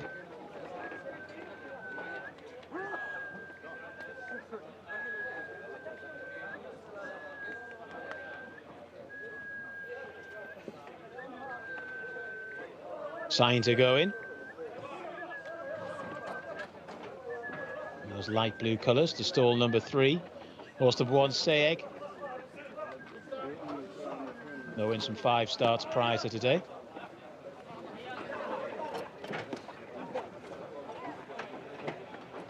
Looks like we've got a full complement here. 2,000 metres, a locally bred horse's maiden.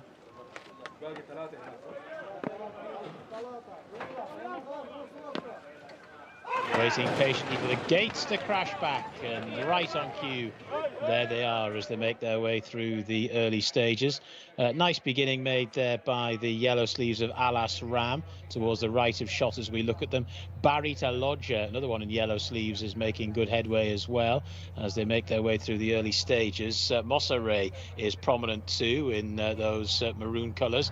Also prominent as well is Barita Lodger. So it's Barita Lodger that goes on to, in second position, Etifac, followed then in third by Wood Caller, who's gone into a nice posse there in the dark red colours with a white cap. Quite similar colours there to Mosseret, who's racing in fourth position in the white headgear. Then towards the outside of that one, we've got Kashab, who's racing pretty prominently. A little bit wider on the track is Alaz Ram, but just advancing positions. They're quite well strung out here as they make their way through the first 800 metres or so. And the lead is with Barit Alodja. And towards the back of the field at the moment, Sayeg hasn't got too many behind it. And also towards the rear of the field is Faisal Al-Sedra.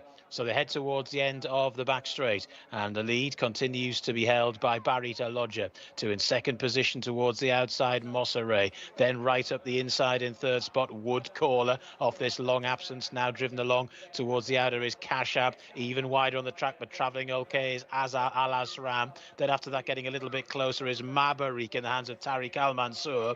But as they make the turn for home with 400 metres to go just over, it's Barita Lodger that leads, but only on sufferance, because travelling very strongly towards the outside is Mosseret, and it's Mosseret who ambles to the front. The Persuader is now drawn on Barita Lodger. They're well clear of the rest, who are headed by Wood Caller, but as they go inside the closing stages now, Mosseret and Fawas Wanas is lengthening away. Mosseret by 5 or 6 lengths. Here from the back comes Lasco, lashing home in the lilac jacket down the centre of the track. Mosseret the leader, still staying on strongly is Lasco, eating up the ground in the closing stages. Mosseret, Lasco to the line. Mosseret just held on. Lasco finished in second. Barita Lodgers finished in third.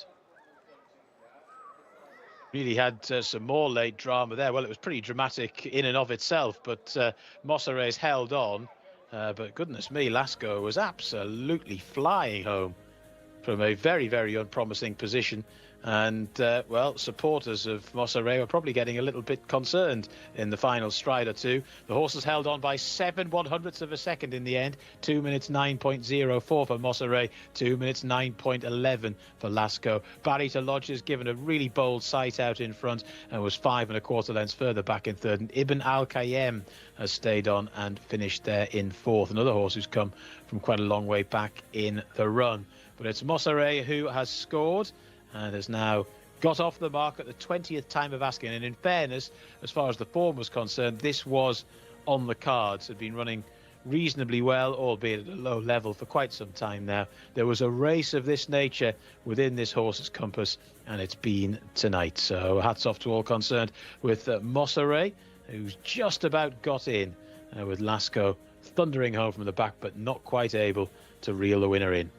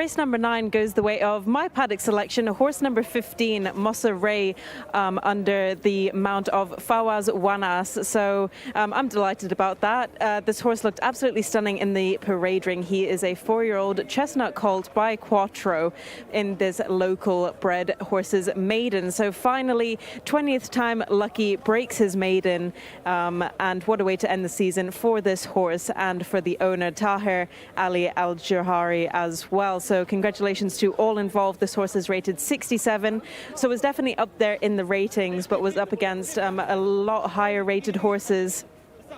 And he nearly got caught there in the end, but Fawaz Wanas just managed to hold on and stay on and finally win. And what a season he's had as well. Hopefully he can just reflect on that for us as well, because he has become a professional jockey this season. He's got his 50 winners, and he's just had a really good time here in Riyadh. He had a few winners in the Taif season, but has cleaned up in the Riyadh season, and hopefully on to bigger and better things next season as well, if he gets the opportunities, because I think that he's a really underrated jockey and he's really strong and does very well. Now, this horse was 4th last time out at meeting 108 over 1,400 meters. So step up in trip obviously helped him quite a lot, and I'd say that everybody's delighted that he has managed to break his maiden 20-time lucky. Fawaz Wanas has just finished weighing in there now for this 9th race of the day. Congratulations, Fawaz. You must be happy. Of course I am happy. Thanks God. And thanks to the trainer Abu Abdullah Tahir. Alhamdulillah. And did you win because I chose your horse to win before the race as well? Yeah, you told me that. Alhamdulillah, thanks God again. And the trainer, he's half confident with this horse. He told me, inshallah, you win this race. And I believe him, and I win. Finally, after 20 runs, he breaks his maiden. How did he go over the distance? Because they've tried him over shorter distances before. Yeah, you know, some horses, he have difficult years, you know. Maybe he come in some pain inside him, and he need more time. And now he come, and great job, you know. And tell me about the season you've had so far. Obviously, you've had your 50 winners. You're now a professional jockey. But what's been your highlight? I am so happy, and I am professional now. That difficult feel, you know. And thanks for everyone who gave me chance. And see you soon in Taif.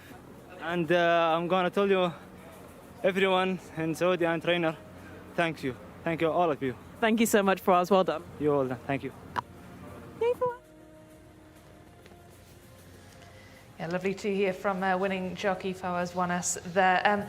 The winning horse, Rory, horse number 15, Mossa Ray, just holding off the fast finishing Lasco, and a first win in 20 runs for that horse. It could have been very different had Lasco started that run a little earlier, but Mossa Ray just holding him off there. Yeah, well, Mossa Ray travelled, but he'd have been an unlucky loser if he'd been reeled in. And it's easy to look at a race and say, well, why didn't the jockey on the second start his run sooner? And there's a very good story about that dating back to the end of the 19th century, where an owner was irate, and he'd had a big bet on a horse, and he said to the jockey afterwards, "Why didn't you come sooner like I asked you to?" And he said, "Well, sir, I would have come sooner, but I'd have had to come without the horse." So the bottom line is, mostly when you get a late run like this, the horse isn't able to go sooner. You've got to allow it to find its stride, and then when it's ready to run on, it'll run on. It's not a case of, again, they're not cars. You don't just press the button and get them to go forward when you want. You need to allow them to run the race, and clearly the best horse in this race on the day was the winner. He's been frustrating so far, not the easiest to win with.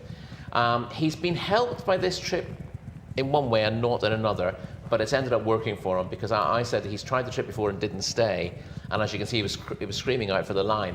But going this little bit slower meant that he was really comfortable in himself, and you can see he was absolutely just cantering along through the race for a long way, tracking the horse I thought was the each-way selection in the race, Riyadh Aloja, who travelled well as well, but again, that one didn't quite get home last time. And it's just a case of whether he would go past when asked. He does, he goes past easily. It looks like the race is firmly in the bag, but then he idles a little bit, ties up late in the day, and almost gets caught by Lasco. You see Lasco in sort of mauve and white colours, moving into about 6th or 7th place now, coming between horses. just on the outside of Kashab there. He's now into about fourth, switches outside there. Maybe if he switched inside rather than outside at that point, it might have helped him get a little bit closer, but usually swinging wide gives you the clearest run into the straight. He knows that the horse in front can't see him, so he's not able to rally because of that, particularly with the blinkers on. And Lasco runs to the line, but doesn't quite pick up the winner. But I think he was helped by being able to get that run through. It doesn't always work when you're held up. You get a bit of sand in your face. You can get in a little bit of traffic problems.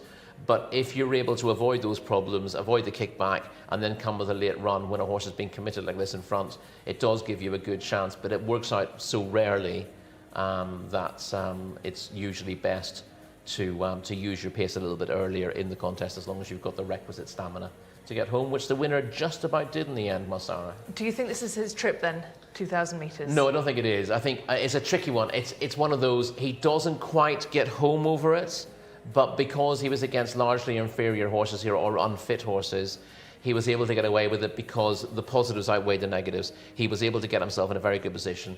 He was comfortably able to rate behind the winner. He then was sent for home and had the race in his grasp. So everything worked out really well to that point, but really he wanted the winning post to be about half a furlong nearer. So, but if he runs over shorter, then it'll be harder for him to hold his position. So it swings and roundabouts, really. You've got to look at the races you have and work out how you will ride your horse given certain conditions. This trip worked for him in this company. If he was in deeper company, clearly he would struggle, but also in deeper company, back over, say, 7 furlongs, he would probably struggle to get into such a good position. So it's just the way the cookie crumbles. Indeed. Thank you very much, Rory. Race number 10 will be shortly upon us, so let's head to John Blance to talk us through the runners and riders for this next one. Thank you very much. Yes, we're getting towards the end of the card. It really has rattled along. The 25 minutes in between races helps to that end, definitely. En Famille is horse number 1. That's the mount of Asil Al Sahani. Horse number 2, Premium Ticket, is the mount of Rakan Al Obeid. Number 3, Ifraz, Tariq Al Mansour. Number 4 is Mighty River, Abdullah Alofi. Number 5 is Motta Fared, Ayad Al Turisi. Horse number 6 is Star Ahoy, Abdullah Al Audib. Horse number 7 is Record Man, Jimmy Carrion. And horse number 8 is Tafish, the man of Mohammed Al Nasser. Horse number 9 is Loving Feeling, is in the hands of Asil Al Saidi. Horse number 20 is Gradulations, the man of Fawas Wanas. Horse number 11 is Wathig, Turki Alofi. Horse number 12 is Dramatic Advice, Fahid Al Faredi. Horse number 13 is White Feathers Fall, Ahmed Al Azari. Number 14 is Notation, Thurb Al Timyat. Horse number 15 is Round 6, Abdul Ella Al Hussein. Horse number 16 is Jack Red Cloud, Abdul Aziz Al Musa. Number 17 is Spring Jig, Rayan Al Tuesh. Horse number 18 is Al Furat River and Naif Al Anazi, fresh from his win earlier on. Horse number 19 is Treble Joy, Khalid Al Mimoni. And horse number 20 is Homesick Boy, Mohammed Al Yami. The reserves not required here. All 20 got a post for this 0 to 85 handicap. Back to the guys in the studio. Very many thanks to you, John. We'll catch up with John a little later on. The 10th race then, Rory, on the card. 3 races to go. There's some very well-bred horses in this contest. Let's start with the first one, number 1, En Famille. Last seen in meeting number 106, but was disappointing then. Yeah, it hasn't been in great form of late, and it's been in action a couple of times in the last month without showing his best form. But 4 wins from 13 starts over a mile and a half here, so he's very effective at the trip. He doesn't get that many opportunities to race over this trip, and I can see him bouncing back, so not ruled out on Famille. Will Premium Ticket bounce back? It's a possibility. I think we'll see him in action as well. He faded late in the day when 4th in a course and distance open in meeting 97. The Dramatic Device finished past him and finished 3rd that day, but Premium Ticket was always up at the pace, just did a little bit too much on the front end and faded late into 4th. He ran a very good 2nd next time out, and I think you could probably put a line through his most recent effort when down the field. He should bounce back there. Ifraz has got some good recent form. Yeah, 1 win from 3 over this course and distance, and was a good third to Emirates Currency on turf last time out over 2,100 metres. That's a mile 2.5, up a furlong and a half on trip, but we know he stays the trip, and Ifraz is one of the likelier types on paper. Mighty River has been not that impressive recently. No, and hasn't raced over this trip. So 7th in a non-winners of 4 over 1,800 metres last time, and takes a biggish step up in trip here. By Siuni, whose winners usually come sort of a mile to mile and a quarter. He does get the occasional mile and a half winner, but I would be a bit concerned about the trip for Mighty River. Well, let's head to the paddock and catch up with Shamila, who will have picked us out a winner potentially.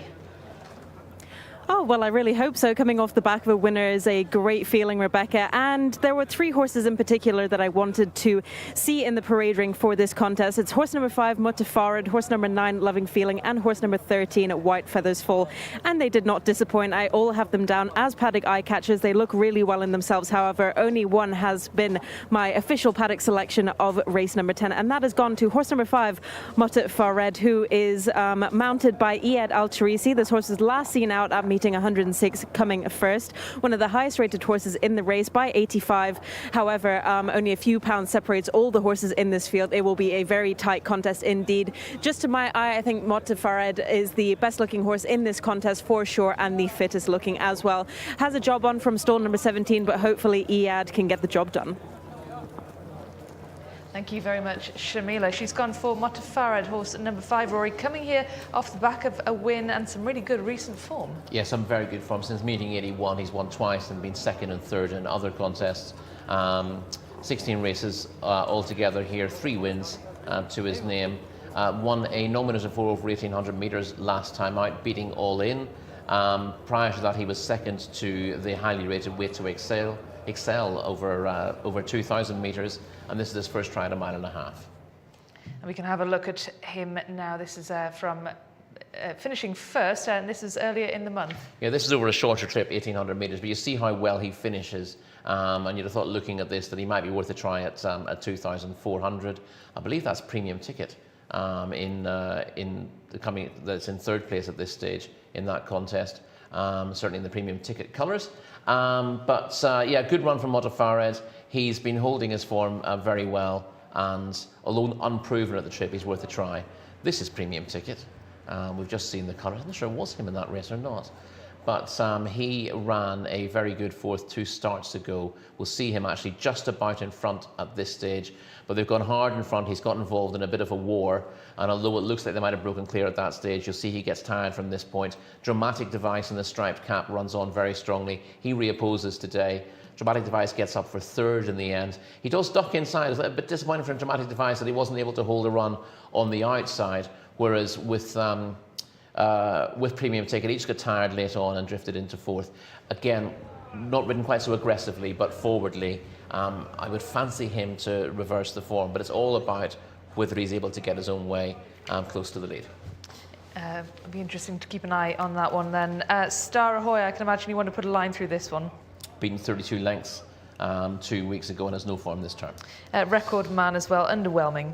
Yeah, mile and a half winner in Abu Dhabi, but that was 4 years ago.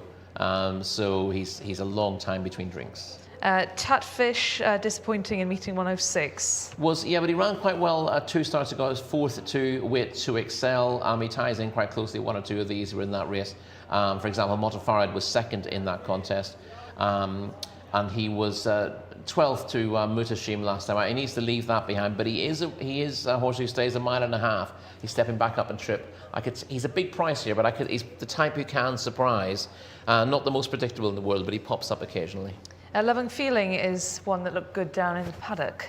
Yeah, was probably put in his best effort, the Son of Sea the Stars, when 3rd to Trevoli on turf. We'll see Trevoli later in the evening. That was 2 starts back, went 3rd, a little bit below that form last time out. Just wonder whether a mile and a half might stretch him on dirt. That's the question.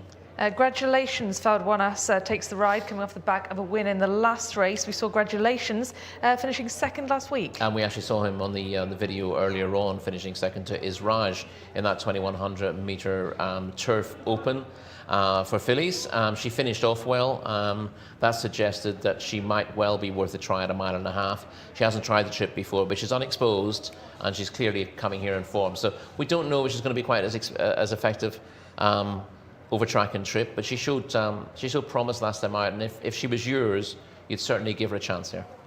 Wathig, number 11, disappointing run in meeting 109. Yeah, that was in the North America Cup, which is probably a little bit tough for Wathig, who's an 82 rated gelding. Was 11 1/4 lengths, 6 to Trivoli in that turf handicap that Loving Feeling was in prior to that. He's got half a chance, but his form isn't entirely convincing. Dramatic Device had some pretty good recent results and then sort of fell off the mark in meeting 101. Yeah, well, it wasn't an awful run. I'm not too disappointed with that. His best form is at this trip. He was second in a not to 80 handicap, meeting 90. And then he stayed on well for third in that race won by Milwaukee, 2 stars back, that we just saw on video, where he finished just in front of Premium Ticket. Came from a long way back. I thought he made slightly hard work of it, but he does stay this trip well, so a well-run 1.5 miles should suit his run style. White Feathers Fall has got some pretty good results as well recently. Yeah, been running okay, but again, question mark over the trip. Was third in a not to 80 over 2,000 metres, meeting 92. But his very best form has come sort of between 1 mile and 1.25 miles. He's never tried 1.5 miles. Most of those, and I know the family very well from the UK, the Dam Neve Galesh has produced 5 or 6 winners, and they're all sort of 1.5 miles types. So the longer trip is a question for White Feathers Fall. We have 6 or 7 more runners still to get through before the off, which is around about 2 minutes' time. Which are the standouts of these remaining horses, Rory, and any we need to put a line through? Of those, yeah, those that remain, the ones that were worth mentioning, Notation has 3.5 mile wins to her name, and it should be better for the run. Win 3 lengths third to Jamanat Al-Areen over course and distance last time out. That was a better effort compared to previous efforts. She seems to be coming to the boil and is of interest here. Jack Red Cloud is interesting enough. He was the 7 furlong maiden winner for Andy Oliver at Dundalk. His best run here came over 2,000 metres 2 starts back when he's second in a not to 80 handicap. He's never tried, that's his only run beyond 1 mile. He's never tried this trip, but the Dam was 1.5 mile winner. So he might be, I'm not convinced he's going to stay, but he's definitely worth a try given the Dam stayed the trip, and he did shape better over 2,000 metres 2 starts back. Spring Jig was off 10 months before his return to action. He's had 2 starts now and should be fitter after those. The most recent one when a creditable 7th to Wait to Excel over 1.25 miles last time out. He could easily come forward for that. He's a 10-year-old now though. And that's pretty much those that are worth mentioning. Alpharat River, best over shorter, Treble Joy isn't in great form in the last couple of starts. And trip's again a question mark, and Homesick Boy is in poor form at the moment. Thank you, Rory, for that. Let's head to our commentator then, John Blance, because the horses look like they're all pretty much loaded, John. Yeah, as is ever the case here at Riyadh, they're going in very quickly. And there's not that many more left to come forward. Horse number 20, Homesick Boy, still to go in. The 8, Taffish, to come forward as well. Taffish's and Treble Joy's colours very similar, different ownership but very similar colours, just bear that in mind there. In fact, right on cue is Treble Joy. There's On For Me, who's in. Treble Joy to come forward. Also still to load is the 16 horse, that's Jack Red Cloud. In there goes Motta Fared. Horse number 19 is Treble Joy. All in, 2,400 metres in front of them here. 10th race on the card. Treble Joy just getting a bit lively there. Stand by. Starting in the home straight, well over a circle of the track, and away they go. They are racing. Congratulations was quite slowly away. Another one that was out just a step slow was Wathig as they make their way through the early stages. Homesick Boy has also been taken back from a wide gate as they make their way through the early part of this race. And it's Star Ahoy that's coming through to lead them, to En Famille, who's racing in second. Then up the inner in third, Notation has got a decent posse towards the outer. Ifraz is racing in fourth position. Then Loving Feeling, who's racing quite prominently in fifth. Treble Joy is on that one's inside. Premium Ticket is sneaking up the rail there to try and get a more advanced posse, but running out of room. They're then followed by Mighty River in the green colours. Rather wide on the course is Wathig after that slow start. Has now made ground, but made ground very wide round a bend. Not entirely sure of the wisdom of that. Motta Fared is in mid-division at the moment. So too is Congratulations in the black and red. Field trailing all the way back to round 6, who is the back marker. Also towards the rear of the field is Al Furat River. So they're heading over towards the far side of the track, and they've covered around about 800 metres or so.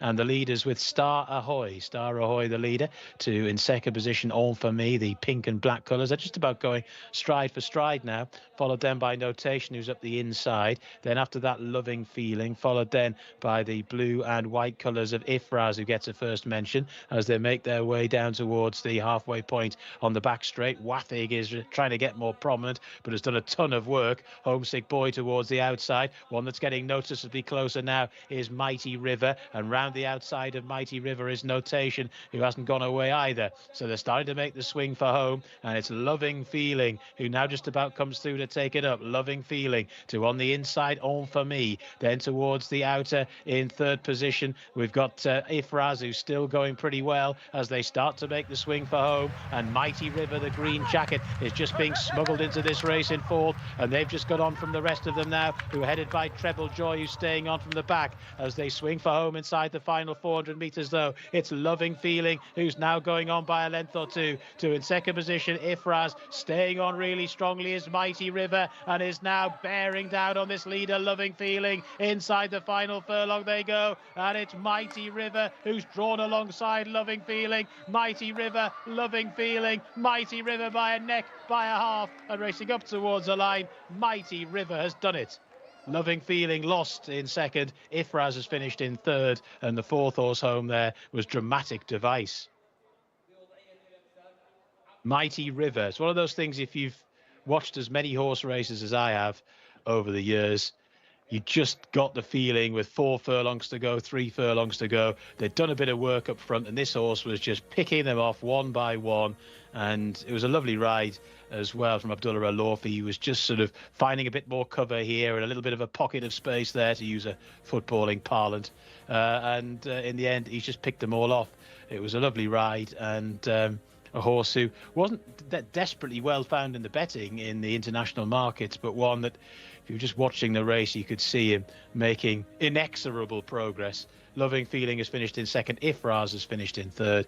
And the fourth horse home there was Jack Red Cloud in the end, actually, ahead of Dramatic Device, who did stay on pretty well, but not quite as well as I said in the call. The winner, though, is Mighty River in a time of 2 minutes 37.23 seconds. Loving Feeling second, 2 minute 37.45. Ifraz in third, 2 minute 37.78. Mighty River, prior to today, had won on 3 occasions. Hadn't done a huge amount in 2 runs here at Riyadh, but maybe it just needed those runs to get right today. Had been weighted with a long time this season. There must have been something keeping it off the track in the early part of the campaign, but whatever it was, seems to have been fully recovered from, because Mighty River has weaved his way through, always travelling strongly, to score in our 10th and third last race.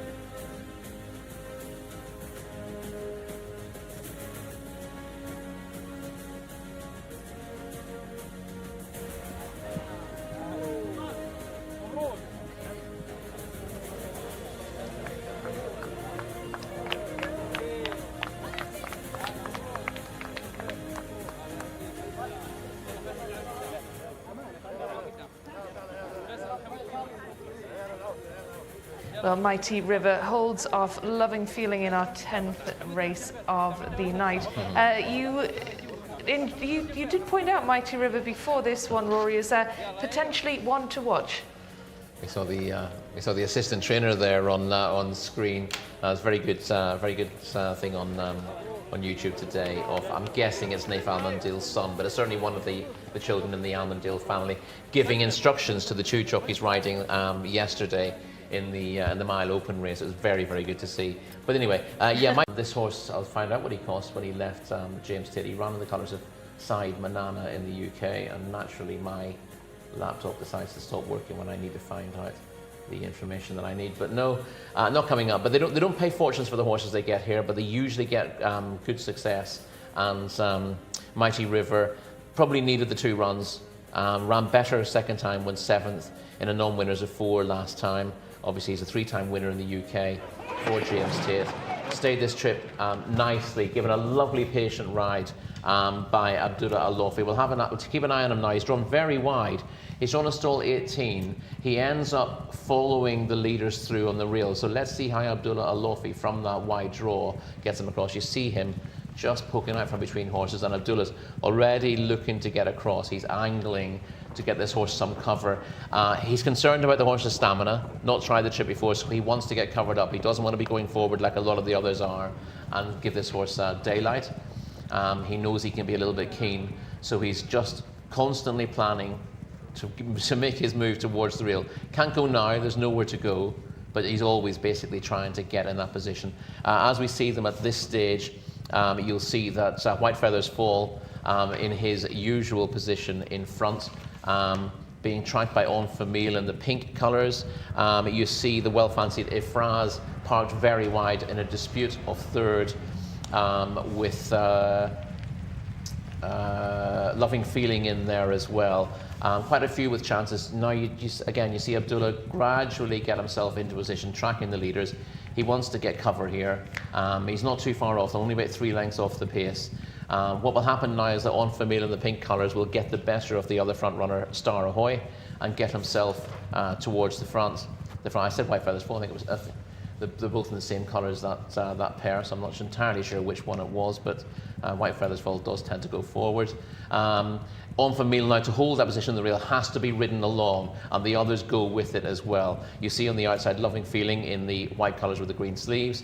Wider out you see Ifraz there as well, and these horses are all having to work to hold the positions that they want to hold, and as a result Abdullah Al-Lofi is able just to tuck behind them, asking no questions, just allowing them to get involved in a battle, pulling him through the race.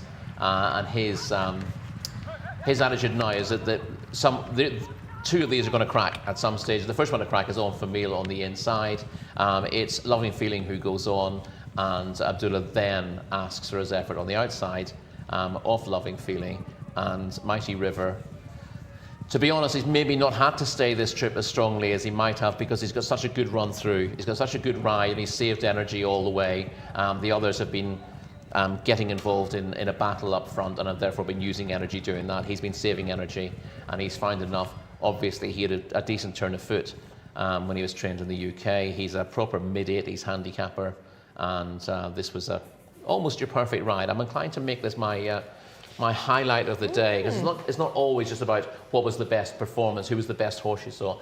It's a race that worked out really well, and either a horse or jockey who's showing you something special. I think Abdullah Al-Lofi showed why he's one of the top jockeys here with this perfect ride from a very difficult position on a horse who wasn't guaranteed to stay.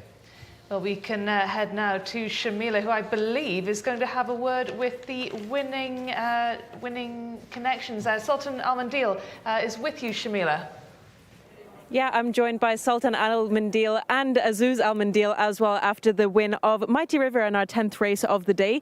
Congratulations. Were you expecting this? Did he just need the 2 runs to warm up?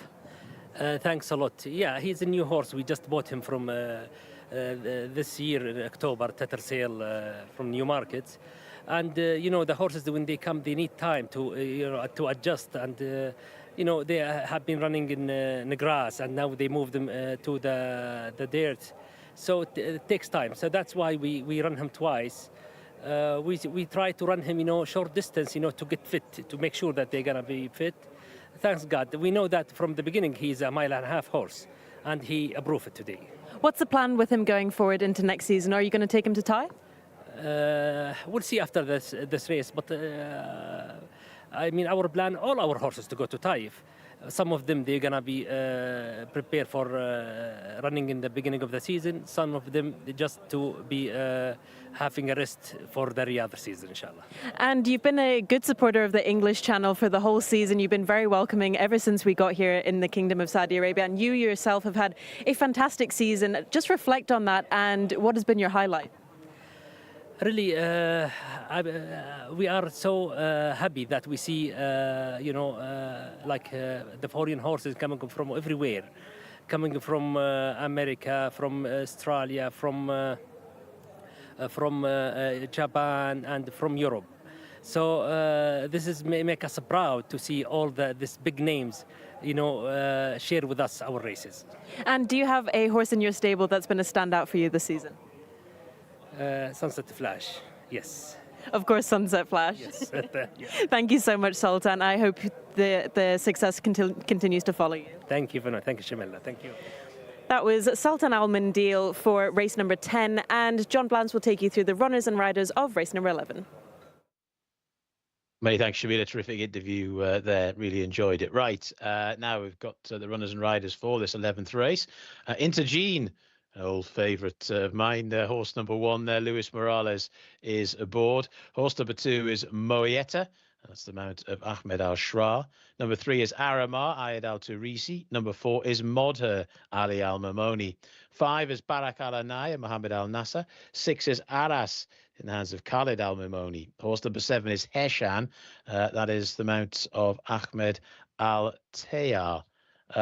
News I'm getting is that Tomahawk's a non-runner in this spot, so just bear that in mind. That's horse number 8, but being reported as a non-runner. Horse number 9 is Mowala. Horse number 10 is Taze White, in the hands of Ali Al-Mutib. Horse number 11 is Wafi Alays. That's Naif Al-Anazi. Horse number 12 is Daya. That's the mount of Yusuf Al-Bakawi. Horse number 13 is Al-Qamani, Fawas Wanas. Number 14, Hataf, Muhammad Al-Yami. Number 15, Najabat Alays, the mount of Fahid Al-Faredi. 16 is Mezbar Al-Amal, it's the mount of Asil Al-Saidi. Horse number 17 is Ujawanaya, Abdulaziz Al-Musa. Horse number 18 is Akka Mobari, Abdullah Al-Orfi.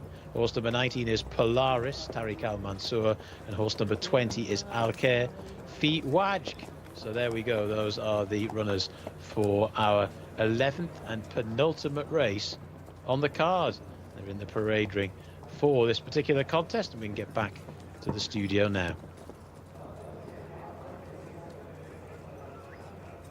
Thank you very much, John. Well, we're looking at horse number 1, Intergene, who looks pretty keen. Well, he's probably the one to beat in this contest. Rating of 98, carrying 60 kilos, so 1 or 2 of these actually having to give him weight. You normally expect the one at the top of the card, particularly when we've had several handicaps tonight, to be giving weight away. Not always the case, and Intergene's got a very good chance on the pick of his form. The pick of his efforts this season probably went 4th to My Frankel in the Crown Prince Cup, the local Group 1 over course and distance. It was 6th in the custodian of the 2 holy mosques last time over 1,800 metres. The return to 2,400 will help him, and he's possibly I think he's favourite, so he's the likeliest winner on paper. Moeta, number 2, had some really good results and then seemed to take a bit of a nosedive. Yeah, Moeta, I've excused him his latest run, which was disappointing, but previously finished a good 3rd in meeting 102. That race last week possibly came too soon. There's a possibility he's over the top, but I'd give him a chance to bounce back. And Amara has been racing pretty consistently. That's horse number 3. Arama, a bit of an outsider here on balance, with a rating of 90, gives him a little bit to find, but he won the course and distance Al Medina Regional Government Cup in meeting 99. Wasn't disgraced last time out. That was a turf contest, and again the return to 1.5 miles will suit Arama, so he's not one to cross off your list. Modher was doing very well with a couple of seconds, a first, and then again the form seemed to take a nosedive. Yeah, he's very hard to fancy when he's shown in his last couple of starts.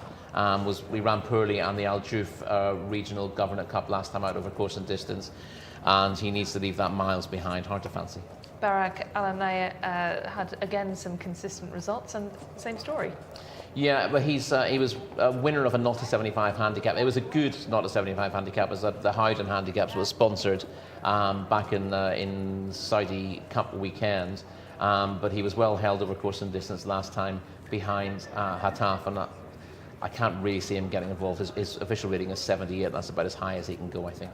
What can you tell us about Aras, number 6? I can tell you that he's refused to race in his last 2 starts, hence the blanks on his scorecard. And although he's got plenty of ability, he's clearly one to leave alone.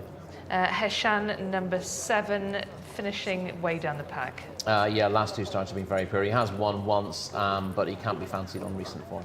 Number 9, Moala. Yeah, Moala is an outsider here, but not one who's completely without a chance. Is a 1.5 mile specialist. Most of his runs recently have come over 1.5 miles, but his last win came back in 2021 when winning the King Khalid bin Abdulaziz Cup. Now that shows how good he was back in the day. Not the force of old. Came back from an absence to be 5th in meeting 3 of the season in Taif, and has been off a long time since. So seems to have had issues and not the force of old. Well, let's head down to Shamila and join her in the paddock ahead of the penultimate race on the card. Race number 11 ahead of us, and I've decided to go with horse number 15, Najbat Al-Ez, who will be ridden by Fahad Al-Faredi. He has already had a winner today, so he is chasing that double. This horse was 10th last time out, but I think we can scratch that because she has been ultra consistent this season. Really nice looking filly, really well put together as well. Nice rounded hindquarters on her as well. Comes out of stall number 15, but shouldn't be too much of a problem for her. She is highly rated enough at 92, and I really like her chances in this contest. So horse number 15 for me with Fahad Al-Faredi, and I do have to give a shout out to horse number 6 as well, Ahras, who is under Khalid Al-Mamoni, for being my second paddock selection of the day, but not my official one. Thank you very much to you, Shamila. Rory, we got as far as number 10, Tails White, who's got a bit of a question mark over him. Well, I mean, I can't quite get my head around what he's done this season. He was a winner over this trip in meeting 69, then a good third on his penultimate start behind Wafi Alays. And then he seems to have bolted up in a 6 furlong contest last time out, an International Jockeys Challenge, and I thought it almost had to be a misprint. And when I looked at the replay of the race, he's not running on the same colours either. So I was wondering if there was some sort of monumental error there. But if he's good enough to win in 1.5 miles and good enough to switch back and win a high-quality International Jockeys Challenge over 6 furlongs, he has to be some horse. But I'm just wondering if there's a joke I've missed in there somewhere. That is Tails White, number 10. A bit of a puzzle then. Hopefully it'll become a bit clearer later on. This is horse number 1. This is Intergene, the favourite for this. Yeah, this is Intergene, coming from a poor position to finish 3rd on his 3 starts back, I suppose. He was disappointing in meeting 104, but this is more like it. This is a strong contest behind December. Really good race this.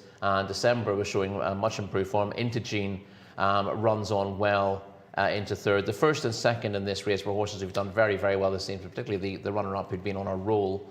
And Intergene's run on and into 3rd. He was also 4th behind My Frankel over this course and distance. This is Hataf, isn't it? Winning last time out. That was the Al Juf Regional Governorate Cup. This was probably a career best effort. He's got several of these who reoppose in behind him on this occasion, shown a good attitude to hold on the finish when pressed close home, and no reason why Hataf can't be showing this sort of form again. He's got a rating of 92 and 60.5 kilos. So although he's got a little bit to find with Intergene Intergene in the best of his form, you have to say that he's coming here right at the top of his game, and he will give Intergene a real run for his money, assuming he gets a good run from stall 14. To be honest, it might be easier for him to get a run from 14 than for Intergene to get a run from stall 1, given his run style.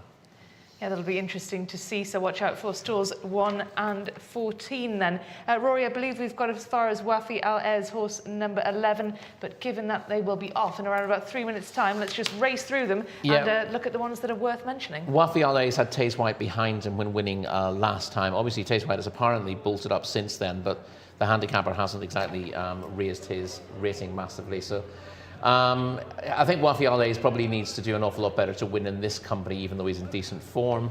Not easy to fancy Daya, not easy to fancy Al Qaymani. Hataf, we've just mentioned, he's got a live chance here, comes here at the top of his form and is fully effective over course and distance. Bear in mind, a few of the horses won't stay this 1.5 mile trip. Najabat Al-Ez needs a mention. He was down the field last time, but the trip was too sharp for him over a mile. And he won the Al-Imam Mohammed bin Saud Islamic University Cup over 2,000 metres, beating Ibn Naboun back in meeting 98 over 2,000 metres. He will appreciate this trip as well, and he's a live contender. Mesbar Al-Amal is a possible to fancy. Urjawania has only won once, and that was over 1,800 metres in a maiden and a hands and heels maiden as well. I think she's a little bit tricky, but she was second in the final championship of the race course over 1,800 metres 2 starts back. That's the fillies race for that contest, and she's got chances on that form. She thinks it's a little bit tricky, but she's not out of this entirely. Akko Mobari ran an absolute stinker last time out. He was beaten 62 lengths over course and distance behind Arama last time out. That's not his form at all. Previously was a good third over course and distance. Has plenty of form here. Multiple winner over 1.5 miles, and if he bounces back from that poor run last time out, he's a player as well. Unlike Polaris and Alkir Fewajk at the bottom, who will struggle.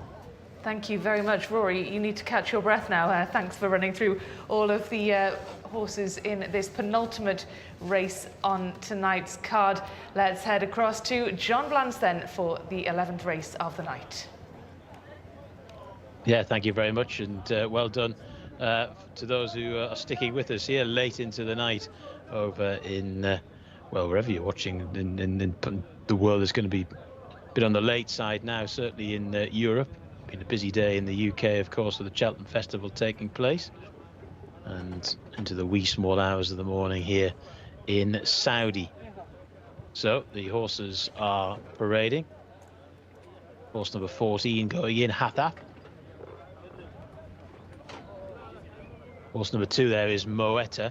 It's in the first red stable colours. White distinguishing cap there for Akko Mobari.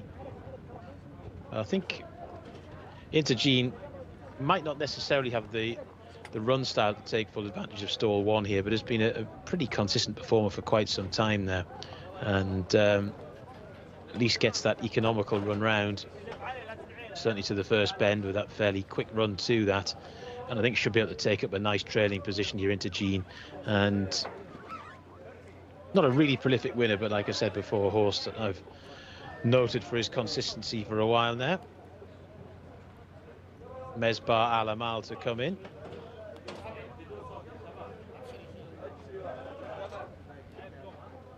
Stall number 16, this horse rated 76. There is Al-Kafi Wajk. That was Akko Mobari in the background. The 15 is Najabat Al-Ez. Some rather familiar names to regular Saudi viewers now. There's the 15 going forward. That's Najabat Al-Ez. Horse number 4 is Modher to go in.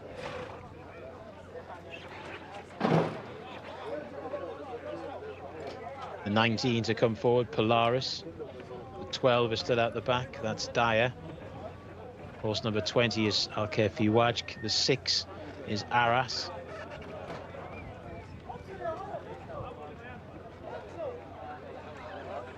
And those check colours with Khalid Al-Mamoni aboard.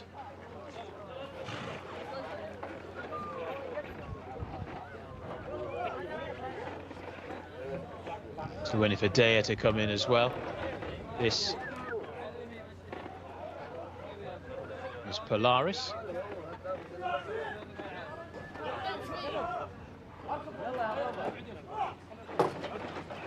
Aras to come forward. This is horse number 20, Al-Kafi Wajk. So 2,400 metres again, 1.5 miles in old money. Barak Al-Anea are in shot there, housed in stall 5. as indeed is the camera. Almost ready. Gates back and away they go, racing for this locally bred open horses open contest, and it's over the 2,400. Nice start from Moeta towards the rail. Also prominent in the early stages is Arras in the check jacket, and Arras goes on. Alongside that one is Moala in the orange and black colours. Then in third position, the horse number 14, Hathaf, is just pushing on. They're then followed right round the outer by Alker Fiwaj, who's taking the turn in a very wide posse. Then at the inside, Moeta, followed then towards the outer in the white and blue colours by Taze White. They're then followed by Modher, who's in the light blue. Intergene, the international market's favourite, is on the inside at the moment from gate one, getting an economical run round, but is a little bit back in the run.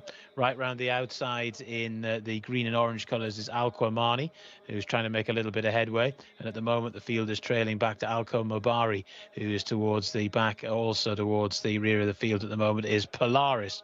So they're making their way over onto the far side of the track, and it's Arras that's out in front to the black and orange colours there of Moala, who's racing in second. Towards the outside now and making a bit of progress is Hathaf. They're then followed by Alker Fiwaj, who's in fourth spot, but is quite a long way down in fourth position. Then up the inside in fifth, Taze White, who's still going pretty well and just advancing his position a little bit. Then Moata towards the near side, the first white stable colours. Intergene now just being nudged along a little bit. Najabat Alays, the dark green with the black cap, is trying to get a little bit closer around the outside. One that's just gone in front of Intergene now is Akko Mobari, who's staying on from the rear of the field. So they're starting to make the turn here, the long rangy turn at the top of the track, and the lead is now with Hathaf by about half a length to in second position Arras. They're well on from Fakir Al-Waj, who's racing in third now, just being passed up the inside by Taze White, who continues to persevere.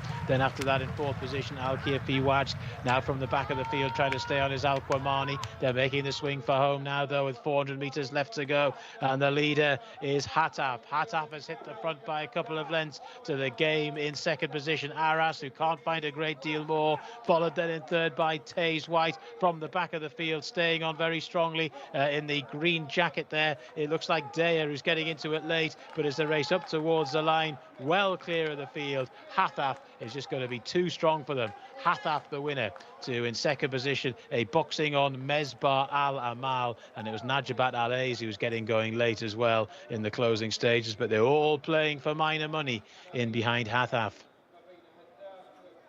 A very, in the end, authoritative display. 2 minutes 38.07 seconds there, the winning time for Hathaf in the hands of Mohammed Al Yami. Was a last start winner and was pretty well fancied in the betting.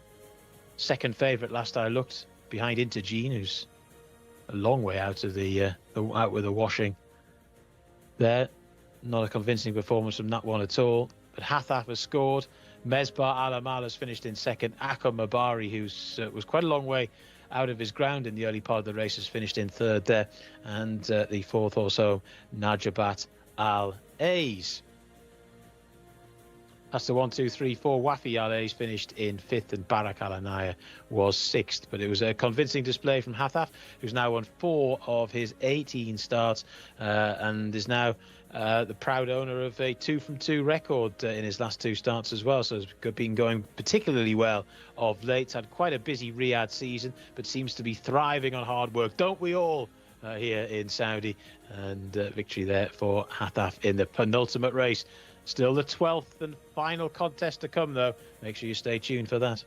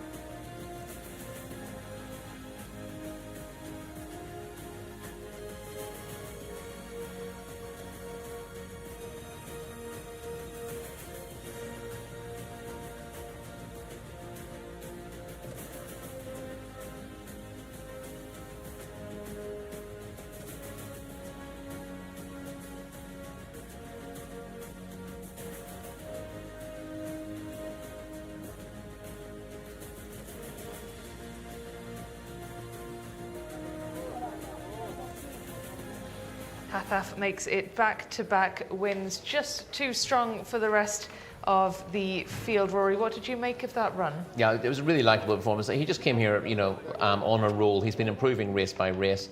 He won that cup race, the Al Juf Region Governor Cup last time out.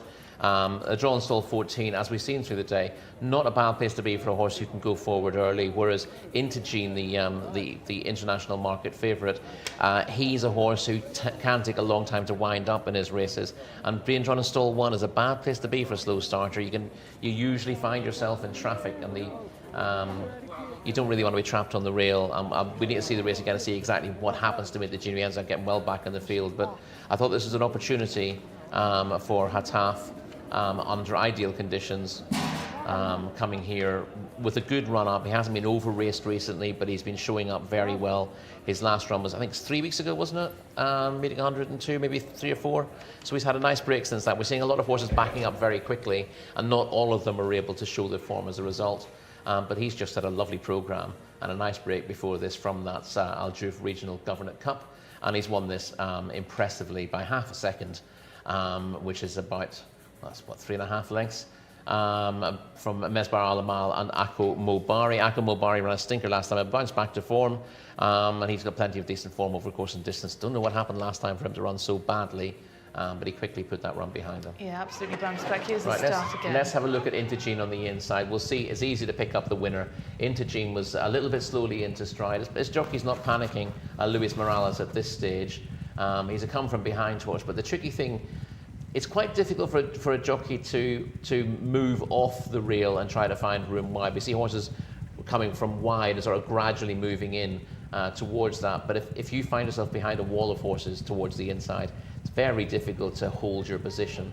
And I'm just watching to see what Lewis does at this stage. At this stage, the winner has actually already got himself to the front. He's leading at this stage from the outsider, Akir Fiwaj, came from the widest stall.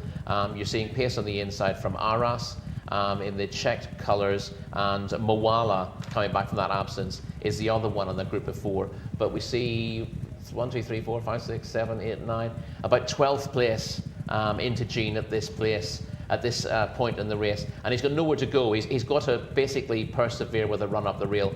He's going perfectly well, but there's no great run for him at this stage, and Luis Morales has to wait. And horses just get disappointed often in this position. He's got a weakening horse on his outside, but he can't just come past him. He doesn't want to bash him out of the way. And I think at this stage, Luis has pretty much decided the run's not going to come from me, and he's not really getting after the horse. At this stage, maybe just hoping that they fall in a hole up front, but I think he's just going through the motions. Just got himself in a poor position because his run style doesn't allow him to get somewhere where he can make mid-race headway. And as a result, he's almost last, turning into the straight, whereas the winner is in front. He's up against Arasa, a relative outsider, who's refused to race on his last 2 starts. Who was coming out of stall 12. He refused to race last time and refused to race again. So we had 2 of them who do. Aras was in his best behaviour this time, and he's run well for a long way, but didn't have the guns of Hathaf from the home bend. And at this stage, the race has been over for Intagene for a while, and I think he's just been given a fairly quiet time towards the back of the field, because there's no point in trying to burst him at this stage to finish midfield. So Luis Morales probably looking after him. We can't really tell because we can't see that far back. Indeed we can't. Looking at Hathaf in front, led from the start really, so impressive. A really consistent run from that horse, back-to-back wins as well. What next for this colt? Well, he's going to have a break. Well, hopefully we'll find out from connections after the race, because he's a 6-year-old who's shown his best form here. He wants a 1.5 miles. There really is a lack of good 1.5 mile races in Taif. So it may well be that he has a long break now and comes back here next season, or maybe gets a spin. Maybe gets a spin in Taif and see how he does. But it wouldn't be a massive surprise to see him just given a break now, because he needs a break anyway. And there certainly isn't anything in the early weeks of the Taif season, unless they change the programme around markedly from last year. It is a bit different. I know that we haven't seen the full programme for Taif, but we know that the calendar will start a little bit later. There's probably going to be more races on a card, so there may well be changes to the races that we've seen there, but I don't think there's anything for him immediately. He's obviously a fairly high class performer, just short of he's short of group class, but he's good enough for these long-distance cup races. They're maybe a little bit less competitive than the cup races over a mile, which can get very, very strong. Again, the majority of the horse population here are sort of milers, 1,800-metre horses. Those who truly stay a mile and a half are a little bit of a rarity, and he's very much one of those. Do you think the rating of 92 is about right? Yeah, I don't think he's had to improve an awful lot. If you look at the horses he's beaten here, in the end, it's Mesbar Alamal who's finished second. That horse is rated 76. So he hasn't had to run to his rating to actually beat Mesbar Alamal. Najabat Alays is a decent performer. He's rated 92. He got behind, but ran on strongly into second. So you can mark him up a little bit for the way he's come through that race. The horse that the winner was battling with for much of the way, Arras, is rated 86. So he's only had to run to his mark probably to win this, with Najabat Alays probably not running to his best because of the way the race panned out for him. So I don't see it. The handicapper usually puts horses up a little bit for winning races like this, but you can certainly argue that he's simply run to the same level as last time, and he doesn't need to go up any further in the weights. And just quickly on Intergene, do you think it was just a case of having that kind of bad start that made the difference? Do you think if he was maybe broke from the stall in the middle, that things would have been different? It would have helped him, yes, because it's a lot easier for a jockey to ride a horse with his run style from wide right, because it gives you options. You can go inside, you can go outside. If you're on the inside in the first place, the only way you can go is out, and because you're on the inside, there tend to be horses on your outside as well, so you actually don't even have that choice. You just got to wait for gaps to appear. If you've got the speed to lead, then you can make your own luck. Intergene doesn't, so he was entirely reliant on luck there, and he got no luck. He's not going to be an easy horse to win with because he's fairly paceless early on, but he can make himself look good in high-quality races, as he did against My Frankel earlier in the season. Absolutely. Thank you very much, Rory. Let's head now to John Blands for the final race of the evening. Thank you very much, Rebecca. Yes, the 12th and final contest of the night. And horse number 1 is Al Mutib in the hands of Mohammed Al Nasser. Horse number 2 is Capitulation, Mohammed Saeed. 3 is Nasrawi, Khalid Al Mamoni. 4 is Houghton of Youth, Luis Morales. Horse number 5 is Persian Moon, Abdullah Al Shra. Horse number 6 is Humour Maker, Tariq Al Mansour. 7 is Freshwater Cliffs, that's the mount of Rakan Al Obeid. And horse number 8 is Rafio, Muhammad Al Yami. Horse number 9 is Luganini, Abdullah Al Orfi. Horse number 10 is Sayasi, Abdullah Al Tayar. Horse number 11 is Calculation, Abdullah Al Azari. Horse number 12 is Dubawi Delight. Horse number 13 is Bismillah Al Eliyah, Ali Al Mimoni. Horse number 14 is Trivoli, Fahid Al Faredi. Horse number 15 is Crossed Baton, Abdullah Al Kradis. Number 16 doesn't go, so number 17 is Sugan, Ayan Al Tarizi. Horse number 18 is Forgivable. Horse number 19 is Eagle's Flight, Abdulaziz Al Yesh. And horse number 20 is Anatomic in the hands of Naif Al Anasi. The reserves there aren't running, so we go down to horse number 20, and they're making their way into the parade ring for our 12th and final race of the night. It's an open race over 2,400 metres, although it's not necessarily the best example of an open race here at Riyadh all season, but it's still going to take a bit of winning, and hopefully we'll be able to find you who's going to do exactly that. Back to the guys in the studio. Thank you very much, John. We'll catch you in around about 10 minutes' time.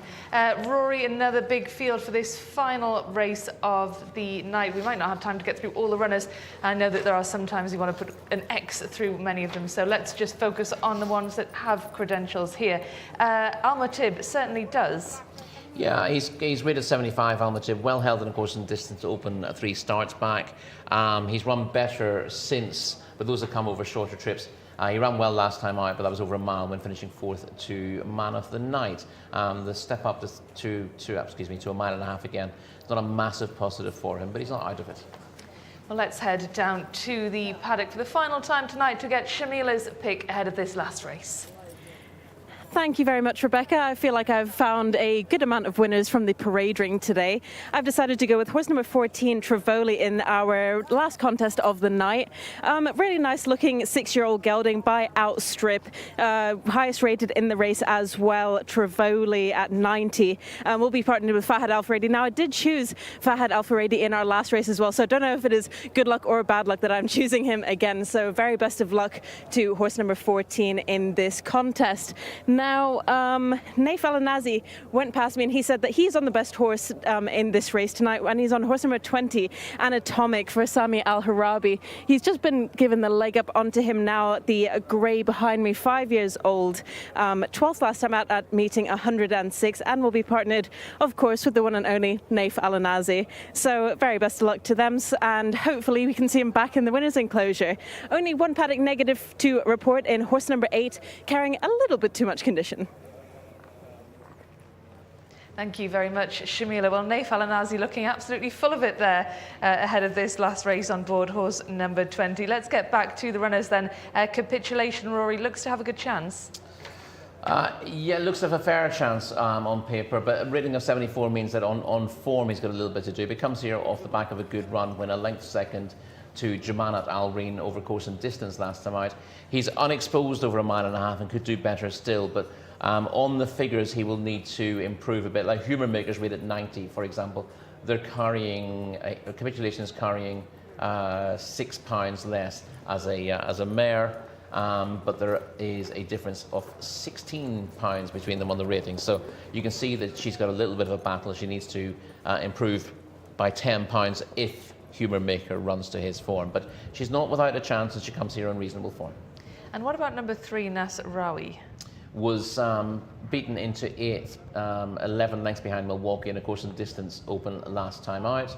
That was just his third run of the season here. We saw one in these colours improve a chunk for its third run last time in 2 races back. So I think he is open to a little bit of improvement, Nasrawi, on this season's form. Plenty of form elsewhere, the son of Kitten's Joy, but just 3 runs in Saudi Arabia so far. I can imagine that you might want to put a line through numbers 4 and 5, or am I wrong with that? Oddly enough, because Houghton of Youth does deserve a mention. He won a course and distance open this time last year. He also won the Okaz Cup in Taif. His form has been in and out since, because I think he's a horse who likes to get on the front end and likes to dominate a little bit, and it's been very hard for him to do that. He's been out of form of late, and it maybe with his last 2 runs coming, meeting 103 and meeting 106, he might have had too much, but he's not out of this entirely. This is Humour Maker, who you've already touched on. Yeah, you see Humour Maker going to the front to win here 2 starts ago. Since then, this is over course and distance, so we know that he stays the trip well. Since then, he's been beaten, but that was over 1,800 metres in a Jcsa challenge. He probably found that a little bit too sharp because he stays the 2,400 metres well. On the pick of his form, he's just about the best of these with a rating of 90. And we are now looking at Trivoli, horse number 14. Yeah, you see Trivoli in the orange with the blue cap and the white noseband coming through runners over 2,100 metres on turf to win. This is going back 3 starts. He had Bismillah Alea behind him this day. Bismillah Alea is also in the field. That's Bismillah Alea, widest of all there. This is a good bit of form, but his very best form. This isn't his win. This is him finishing 4th on the turf last time out. But he'd been in very good form over 2,100 metres on the turf, and he's got a big chance of translating that across. Just think his very best form is on that turf surface. He's got the same rating as Humour Maker, but he is giving Humour Maker 2.5 kilos. That's £5 differential between them at the weights. I thought they're fairly close together in the betting. I think it's looking at the international market, it was 3-1 Trivoli and 4-1 Humour Maker. I'd have them the other way around. I think Humour Maker is slightly more solid. Trivoli's a classy individual, but I think he's been enjoying himself on turf recently. Well, it'll be interesting to see how he makes the transition to the dirt tonight. Persian Moon, do you want to mention at all? I wouldn't imagine that you do. Persian Moon's had good form in the UK, but it's going back quite a long time. All his wins in the UK, so I think 4 of his 5 career wins came as a 2-year-old, and he's been hard to win with since. Well beaten on his belated return and his last win came in November 2020. Should we skip past Freshwater Cliffs and Raffiot? I'll deal with them very quickly. Freshwater Cliffs absolutely bolted up in meeting 90, but ended up going up in the ratings as a result. I thought that was a very, very good ride. I think it was Rakan Al Obeid who's on tonight, who was on him that day, stole the race by kicking on at exactly the right time, and he's struggled since. But obviously he's capable of winning races occasionally. Raffiot, I don't fancy. Sayasi, but we can talk about Luganini, I suppose. Well, let's do that then. All 3 wins in Saudi Arabia have come in at 1.5 miles, all of them at Taif, though, rather than at Riyadh. He'd been struggling a little bit for form since switching from Taif to Riyadh, but did show a bit more promise when 7th here last time out and seems to be building up to something. Abdullah Alofi, successful in these colours 2 starts ago, was on board, one to consider. I'm sure the calculation probably isn't one to consider. Unsurprisingly, he is. He's a little bit in and out. He's rated 88 at his best. He was third to Human Maker and Premium Ticket over 2,000 3 starts ago, meeting 102. And his run last time out, that came in the King Abdulaziz Racetrack Championship. Really, really tough contest, so you can forgive that run. He's more than capable of bouncing back, and he's, if you had to make a short list of 4 or 5, he'd probably sneak onto it. Let's skip past Dubawi Delight, shall we, and move on to Bismillah Alay. Bismillah Alay, we saw Bismillah Alay finishing behind Trivoli last time out, but was a course and distance winner back in meeting 84, then won over 2,100 metres on turf next time out, and his last 2 runs have also been on the turf, but he's not a turf performer particularly. I thought he won on turf in meeting 90 because he was in brilliant form. I think his best form is on the dirt, and back on the dirt I expect him to bounce back to form. Big chance here. Interesting, so that's number 13. Trivoli, number 14, we've mentioned. Cross Baton, any chance there? Don't greatly fancy Cross Baton on recent evidence. Honour and Pleasure, I think, is out of the contest now. Don't fancy Sugan. Forgivable's got a vague chance. I don't fancy him on recent evidence. He's a nice horse, probably best at a little bit short of this. Was doing well in Taif early season.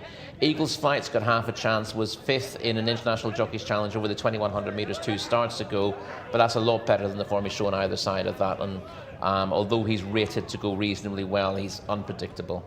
And then Anatomic, the horse that Nathan Al-Nazi says is the best in the contest. Well, that's a big call on paper. He's only had 1 run in the season, and he finished 12th, well behind the horse we just mentioned, Eagles Flight. But he did have good form last season. A course and distance winner in February last year. He ran in the King Abdulaziz Racetrack Championship last season and was well beaten. He probably needed that return. He's a bit of a dark one. I give him a chance. Well, let's head then to John Bland's for the final time tonight for this last race on the card. Thank you very much, Rebecca. Yes, I think we've just about got a full complement here. Not quite. Got the 11 still to go, and that's Calculation. And also to come forward, Houghton of Youth. 19 is Eagles Flight. And the yellow distinguishing cap there belongs to Luganini too, in the Fihan bin Faisal Al Mandil and Sons colours. Off they go, they're racing for the 12th and final race on the card this evening. And Houghton of Youth has shown good early pace to grab the lead. Also pressing on is Sayasi in the purple saddlecloth there, the blue headgear. And also moving on from a very wide gate is Eagles Flight. And Eagles Flight has soared to the front. Goes on to Sayasi, who races in 2nd. To Houghton of Youth is in 3rd. Towards the outside there in 4th is Anatomic, but they aren't mucking around here pace-wise. They're then followed by Persian Moon, who's taking a bit of a trail in the orange colours. The darker orange there with the darker blue Freshwater Cliffs, the 7 horse, who's racing in mid-division at the moment. Then Nasrawi in the green colours. Right up the inside is Al Mutib as they start to make the turn and head on down towards the far side of the track. And the lead is in the possession of Eagles Flight. Eagles Flight by about 3 or 4 lengths. Isn't hanging around at all here. In 2nd position, Sayasi. And then in 3rd spot, Houghton of Youth in the blue and white colours. More blue and white colours there for Humour Maker, who's now made its way into 4th position. Followed then by Freshwater Cliff. Scanning back to the rear of the field, Forgivable doesn't have too many behind it. Neither too does Luganini. So it's Eagles Flight that leads them as they go towards the halfway point on the back straight. Houghton of Youth is racing in 2nd. Sayasi is in 3rd. Humour Maker is in 4th position. Freshwater Cliffs is now making its way through the field there in the orange and blue colours. right round the outside in the maroon and yellow, now making headway, is Dubawi Delight. They're starting to make the turn with around about 600 meters, 800 meters still left to go. And it's Eagle's Flight, who's now being tackled and passed by Houghton of Youth. But here comes Humour Maker right round the outside, making very good and easy looking headway. So it's Humour Maker, Houghton of Youth, these two are driven along in third. Nasrawi is making a little bit of headway. And then after that, a rather tired looking Eagle's Flight. They'll be spinning for home very shortly with just over 400 left to go. Humour Maker and Houghton of Youth. Humour Maker has gone on. Houghton of Youth is very game in second. Nasrawi's in third. Forgivable staying on from the back. Calculation getting going as well as they head on down towards the closing stages, though. It's Humour Maker that's gone on for Tariq Al Mansour. Humour Maker by 4 or 5 lengths. The cavalry are now coming. Luganini is staying on from a different part of the Arabian Peninsula. Inside the final furlong they go. Very tired Humour Maker. Luganini devouring the ground and is beginning to get there. Luganini in time. It was tight for second, staying on well as well. For that spot was Calculation, and in the end, well, long-time leader may have been done for third there, but it's Luganini who's got the nod. Came absolutely flying home. You can see there down the centre of the track in the yellow distinguishing cap, and has scored to defeat, well, Calculation did in the end chin Humour Maker. So Luganini and Calculation got past Humour Maker in the closing stages. They did go a strong gallop there. I'm sure Rory will confirm that, but certainly they were very well strung out in the early stages. The horse that set the early sectionals, Eagle's Flight. It's been a long night, everyone. Eagle's Flight was legless in the closing stages, so they've come from all different parts of the track there.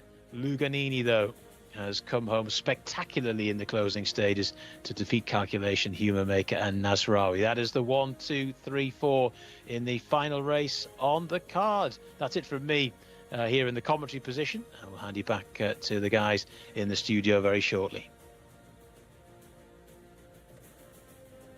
Thank you very much, John. We look forward to seeing you in Taif next season. Luganini just nicked it from Humour Maker. We thought Humour Maker was going to win that one, didn't we? But in the end, it was Luganini, Calculation and Humour Maker back in third.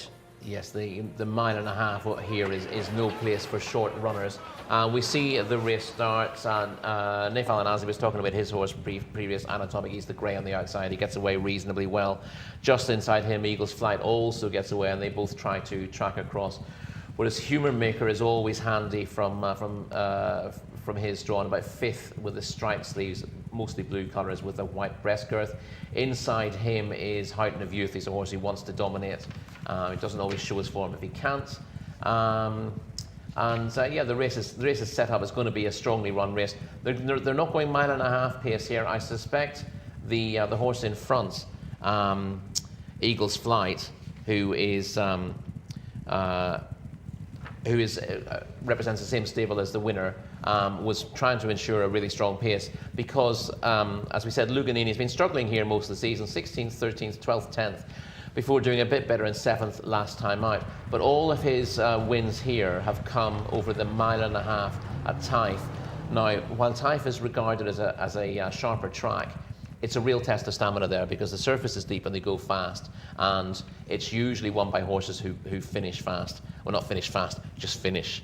They tend to be legless at the end, and because this race has been so well run, this has become a proper test of stamina. Now, the horse who maybe should have won it is Humour Maker, who's travelled best, but I think although Tariq Al Mansour has ridden very, very well of late, I think he was kind of fooled into going to the front a little bit earlier than ideal here because his horse is travelling so strongly underneath him. But once you kick for home and there's nothing else with you, then you get lonely. You're bound to idle a little bit and get tired and look for company. He's got away from Luganini at this point, but you see that Luganini is always, trying to hold a position and stay within shouting distance of the leader. Houghton of Youth is on the inside here, but Humour Maker's going better than him. To be honest, for Tariq, he might have just been better sort of sitting a little bit rather than committing for home, but he was travelling so well, and Houghton of Youth begins to drop away at this stage, and Now he gets to the front, but he also hangs across to the rail, and there are signs that he's beginning to tire, even though he's built up a big lead. And you can see Luganini with the noseband and the white face. He's not flying, he's tired himself, but he just keeps staying, he keeps plugging away. And as the leader gets tired and begins to fly, that gives Luganini something to aim at. And Luganini sees her up in the, sorry, there's two of them with white faces and nosebands. He's the one in the middle of the track with the yellow cap who comes home very strongly. And we also see that calculation in the lime sleeves also stays on late in the day to grab second place. Yeah, fantastic race to end the day's card. That was race number 12 of 12. Luganini nicking it in the end. Humaker fading, perhaps our pre-race favourite. Maybe, do you think that Humaker was a little bit unlucky, Rory? He was, yeah, because I think if he was asked for his effort a little bit later in the day, if the race had panned out slightly differently, he would have won. But he's not quite as strong a stayer as the winner. The winner really wants 1.6 miles around here, but there are no races beyond 1.5 miles. So what he needed was the race to be run at a real end-to-end gallop. And he's won it through staying. He never travelled flashily. He never looked like the winner until very late in the day. But all he does is stay. Let's get your highlight then, Rory, from these 12 races today. Well, in the same colours in meeting 10, my highlight is Mighty River. Not necessarily the best performance on the day, but a very smart performance from a horse rated 85 coming into the not to 85 handicap. And he's been given a lovely ride. We see him in the first colours of Fehan Al Mindil getting to the front with his tongue hanging out, which I don't mind seeing that. Always seems like an honest trait in a horse. But he was given a beautiful ride by Abdullah Alofi, who tracked the leaders, who went very hard. He's moved across from a difficult wide draw, tucked in behind, and at this stage he's only just pulled out for his run. Now, when Loving Feeling, who's the horse in front at the moment with the noseband, made his run for home, but Loving Feeling was tiring, and Mighty River got to the front there under a really well-judged ride. His first ever run at 1.5 miles after quite a few career runs, and it was done to perfection. It was indeed, and a double for the jockey as well, because he then went on to ride the winner in the final race of the night. So great day for him. And as well, it's always great to hear from Sultan Al Mandil as well in his post-race interviews, because he's so open, isn't he? He's really honest and so candid about the way he speaks about his horses and his plans for them. Well, it's been an absolutely fantastic Friday here in Riyadh, our final Friday of the season at the King Abdulaziz racetrack. We have just one day of racing left before we take a big break of around 3 months before we head to Taif. And it's been a fantastic week of racing. Another fantastic day of racing tomorrow with 12 races across the programme. We're looking forward to that, and thank you for joining us.